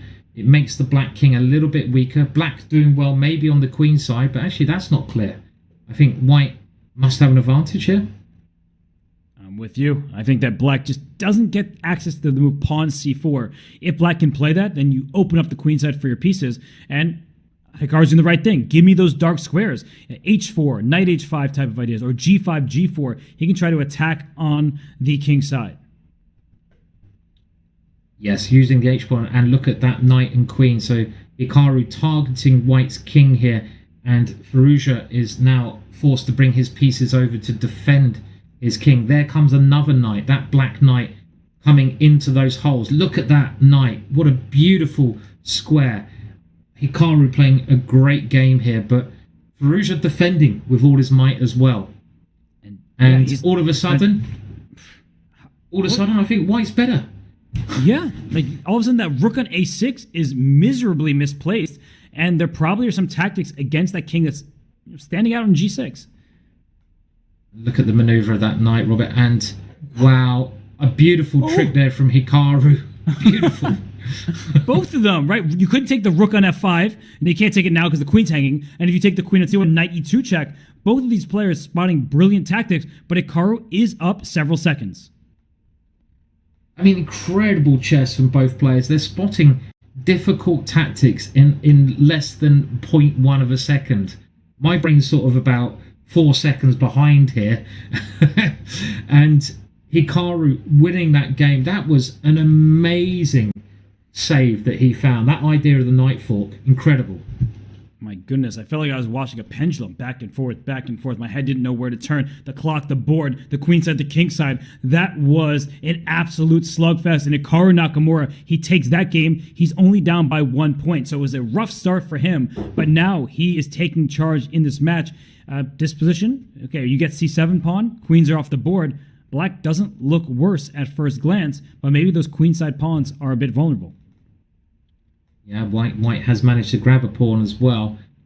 So if White can sort of stabilize, then White has good chances. But Black pieces, they're coming in. They're coming in nicely. The White rook looks really bad. F5, I love that move, trying to make the rook bad. And G4 try to free the rook, but you can't take either E4 or G4 without dropping your F2 pawn. So bishop takes E4, the pawn, oh gosh, G3, there's a pin along that second rank. So I think you just take on F2 and you're ready to promote that pawn. And there could be now F1 or some tactic like this coming. It is. And there it is. Smothered mate that you take with the rook, and then the rooks, both of them. First one rook to H2, then the second rook to G2. That's sick stuff. I think that's just the only word I can think of as well. It's just sick. It is so sick how these two are playing. It's incredible chess. This is the best chess we've seen so far in this competition. Tactic after tactic, spotting everything, it seems. Can't we just have some boring endings soon, Robert? I need a bit of time off. I don't normally ask for boring chess, but I need some boring chess. Come on, guys. Just calm down. No more tactics for a while. Let me breathe. You asked for the end game. We have an end game, but this isn't an ordinary end game. White is up a pawn, but that bishop on b8, knight d7 is about to happen to trap it, but that's what f4 was a good move from Firouzja. I'm worried about the bishop on b8, but this is what happens in an end game. You don't have enough pieces. What are you going to attack the bishop with? Yeah, and that bishop seems to be getting out of dodge, and the extra pawn and ending, well, it does count. White knight jumps into a great position there. The bishop's still not out of harm's way quite yet. Can you move the king back and try and trap it? Black counter-attacking. Yeah, bishop can slide up to c7, right? Oh, he saved it to d6. Unbelievable from both. It is unbelievable, and hopefully they just repeat and I can have a breather. Still not getting a breather. Even in the endings, there's too many tactics. It's still very much in the balance. These two, it's just not much between them. I think that's clear. They are just going blow for blow. The material left on the board, I mean, again, amazing tactics there. It's seriously amazing. Watch this. The king is going to go back to the H-file to stop the pawn. It is objectively a draw, but for the second time in the match, Hikaru is going to flag Alireza in a theoretically drawn position in the same exact way. Yeah. That is 2 times. Yeah, it's amazing. 2 times in a row we've had this, and it looks like Black should be completely winning, but you either stalemate or you have to give away your material. So I don't know if Alireza's getting annoyed by that ending now. I would be. I'd be getting really annoyed. And, just part of the game. Flagging, it's bullet chess. You've got to move quicker if you don't want to get flagged. Simple as that. It really is that simple, but moving quickly against Hikaru, he'll punish you on the clock, but he'll also punish you on the board. And we see him trying to push forward on the king side, but that e4 pawn, that is not a healthy pawn. And in fact, Black is significantly better, if not already objectively almost winning, because that pawn e4, it won't be long for this board. It's already under threat twice and is picked off. Yeah, a nice extra pawn there for Black. And you can see the bishop there consolidated by that pawn move as well. So safe extra pawn for Firouzja. This is a game that he probably needs to win psychologically to get back on track. He is a point up. And he's pushing forwards. This is another thing I like about Alireza's play. He doesn't, when he gets an advantage, he doesn't suddenly try to lock up the shop. Even though, nice tactic. Spotted there. He keeps trying to push it through. Hikaru's got his pawn back though. He's got his pawn back. He does, and he's got some pressure against the Black king. Rook f5 is a nice move. So objectively, this position, you see the evaluation, should be a draw. And now the clock is evening up, and d5, I really like that strike from Alireza, but Hikaru's going for checkmate. Rook g4 and rook g7 was a mating threat. That's why Black had to play h5 to vacate the h6 square. One thing that is certainly in Hikaru's favour is that he's slightly quicker on the clock. He's already flagged Firouzja twice. And here it's an equal ending, but because of the clock time, this flagging. Oh, hang on a minute. What happened there? Just brilliant. What happened there? That's all you need to know. Oh, it's a check.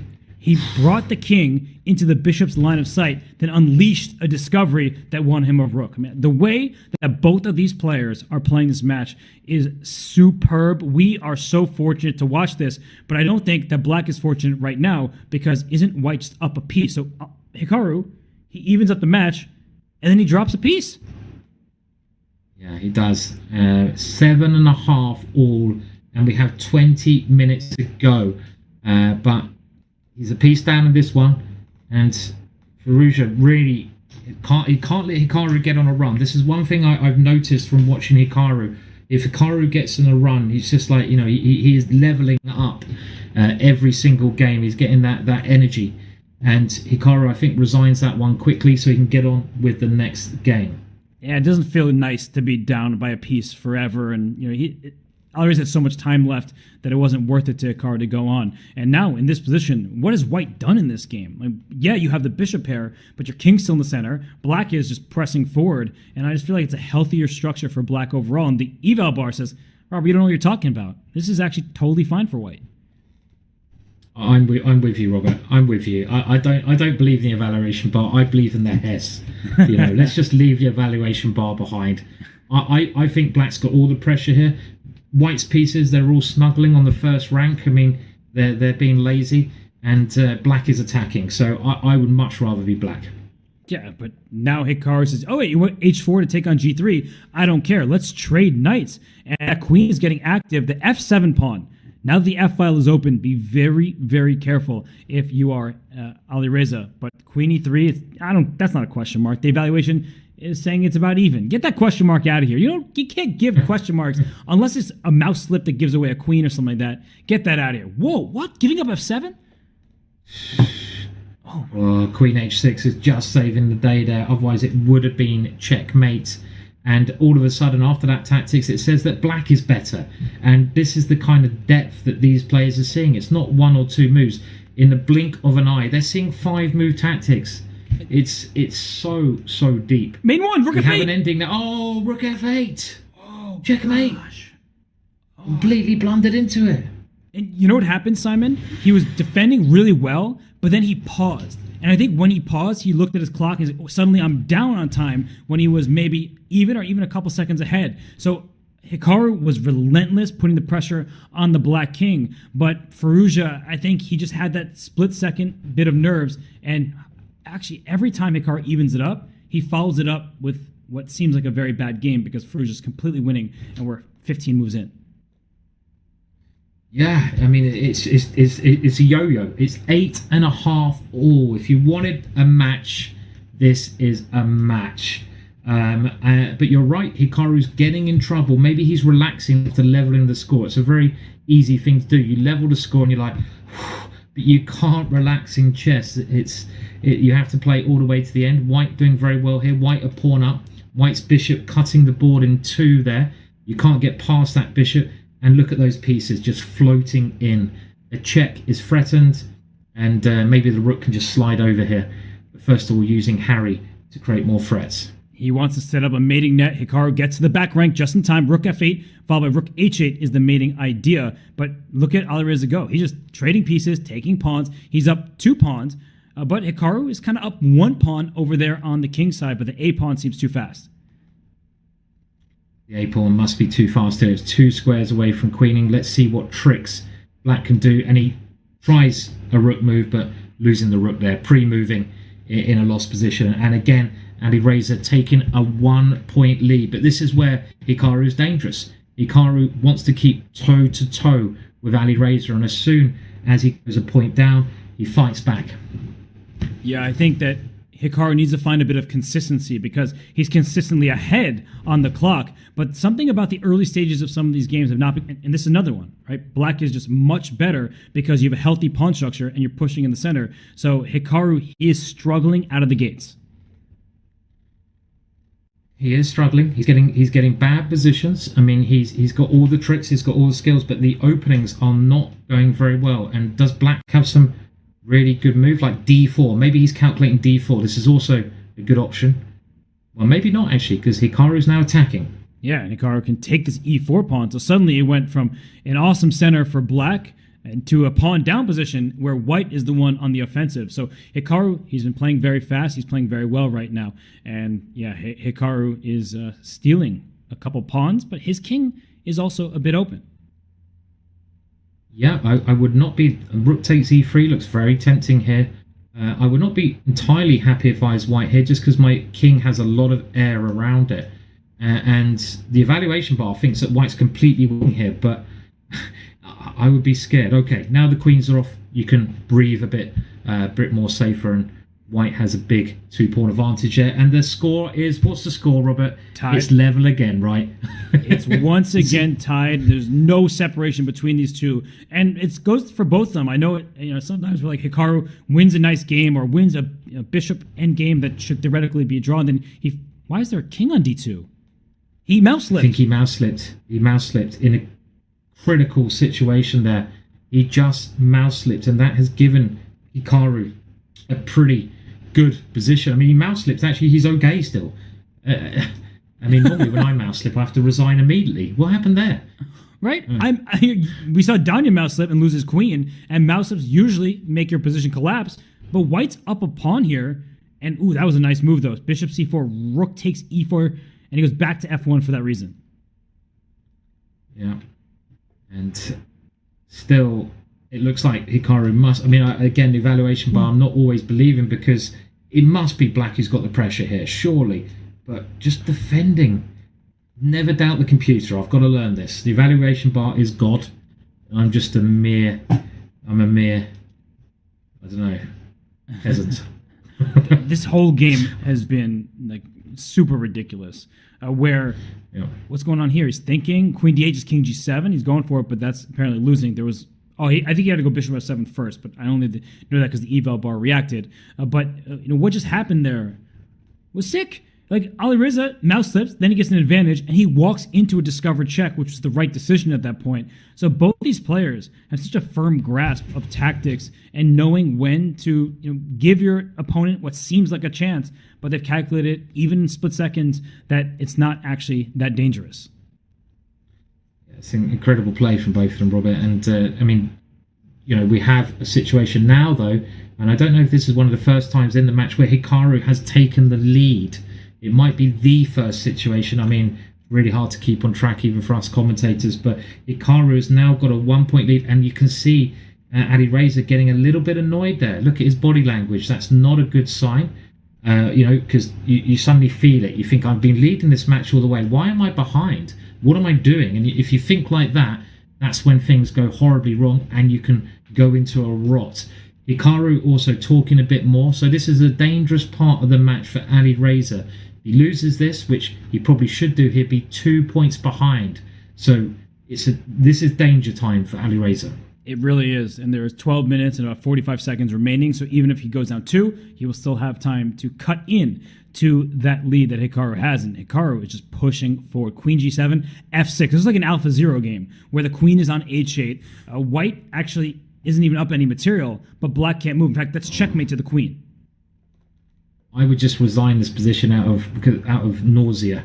That queen was just too sickening to play on anymore.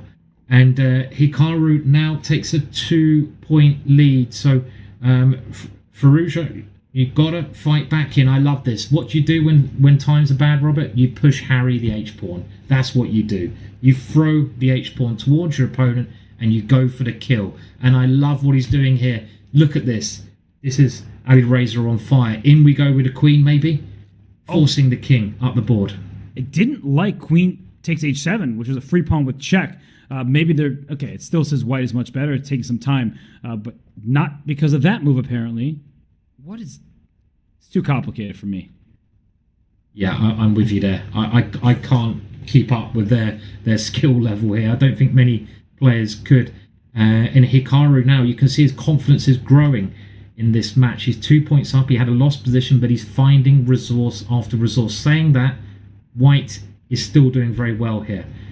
This is a game I think Alireza must win. If he doesn't win this, the match is starting to slip away. And look at this. Both minor pieces for White defend that pass pawn. White is now up just a single pawn. It looks very, very good for him. His pawn is so advanced. But Hikaru's doing what he does best. We saw that opening sizzle of his pass, and that's a great move. You can't take on a d7 because rook h7 check. Resignation, Alireza. He once again strikes back. It's a 1-point match. Crazy stuff that we keep seeing. Crazy stuff. Just 1 point between these two gladiators, and there is 11 minutes left, so there's plenty of play in this match. And here Hikaru with the white pieces, but he hasn't been getting great positions with white. Alireza proving that the Sicilian is a perfect opening for him. He's getting dynamic play, a good break in the center, liberating Black's pieces, and Black's better here. Black is definitely better. Again, look at those pieces that White hasn't developed here. And the queen going to b7, saying your bishop on c1. What was that about development? No, you're not getting out of there. The b2 pawn is threatened. So Black has 2 pawns on the queen side, but they're taking care of all 3 of White's pawns. And look at the maneuvering of the pieces. Open the d file up. I have 2 rooks there. I would maybe go rook d1 right now. That's what he plays. I'd like to take over the first rank. Thank you very much. Yeah. I saw someone in the chat just mentioning I need to watch this in slow motion, and I must admit I do feel that quite a lot when I'm trying to commentate on this. I think I'm going to go bed tonight with moves just flashing through my mind without any understanding of them. Chess.com, can you please create a slow motion button for when we watch these Legends of the Game play, so I could, when we're watching it back, we can just slow it down a little bit, so I can get my cup of tea, so I can breathe, so do some yoga. It's so quick and fast, and Black is winning here, but White now creating a bit of counterplay. Oh, he missed it. He had to go c3 because rook d2 was mate. So it wasn't just about pushing the c pawn. He had a checkmate pattern, and now I would say that White is playing for a win. And now it's Black. White. Yeah. Oh, it's a big game. And look at the e-pawn. The e-pawn is coming through. That was a really important win there. And it's level again. Is it level again? It is, yeah. That was a win for Firouzja, 2 in a row. Insane. We're tied 11.5, 11.5. Firouzja now takes over the white pieces after evening up this match. The pawn structure, this reminds me of the match we saw earlier where Bortnik kept getting these double pawns, but he would get an outpost for his knight. Here, I think because the king is weak, that white should be the side for choice. Yeah, and it's all about that king safe. You mentioned many times before, in bullet chess, you want to have the safer king. This is it looks like a great defensive move, but the evaluation bar does not agree. This rook coming in, and now white should be able to pick up a pawn here. Oh, but look at that tactic. It doesn't even work, but what a tactic it was. I was so busy calculating, could that rook take a free pawn? And speaking of free pawns, he wants to nibble because that queen can go all the way back to g1. So his queen gets to take on b7 with check. 2 extra pawns for white, but now it's 1, and this king may not be able to escape all the checks.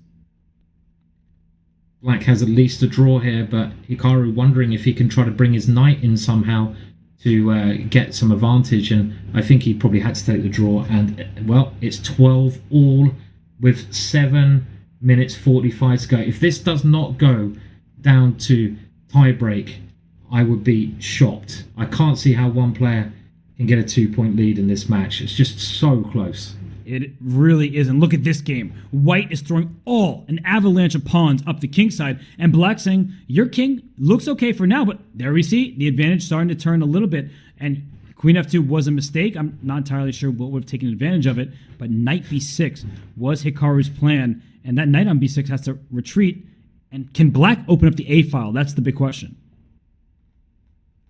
It looks like white's coming through first, though, right? I mean, those white pawns, they're getting right near to the black king, but where is the breakthrough? Black has got some kind of blockade, and I think Hikaru's done a bit of premature attaculation here. He's gone a little bit too fast in the position, and did he not? I mean, he could have done this a little bit slower. It's Black's time to attack now. Yeah, rook a8, queen a5 should deliver a checkmating idea. But the big problem for Black is the king is in the corner, and knight takes h6, you take back. That is going to be a checkmate. But, the rook was hanging.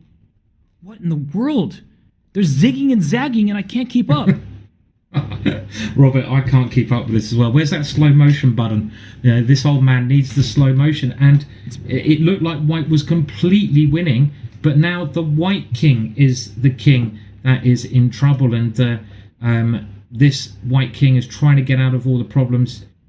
Can he survive here? Whoa. Oh my gosh. Ridiculous draw. Absolutely ridiculous draw there.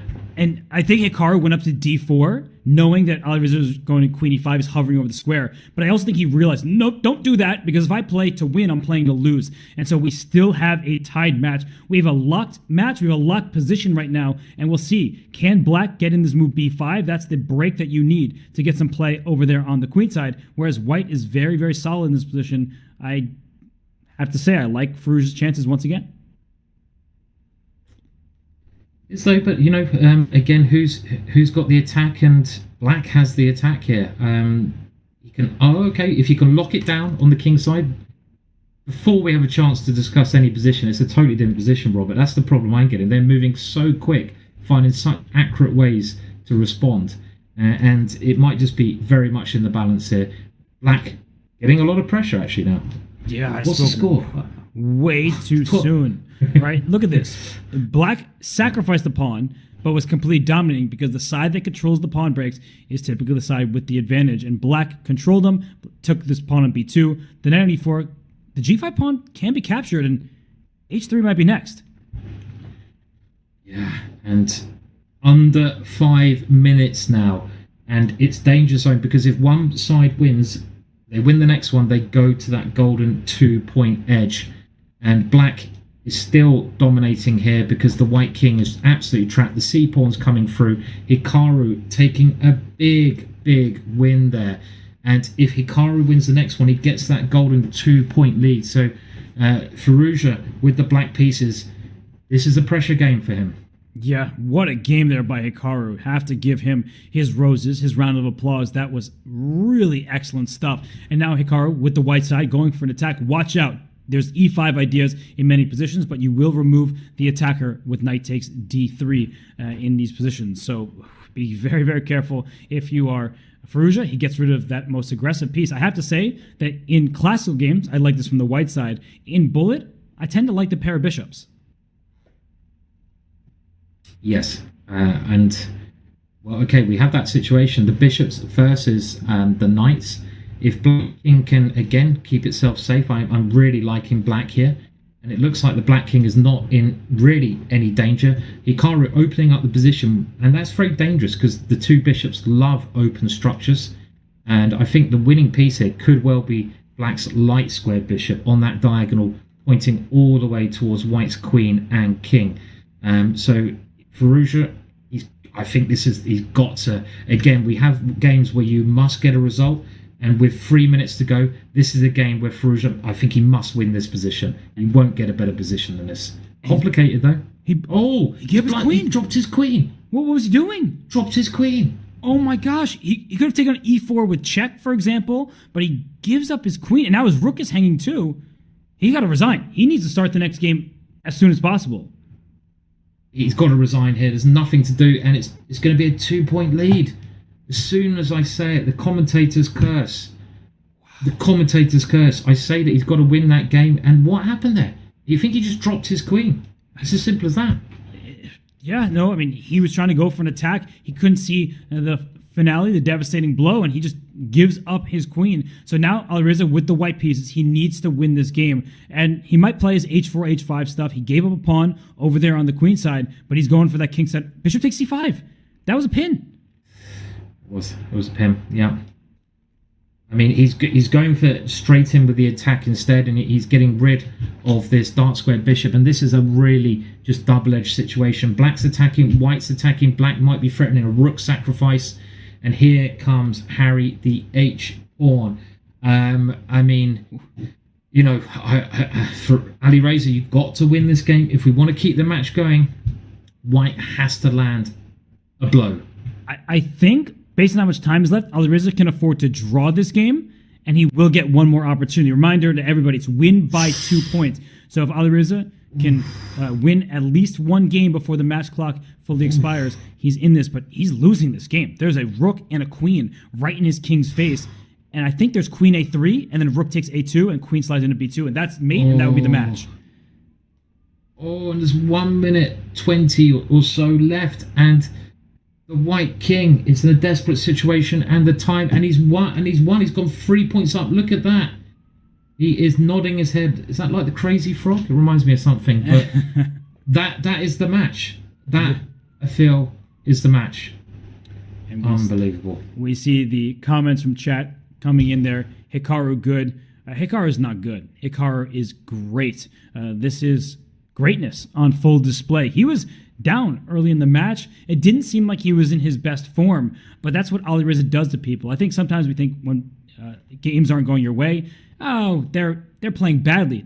I think Alireza was giving Hikaru just the biggest challenge that you could possibly give Hikaru, and he's going to win this match. He might even win this game to make it a 4-point spread, but it was much closer than the final score could indicate because this felt knotted up throughout the whole way.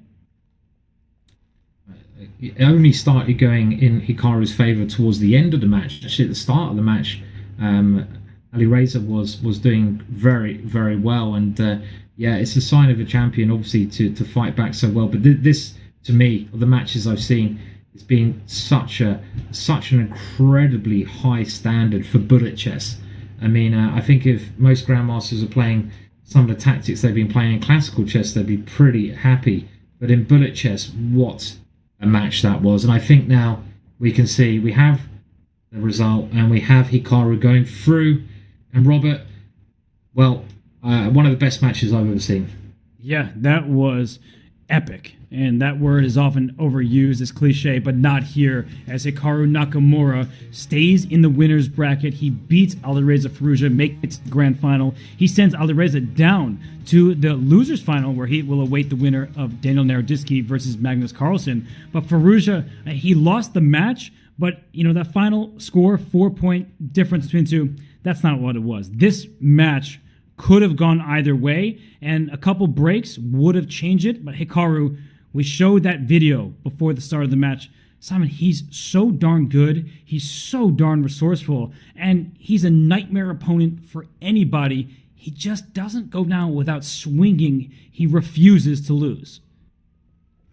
Yeah, I mean, he never gives up, and he seems to find gears upon gears. I mean, sign of a true champion. You get in a bad situation, you try to give it your all, and you have to find something. And Hikaru just finds something. I'm not even sure what it is, but he's got just unlimited next gears to go through. A brilliant match. We have to remind everyone that luckily for Firouzja, Alireza's fans, he's not out of the competition because that's the first time he's lost, so he's going to get his second chance. But so far, Hikaru proving dominant, winning all of his games. Yeah, Hikaru is an absolute force, and Alireza stays alive. He will play tomorrow, as will Hikaru, as he awaits the winner of the losers bracket. But before we send you a goodbye, can't even speak, it's been such a long day, we're going to have an interview with Hikaru Nakamura. So Simon and I will regain our composure, we'll refresh ourselves, and when we're back, it's Hikaru Nakamura. So leave your questions in the chat for when we return.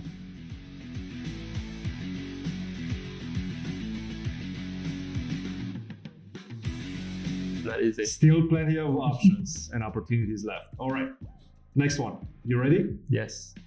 Let's do it. Kasparian study. White to move. Okay, I know this one. You know it. It's not fair. Queen a3, rook d2, rook b2, rook b2. Very good. It's Kasparian. Kasparian study. Yes. Yeah. Looks kind of familiar. But okay, yeah. Rook d2, rook b2, rook b1. So how do you start? Queen a3, rook a2, rook d2, d2, rook takes a3, rook b2, rook a2, rook b1. Very nice. Very nice. Well done. Okay. So it's queen a3 check, rook a2, then rook d2, rook a3, rook b2, rook a3, rook b1. Very nice. Yeah. Very nice. Yes. Impressive knowledge. Another study. I mean, if you know this one, I'll be mightily impressed. White move. Okay, this one I don't know. So it's 10 seconds as well? 10 seconds. Oh. Um, Yeah. Bishop b6, c5, queen b8, b6, King c8. king c8, king e4, h4. h4. Now I have to, yes, king f5 and king h5 and king e4. Yeah. Very nice. Is king e4 the final move? Bishop b6, queen b6, c5, queen b8, b6, king c8, king e4. Yes, h4 And king f5. h5 And king e4. king e4 back. Yeah, very nice. Well done. Okay, this one is a bit difficult, I can say. So I guess bishop takes b6. Yes. Queen b6, c5. Yes. Queen b8, b6, king c8, c7, queen b7. C7 might not be correct. Oh, king e4. King e4. Yes. H4. H4. You have pawn on g3, h4, and h6, right? Yes. Okay, then king f5, H5. h5, king e4. Okay. Exactly. Yeah. Very That's- nice. Yeah. That's the one. Very Yeah. nice. Yeah.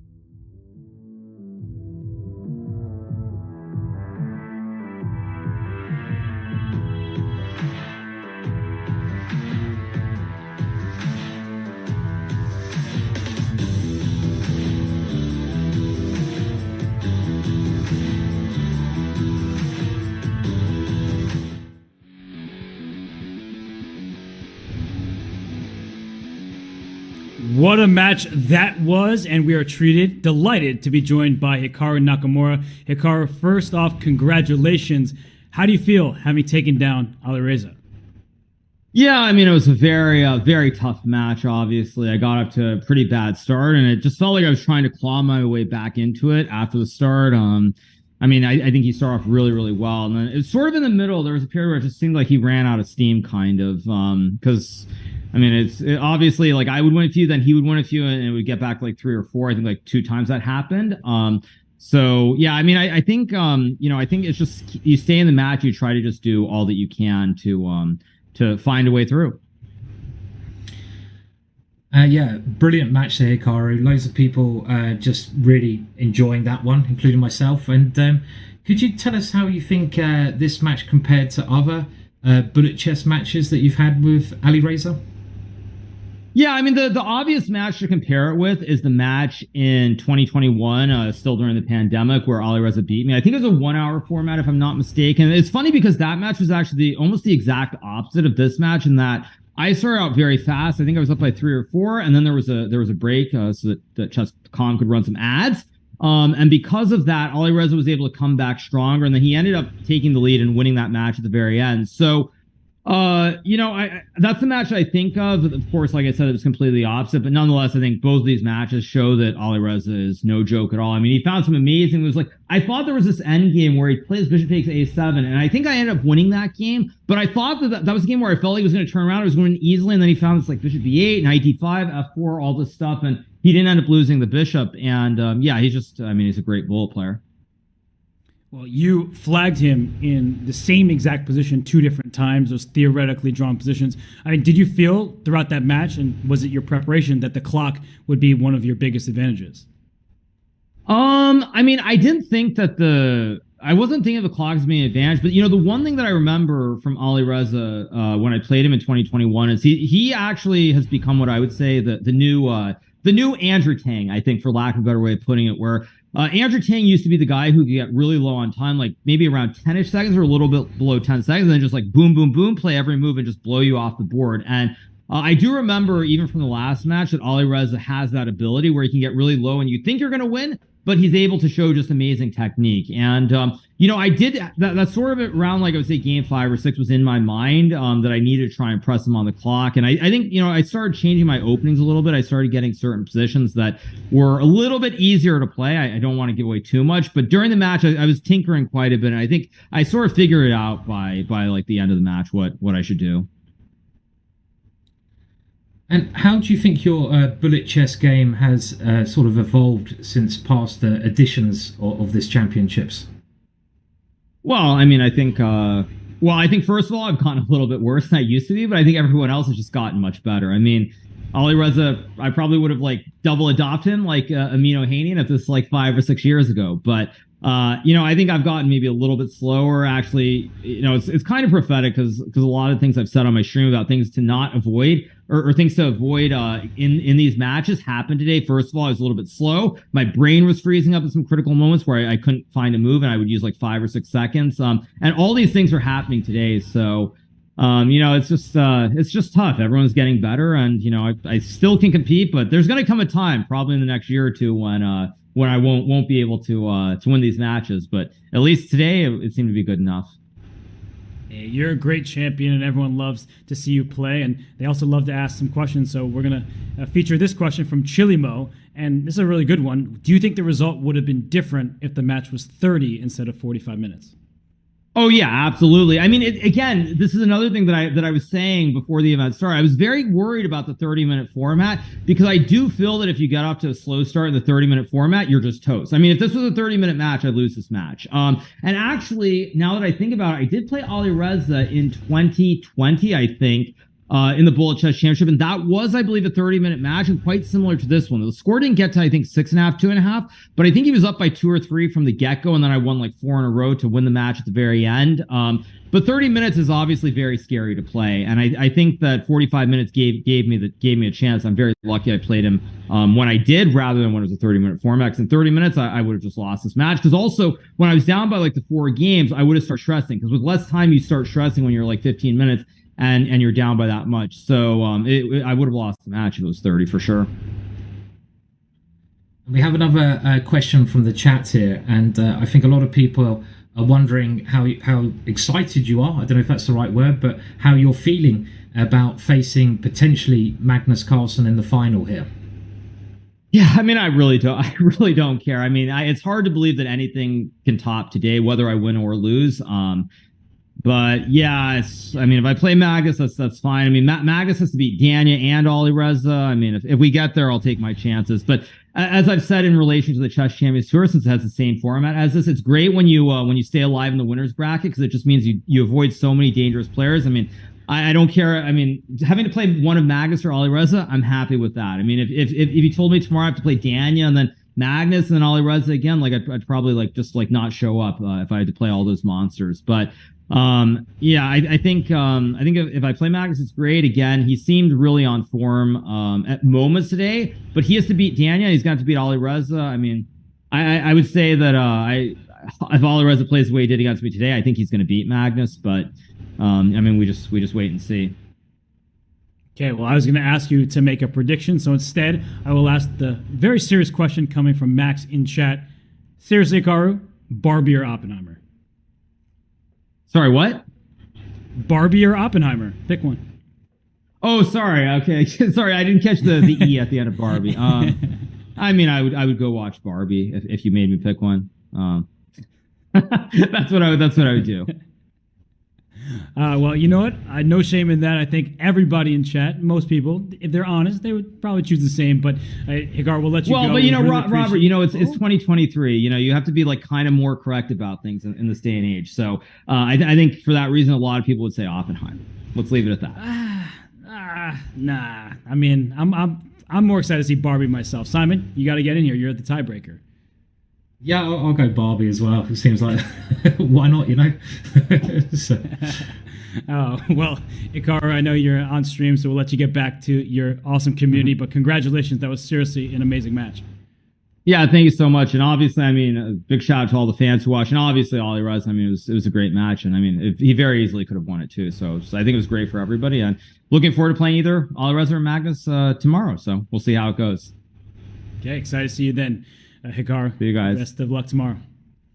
Well, that was an awesome interview after an awesome match. And Hikaru Nakamura, he's made his way to the grand final, and he awaits somebody from the losers bracket. He just named Magnus or Alireza, and Magnus has to get through Daniel Naroditsky, and then whoever wins between them has to get through Alireza just for the chance to play against Hikaru. But I noticed that he doesn't think that Danya's chances are that high, and I think that's fair. Magnus and Alireza are the favorite from the losers bracket, but Danya, the way he's been playing, it means that he can definitely swing with Magnus or Alireza.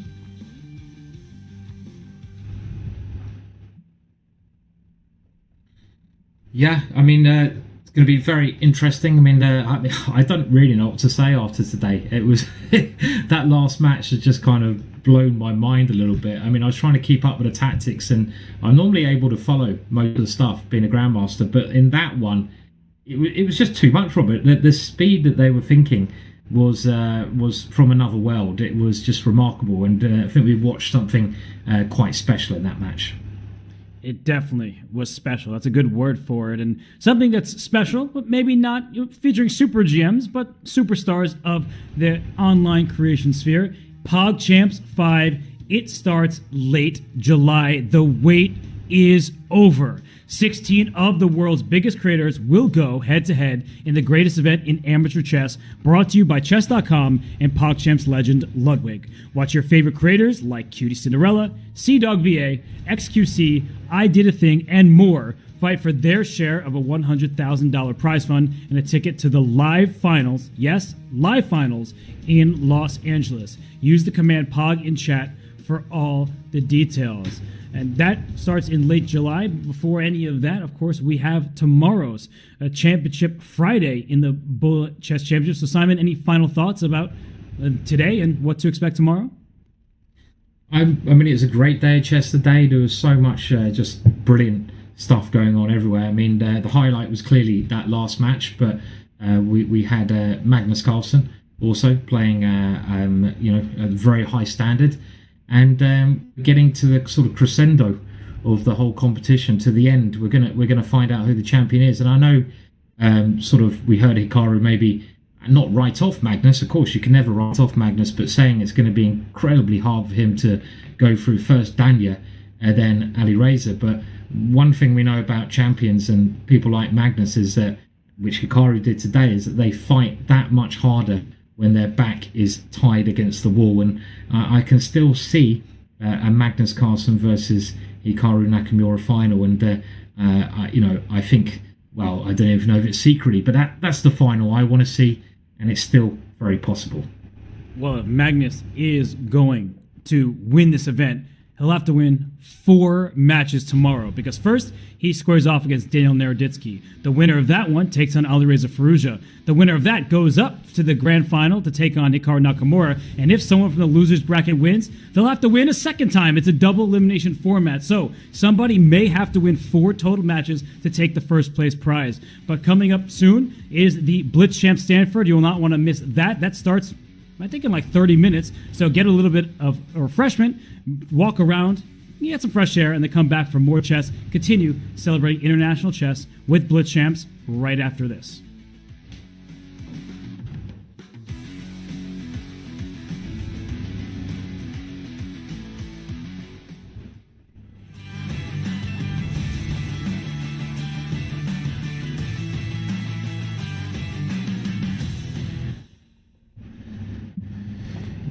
Yeah, it's hard work following the chess, you know.